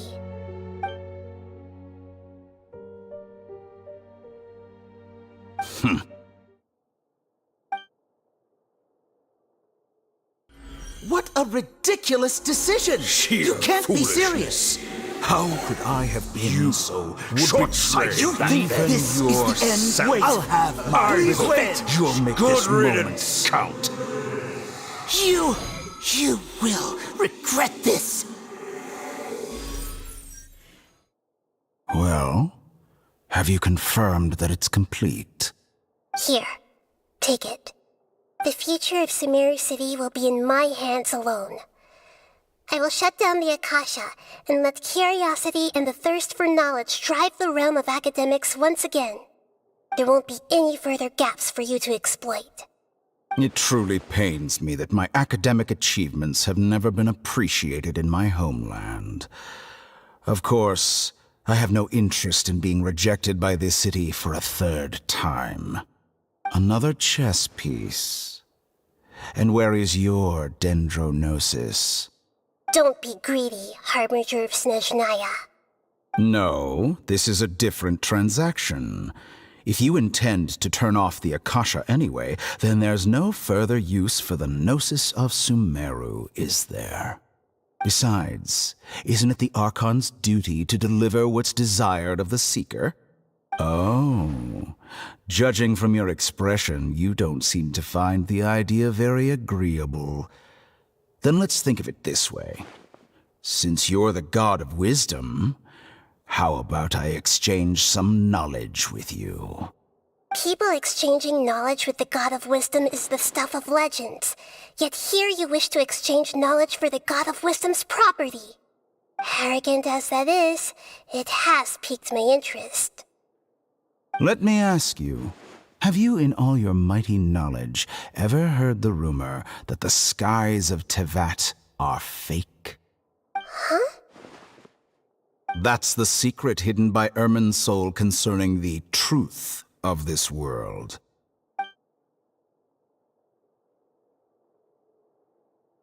Once I finish telling you about this, it will be time for me to say goodbye. With negotiations, we've all gotten what we wanted. I'm very glad I got to meet you like this.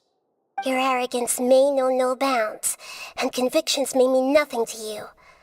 But I'll still listen to what you have to say.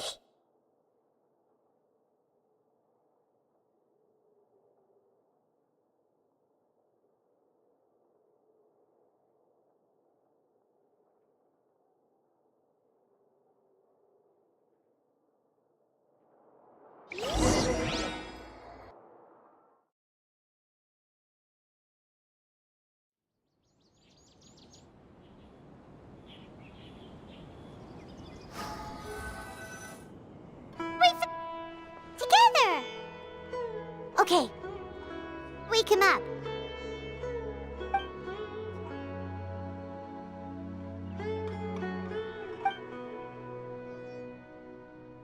Are you awake? Kali says it's time for breakfast. Come on, get up! Good morning! How are you feeling today? Good to hear. It looks like we've recovered pretty well. Not even Tainari could stop us from...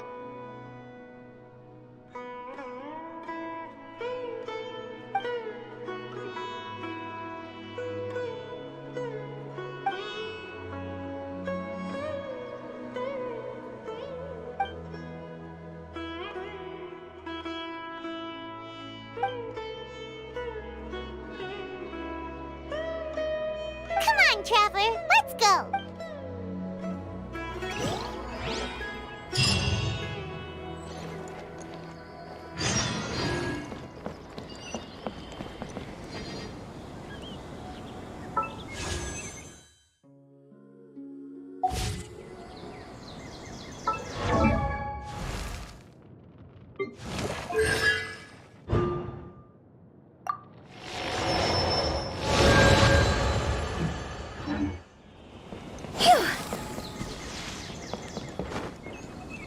Good morning.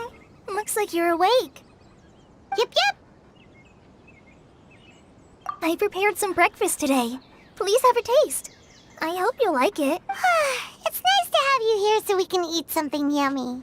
Well, now that I've recovered from Elazar, I'm feeling better than ever. I can even prepare 4 or 5 meals a day now. And Paimon bets they're all delicious. Oh, by the way, someone brought a letter for you after you went to sleep last night. Nope. Paimon wanted to read the letter with you after you woke up, so Paimon didn't open it. All right, let's read it. Oh, it's from Nilu. We're going to hold a feast at the Grand Bazaar and celebrate Cyno's reinstatement as the General Mahamatra. As heroes of Sumeru, please be sure to attend. I'll wait for you. The date of the banquet is written on the back. It's in 2 days. Oh, I've also heard that you've become heroes here as well. That's amazing. Everyone's aware of your abilities. There's no need to be modest. Anyway, let's go to the Grand Bazaar to have a look. Oh, before you leave, be sure to inform Master Tainari.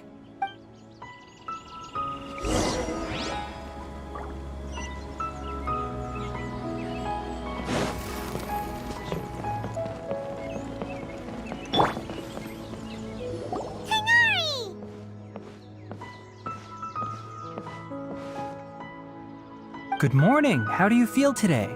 We feel much better. How about you? I'm recovering well. Thanks for asking. But from the looks of it, you seem to be already busy with work again. It's fine. I'm not that busy, really. The Elazar patients have recovered, as well as Hypatia. For now, I only need to tend to my Forest Watcher duties. It seems once Irminsul started getting better, everything else started to recover too. Yes, but there are still some residual. The withering is one example. Though it won't spread anymore, the existing zones won't just disappear. We forest rangers will still need to do the— By the way, we have some good news. Cyno got his position back. This news is hardly new. He had already mentioned it to me before. Huh? You mean he was already here? Why didn't he come to say hi to us? He visited once, but he was afraid of disturbing you while you were resting. He just asked me a few questions and left. Then you probably already know all about the celebration feast. Celebration feast? No, I haven't heard anything about— Huh? But didn't Nilu say in her letter that they would celebrate Cyno? He didn't tell you? Perhaps, or alternatively, he doesn't know about it either. Come to think of it, Cyno doesn't seem like the type who'd enjoy a celebration feast. You and Kale are both Cyno's close friends. Why don't you come to the feast with us? Kala has taken over some of my tasks these days. I don't think she'll have— You see, some VIPs have come to the forest recently. Huh? VIPs? Very important Paimons? Well, technically speaking, they are former VIPs. The sages involved in recent incidents have begun their training in the Avidya forest, and the people they had previously imprisoned have all been released. Huh? Yes, he's a little weak, but he isn't injured and his condition is stable.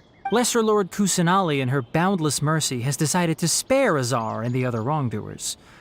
Supposedly, they were ashamed of their shallow ideologies and have decided to dedicate the rest of their lives to cultivating wisdom in the Avidya forest. When they learned that Lesser Lord Kusanali had defeated the Balladeer and saved Irminsul, they were shocked at first, but also became happy, feeling that the sacred light guiding them on the path of discovering wisdom had begun to shine once again. As a result, work has increased for the forest ranger. That sounds really exhausting. There's nothing we can do, really. But that's another topic. Back to the matter at hand. Are you two planning to head out? Ah, right! We're here to request permission to head out. Would that be okay? You've recovered well. You may go, but be careful. Yay! Will do!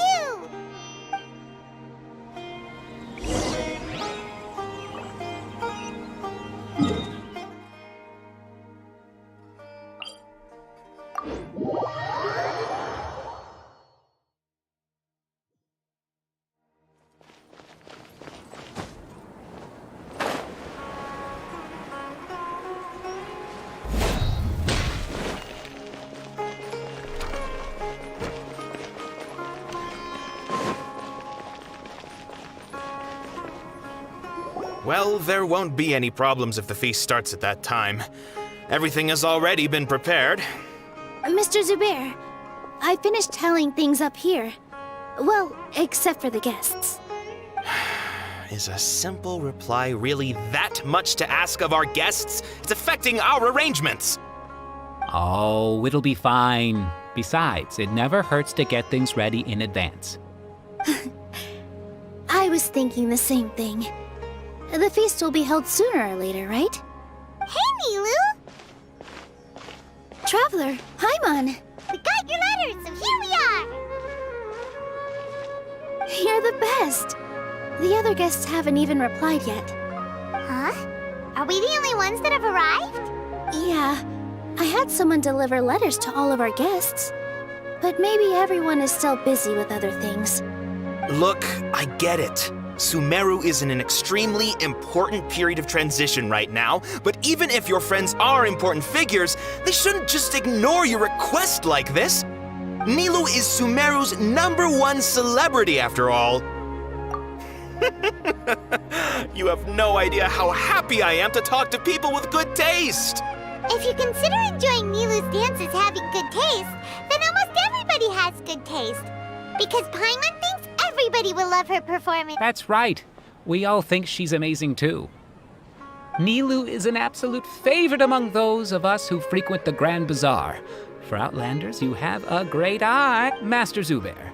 Let's have a vote for the most outstanding audience members next time. I think these two may win. Nonsense! It is not for us to determine the value of an audience. But indeed, we could try giving gifts to people with particularly good taste. I heard there's a device in Fontaine called a camera that can record people's appearances as pictures. Such pictures would make superb gifts. Ooh, good idea. I wonder where we can find one. I don't want you giving pictures of me to everyone. I'm satisfied just being able to perform here. There's always a lot going on at the Grand Bazaar. Yeah, and that's why I love Traveler and Paimon. Could you help confirm if the letters were actually delivered? If for some reason they didn't receive the letters, then please tell everyone that there will be a feast here. Yeah, we can also check out how everything in Sumeru is going now. When I wrote the letters, I heard that Dia was in Port Ormos, and Alhaitham was at the Academia. As for Sino, we've only heard that he appears at the Academia from time to time. I'm not too sure about Rahman's whereabouts. My guess is that he's with Dia. As for Dunyarzad, I just hope she's feeling better. I sent her a letter, but I was afraid of disturbing her. If you have time, please ask about her for me. Okay, got it. Let's go, Traveler.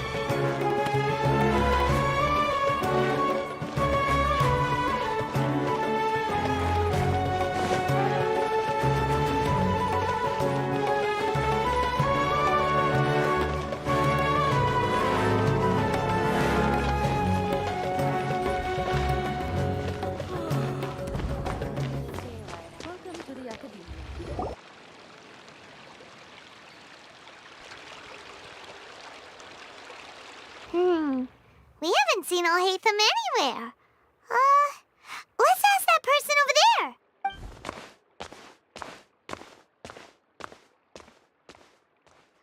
Hey there, have you seen Alhaitham around? Yes, it seems Scribe Alhaitham has gone to the House of Dana. You should be able to find... But you're already the second group of people I've seen looking for him today. He must be quite... Oh? Who else was looking? Mr. Cavey was just here asking about him. You wouldn't believe how terrible their relationship is. And now you two are here. Don't tell me everyone's here looking for gossip about the sages. No way. We're strictly here on business. Ah, I see. Sorry, I thought maybe everyone's as interested in rumors about the sages as I am.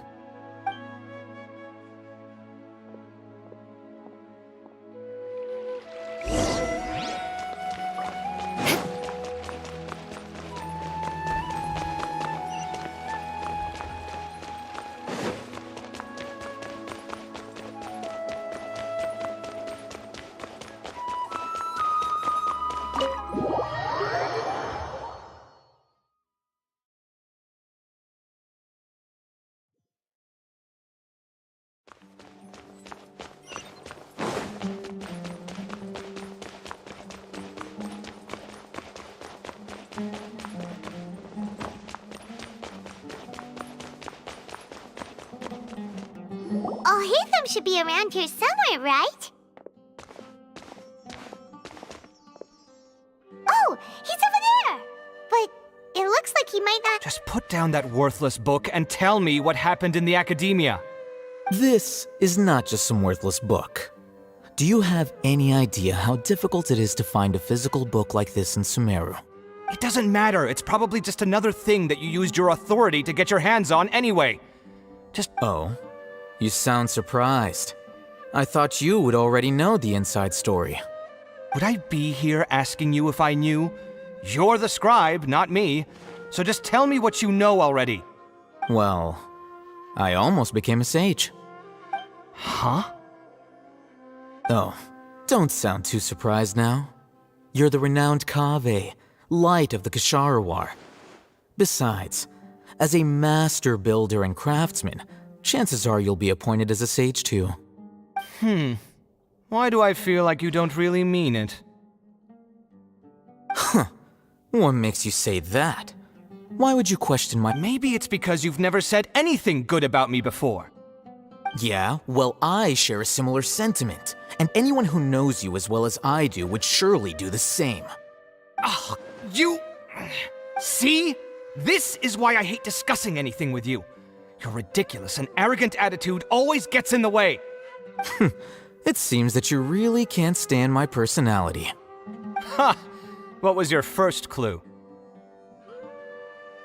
Well, then you might as well move out of my house. Are you threatening me? Stooping to a new low, I see. Ugh, and don't change the subject. You, a sage? What a joke. The academia might as well just close tomorrow. Are they having a fight? Forget what's going on with the academia. Haven't you been busy with your construction project? Tell me, when are you going to build yourself a mansion? Don't get me started. I get angry just thinking about it. So, what great building did our master architect work on this time? Like I need to tell you.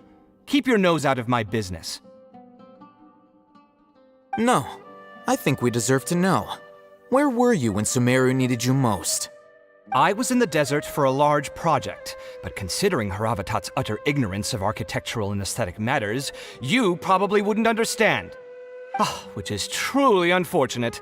I can only pity the man who doesn't understand the first thing about beauty and romance. Unlike a true... hold on, wait a second. What do you mean by when Sumeru needed me most? Well, while you were out fiddling around in the desert, many people came together to save Sumeru from a crisis. Ha! And you think I'd believe... Look, all you really need to know is that Azar and all his accomplices have all been overthrown. Huh? What nonsense are you talking about? It's no skin off my nose if you don't believe me. It's not like my Darshan was the one trying to apply for funding from the Grand Sage.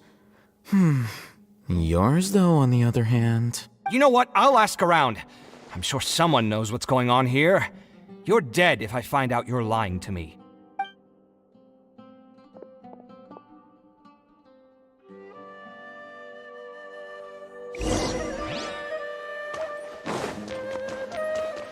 Shudder! Hey, Alhaitham! Oh, it's you two. We're running some errands for Nilu. Have you received her letter? Letter? Nilu said she sent out a letter inviting everyone to a celebration feast in 2 days at the Grand Bazaar. We'll also be celebrating Zino's reinstatement as General Mahamatra. If she addressed the letter to Alhaitham of the Academia, then the letter should have gone to my office. I've been busy these days, so I haven't had time to check for any new mail at my office. I only now have some free time to attend to personal matters. Have you always been so busy with your work? Of course not. I'm only busy these days because several sages have been dismissed recently and the whole Academia was practically turned upside down. Kainari told us they all went to train in the Avidia Forest. Apparently they will spend the rest of their lives there. That is already the best possible ending for the likes of them. 4 of the 6 great sages were possessed by their desire for power and attempted to create a new god. In order to pull it off, they even imprisoned the other 2 rational sages. To imagine such things could take place in the Academia. Yeah, you're right. Huh. Feels kind of strange to hear them called that after all this time. But then again, the 6 great schools sounded pretty impressive too. Yes, at least that's how they're supposed to sound. It's said that when the Academia was first founded, the Dendro Archon herself established the 6 great schools, each representing one of the 6 different types of wisdom. Numerous Darshans have sprung up and faded. Only the 6 Darshans attaching themselves to the 6 great schools have stood the test of time and obtained permanent seats in the Academia. Now, the 6 Darshans are nearly synonymous with the 6 great schools, and the leaders selected for the schools are the 6 great sages. Among the 6 great sages, there is one central leader, the Grand Sage. Unfortunately, only the sages from Vahumana and Amorta remain now. They were imprisoned for opposing Azar and were only rescued after Azar's downfall. So who's managing things in the other 4 schools now? Do they need to find someone new? Yes. Normally, new sages are selected based on a strict set of criteria. Oh, didn't you just say something about becoming a sage? If they pick you, then we'd have a huge connection in Sumer. Yes, about that. You didn't let me finish my sentence. The person in charge of personnel affairs nominated me to be the Grand Sage in place of Azar and help Lesser Lord Kusanali manage the Academia. But I refused. Huh?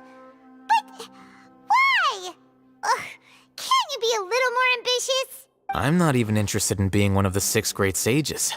Like I said before, I don't like being a leader. Oh, all right. So are you busy these days trying to find others to take the job? That's not my job either. I'm only responsible for handling important affairs within the Academia before the new sages take office. And the first thing I'll do is reject Kasharawar's application for funding. By the way, who was that other person just now? Is he your friend? Do we look like friends? Paimon doesn't know. That's why Paimon's asking. His name is Kaveh, my roommate. You could say he's the representative for Ksharawar scholars. Which is exactly why he always has so many So everything that's happened recently must be a huge change for the people of Sumeru. Such is the work of the Academia Scribe. Well, anyway, no matter how busy you are, since you are our planner, remember to attend the celebration feast. Alright, I'll see you.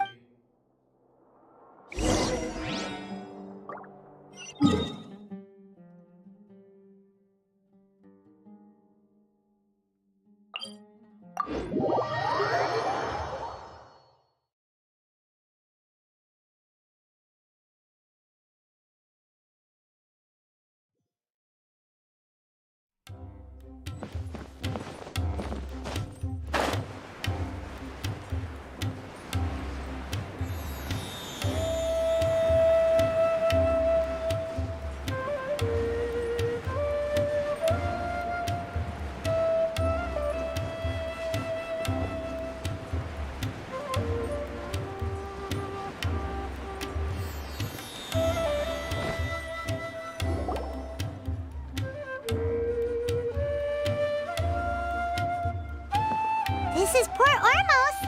Now where could... Is that Paimon I hear? Huh? Oh, it's been a while. How are you? Dingerzad! It's been so long since we've seen you! I'm doing well. I can go as far as saying I have never been happier in my entire life. I don't know if you've heard, but Elazar has completely disappeared, and all the patients have recovered. You kidding? Knowing them and the connections they've got, I'm sure they've heard about it. Yeah! That's right. My lady is feeling better now, so I'm accompanying... Why do you still call me that, Dia? You've already informed my father of your resignation. I guess I'm just used to calling you my lady. Old habits die hard. Resignation? You mean you're quit? Yeah, I might start losing my edge if I keep being a bodyguard for the Homayanis. You know that my parents and I are fond of you, and that we appreciate you very much. It wouldn't be a problem if you wish to continue to be our bodyguard. I'm not a woman that's easily persuaded. You should know that by now, my lady. When I took this job, I had already decided that I'd quit as soon as you recovered. It's time for me to get back out there and chase that horizon. So what are you gonna do now if you're not gonna be a bodyguard anymore? I want to take a risky job and put my body to the test. Huh? But we literally just finished one of the most dangerous... I know. If I hadn't joined in that plan with you, I wouldn't have come up with this idea. I guess I still get fired up by that feeling of going all out in a fight. It made me realize that I'm still a mercenary through and through. Life is short, and I'm happy that I got to be a part of that operation. But the whole thing also made me realize that there are still many problems in Sumeru. And as a desert dweller, I'm still not completely ready to settle down on this side of the wall. Well, I remember a friend had someone bring you a message. You mean I'll hate them? I didn't expect him to still remember that.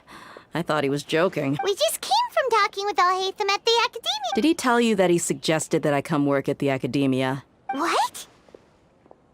I heard that Azar and his cronies fell from power, and Alhaitham told me that now was a good time to find a job in the Academia. Whoa.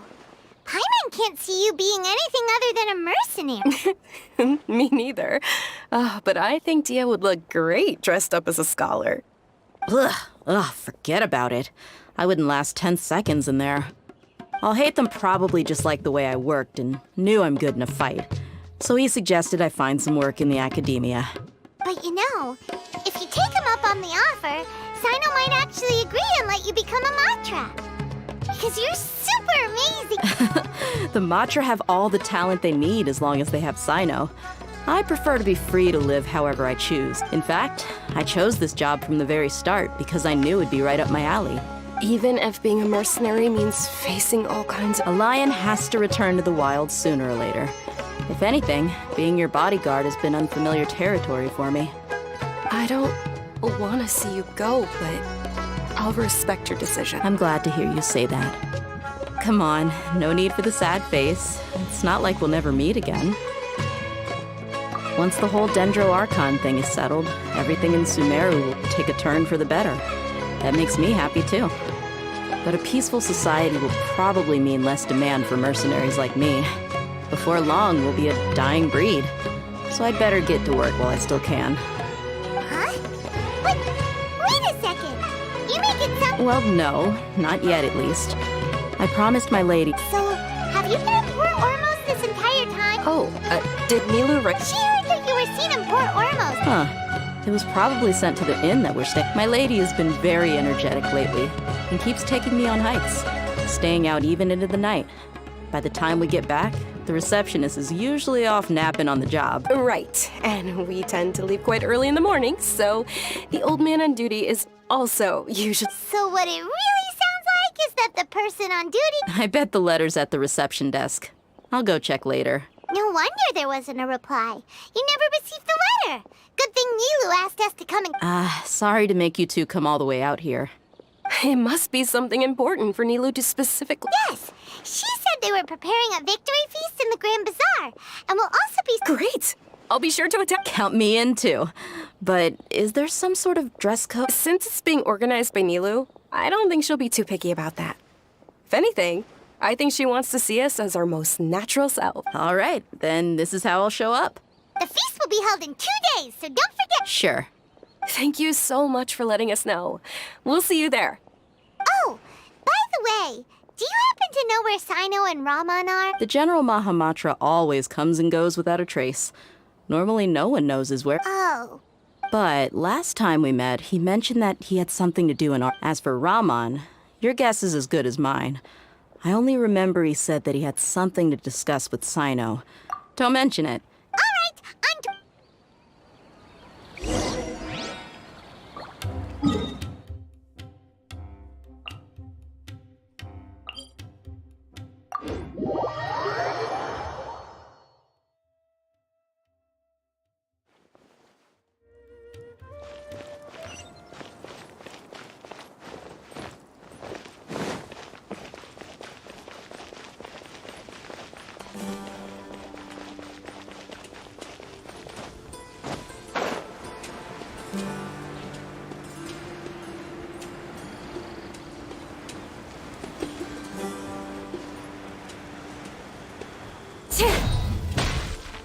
It's been a while since we last visited Aru Village.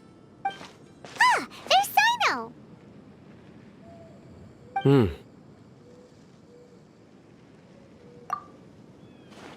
What brings you here?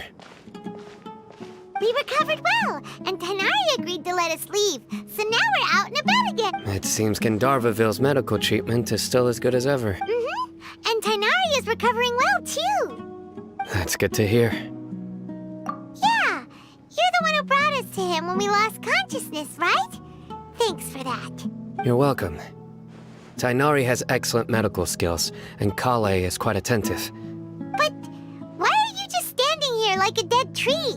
I'm meeting some people. Oh, you mean... I've already talked with Candace and the village chief. They're still at the usual place. You can go there if you'd like, but you know one of the people I'm meeting as well. Oh, by King Deshret's blessing, my friend suddenly appears in the desert.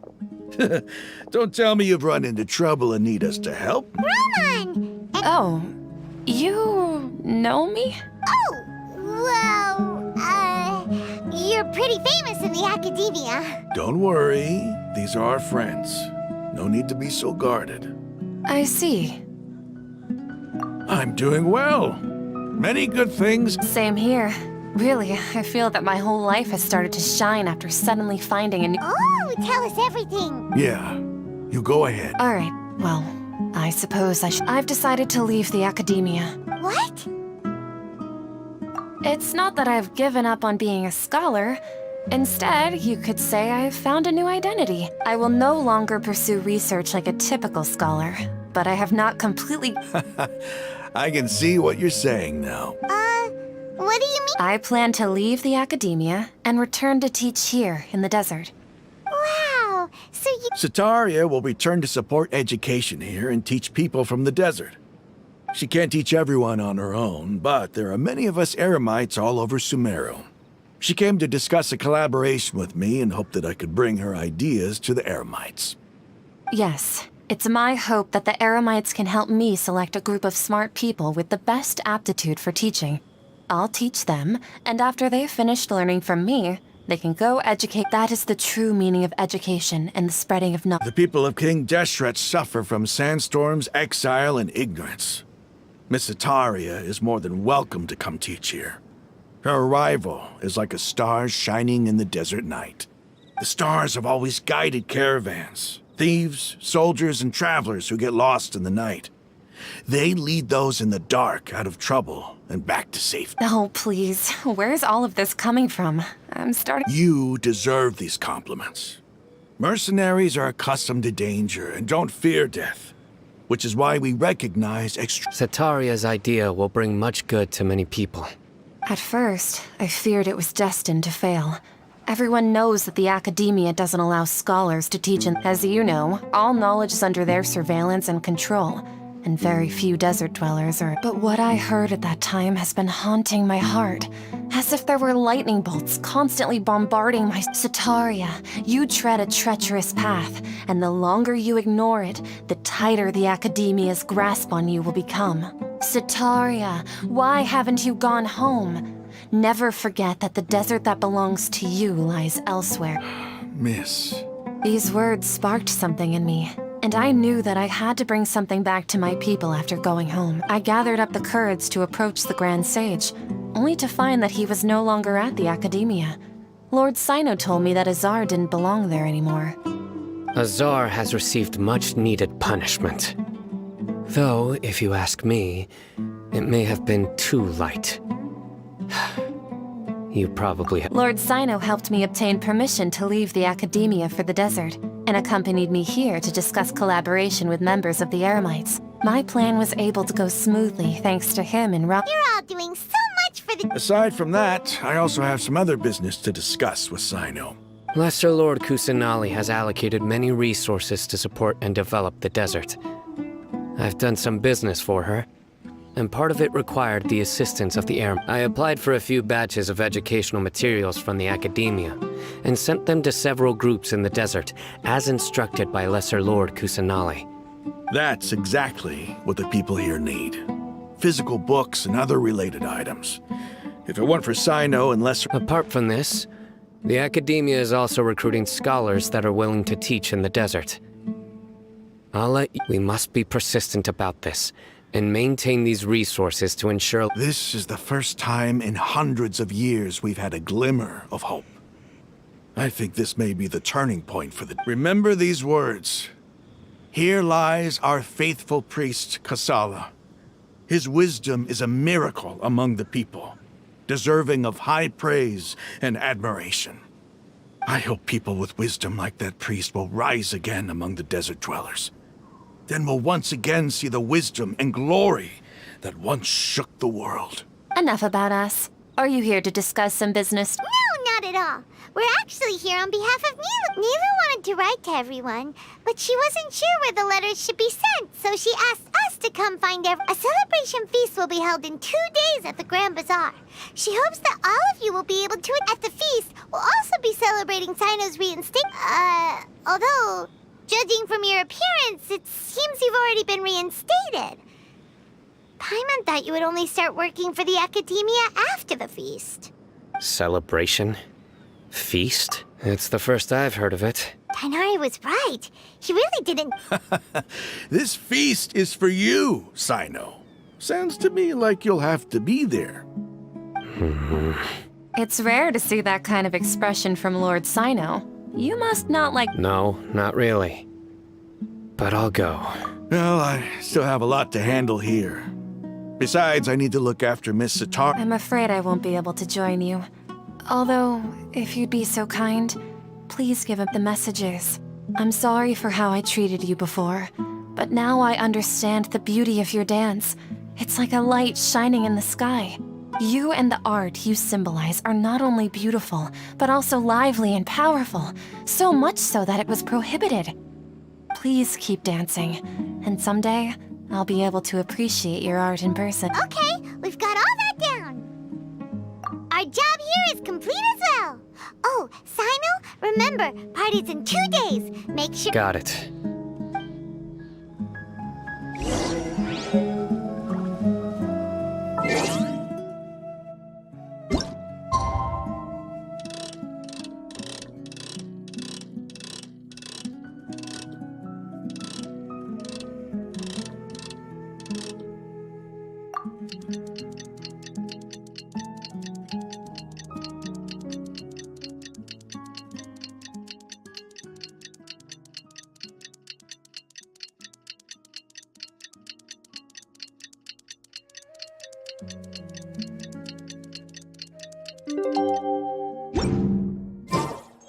Aristocratic etiquette is all just for show. Just smile and nod along. It was forced.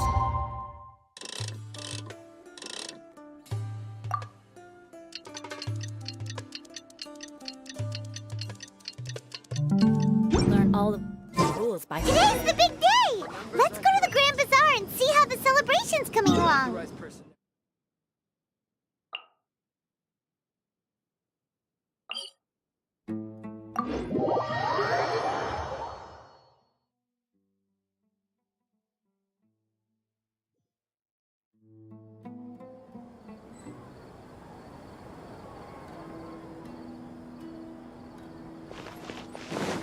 Time to scout.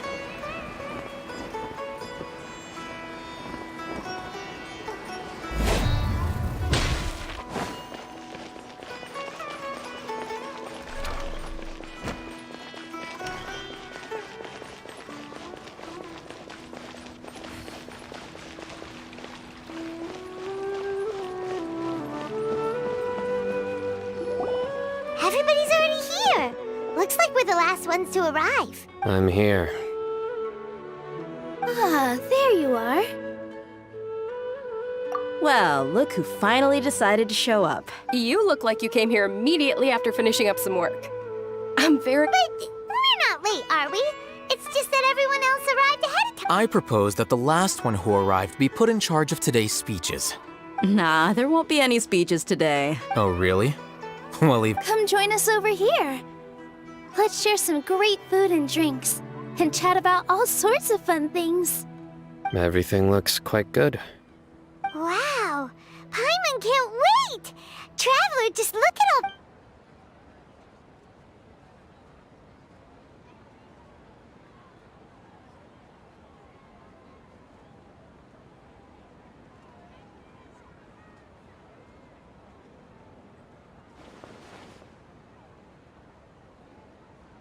Whoa, it's so delicious! The food was specially prepared for you by everyone in the Grand Bazaar. And we have gifts that were sent by the residents of Sumeru City when they heard we were holding a feast. Everyone that came said that you saved Sumeru, and wanted me to thank you all on their behalf. Ah, feels kinda nice to be seen as a hero. I could get used to this. Being a bodyguard is also a hero's job. You've always been amazing, Dia. My lady sure has a way with words.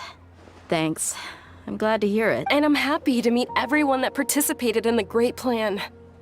Don't mention it. Come to think of it, we've really done something impressive together. we owe it to our abilities. And luck. Really? Why do I remember everybody thinking that luck was against us and feeling like we hardly had a chance of succeed? That's how I remember it too. It's luck that brought us together, and it was luck that let us form a team. Then, it took even more luck for us to formulate a plan and implement it successfully. Moreover, judging from the results, everything worked out well. Yeah, everyone gave it their all when it mattered most. It was almost like a performance. We took the stage and put on our best show. Everyone played their part. And thanks to everyone's efforts, the performance was a great success. So, would you say we're good actors too? It's such a blessing that Lesser Lord Kusanali was able to return to power at the Academia. Yes, even after being abandoned and neglected so many times, she's finally returned. Lesser Lord Kusanali once used all her power in a great disaster, which resulted in her losing all her wisdom and memories of the past.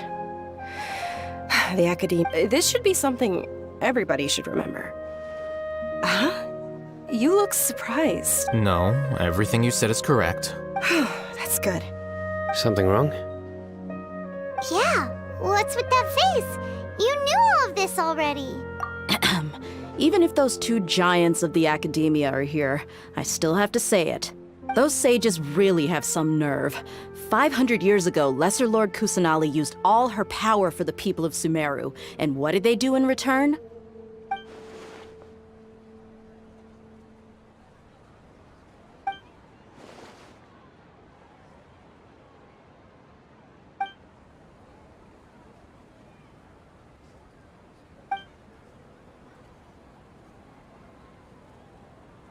If you bite the hand that feeds you, don't act surprised when it turns into a knuckle sandwich, right, Perhaps I shouldn't say this, but their treatment of Lesser Lord Kusanali calls for a more severe punishment.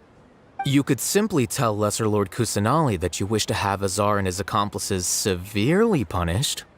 I respect our deity's decision, and won't interfere in any— While we're on this topic, why didn't you accept the Academia's invitation to become the Grand Sage? Are you trying to say that I'm fit to be a sage? Not at all. But every person handling the selection process has said that you are the most suitable candidate to lead the Academia right now. Why? Because he dethroned Azar from power? Could you try to put it another way? This is a good thing, yet you're making it sound like I overthrew Azar for my own personal gain. But seriously, though, I always wondered if you had some personal motives behind it. I did have my own motive, but it had nothing to do with being a sage. If the rules of our nation were suddenly cast by the wayside, then it wouldn't be long until chaos ensued. I had no intention of letting their dreams disrupt my life. By that, you mean your life working as the Academia's scribe. Precisely. Wait, is that all? So, that's the only reason why you joined us and came up with all those plans? It's reason enough. You've certainly got quite the personality. You flatter me. All right then. How about you? You've already resumed work as the General Mahamatra. That's right. Will you be happy with that life? It's not about being happy. There are merely a lot of things that I must do. Even so, keep your spirits up and try to be happy, okay? And try to smile more every— Thank you. I'll keep that in mind.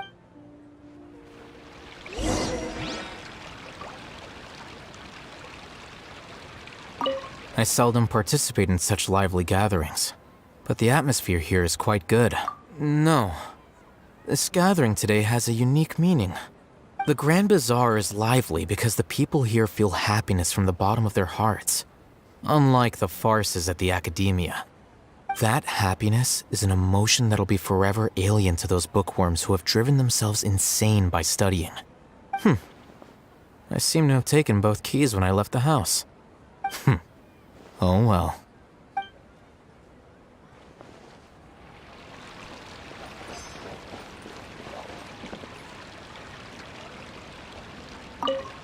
My lady, the grilled meat over there is delicious. Have you tried it?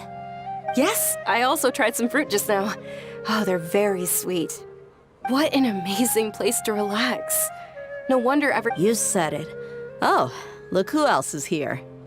Hello! Oh, I'm so happy Nilu invited everybody. Oh, now I have the chance to meet Hey, less of that polite chit-chat and more eating and drinking. The feast is about having fun, not—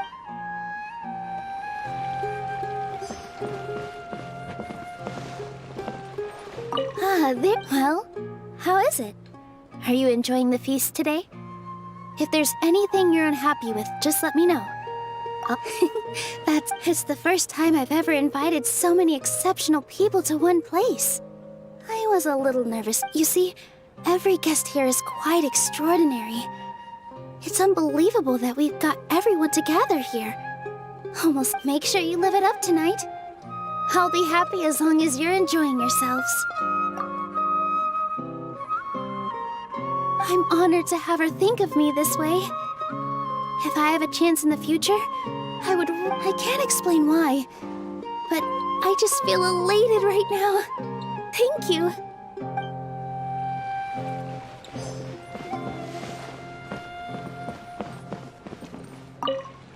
The atmosphere here is good. And everything is delicious. Yeah. I don't often come to such places. But it feels quite good. I have a lot to handle these days. Otherwise, I could show you around. There's always next time. We're friends after all. This feast is pretty good.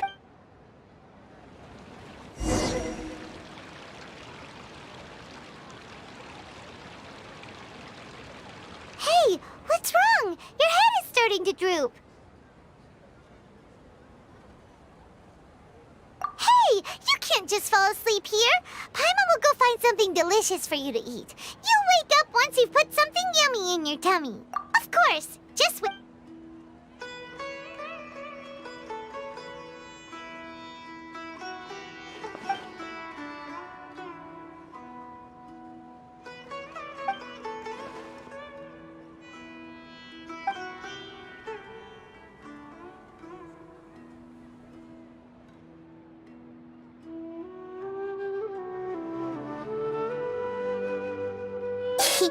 It's me.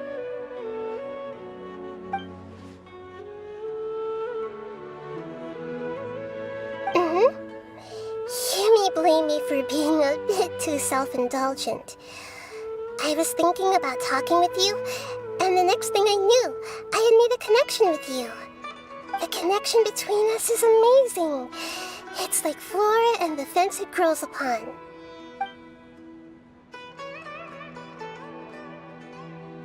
I heard there's an amazing celebration feast today at the Grand Bazaar. I wanted to have a look for myself, so I snuck in. Lately, I've been so busy dealing with all the fallout from recent events, so I really haven't had any free time. Although you've already helped me with a lot, there's still one more thing I hope you can help me with.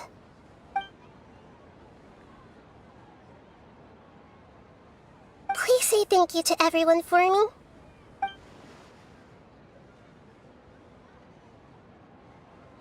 Oh, is it not convenient for you to do that for me?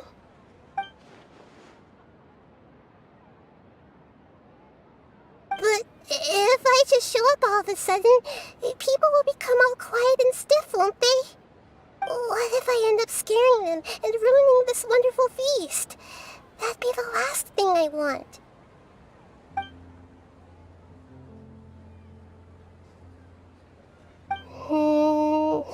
Let me think about it.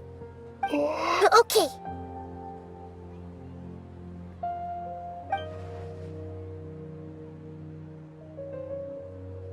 Yes, I have.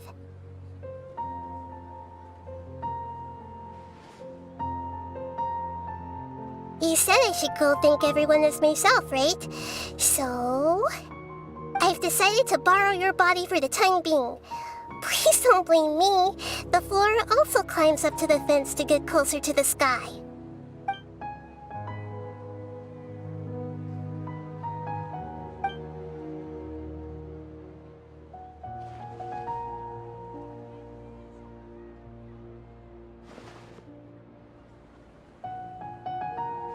Everyone!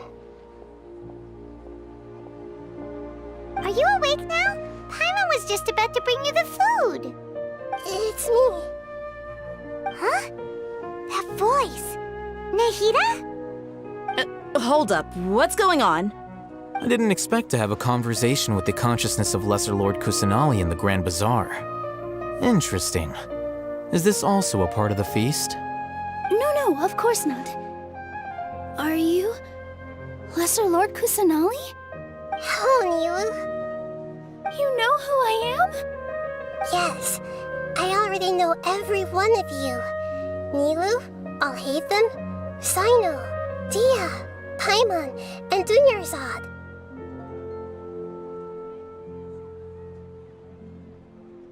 Lesser Lord Kusanali? I took the liberty of occupying the traveler's body so that I could thank all of you in person. Thank you so much for rescuing me, even if that meant placing your own safety in peril and taking the risk of becoming enemies with the academia, the sages, the doctor, the balladeer, and even the entirety of Sumeru. Without you, without any of you, I would have been in a much more difficult situation. Had you not helped me to resolve the crisis, not only I, but Sumeru and even the entirety of Tevat would have suffered great misfortune. People refer to you as the heroes who managed to rescue a god. I'm quite fond of this name. It not only explains your identities, but also bears witness to your relationship with me. Please, allow me to present to you my most sincere gratitude. Lesser Lord Kusanali, you have done so much for Sumeru, and I didn't even have a chance to do anything for you. You don't have to do this. Dunyarzad, the suffering you endured during your illness is also proof of you being with me and praying for me. Thank you. You don't need to be so ceremonious. It's always been my duty to protect you. This is how the relationship between the Academia and Dendro Archon should be. We just did what was necessary and set things back on the right path. You're an Archon, but you act so humble. You really don't need to be so polite with us. I'm honored to have been able to take part in this plan. I hoped you liked the dance I dedicated to you. Thank you, all of you. Thank you so much.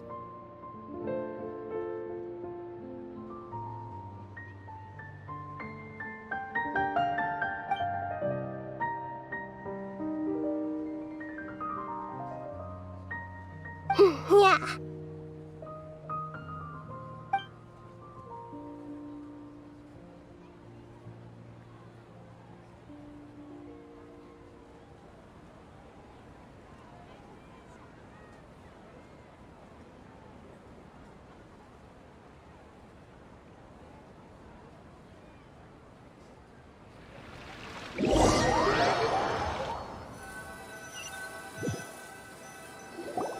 Are you awake? Did you rest well? After Nahida left, you ate a lot of food. You've become a glutton. That just means you still have a lot to learn from All right, since you're awake now, should we go and have a chat? She should be in the academia right about now. If you have any questions, now's your chance to ask.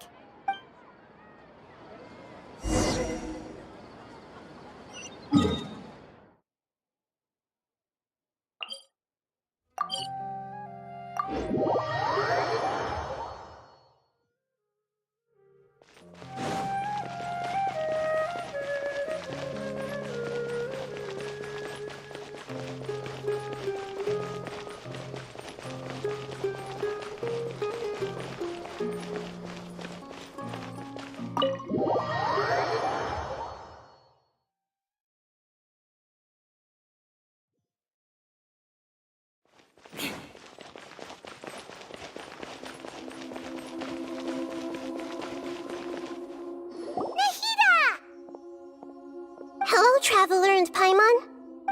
What a fantastic night. I'm still immersed in all the happiness and joy, like a candle floating on water. So are we, and that's why we're here to talk with you. Is there anything you want to know?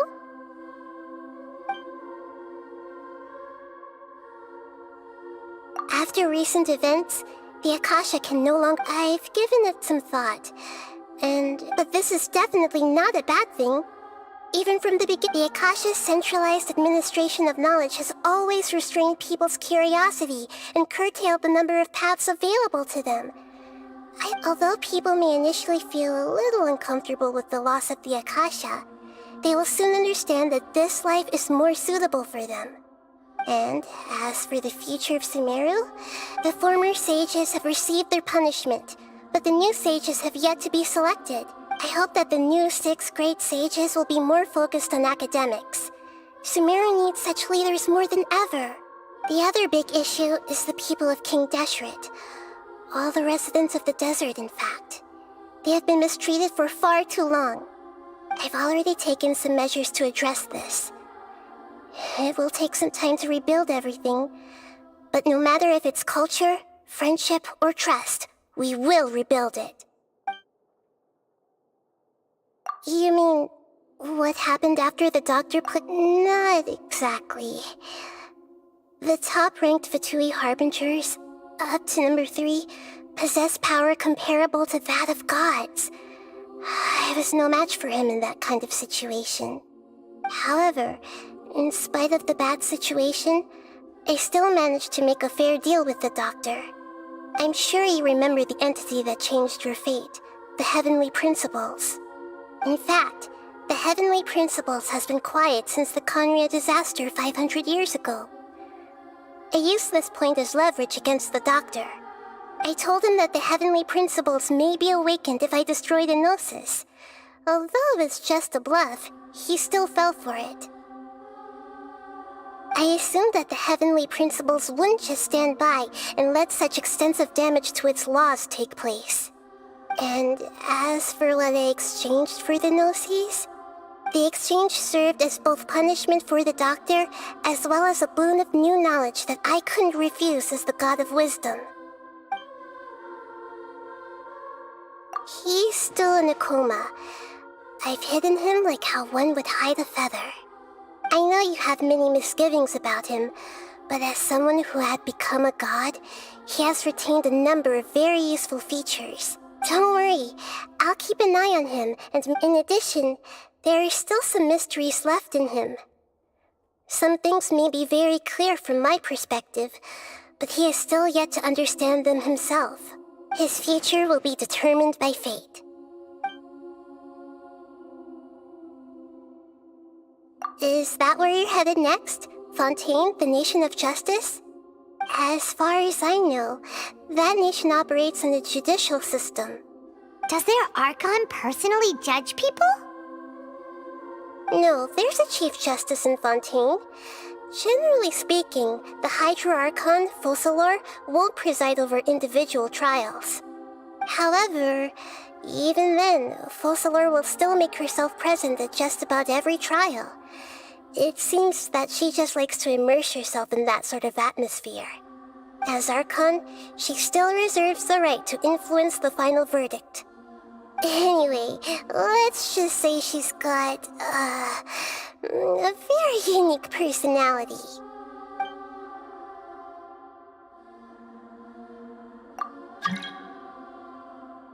Are you sure?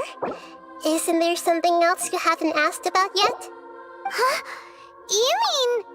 About your sister. While you were resting at Gandharvaville, I took some time to perform an Irminsul search for information on your sister. Yeah! Isn't Irminsul a repository for all the information and memories of Teyvat? So there shouldn't be anything on him or his sister. This is true in your case. Irminsul indeed does not have any information on you. However, there must be something different about your sister. Because, as it turns out, the world has recorded information on her after all. What? There is only one possible explanation. She belongs to this world.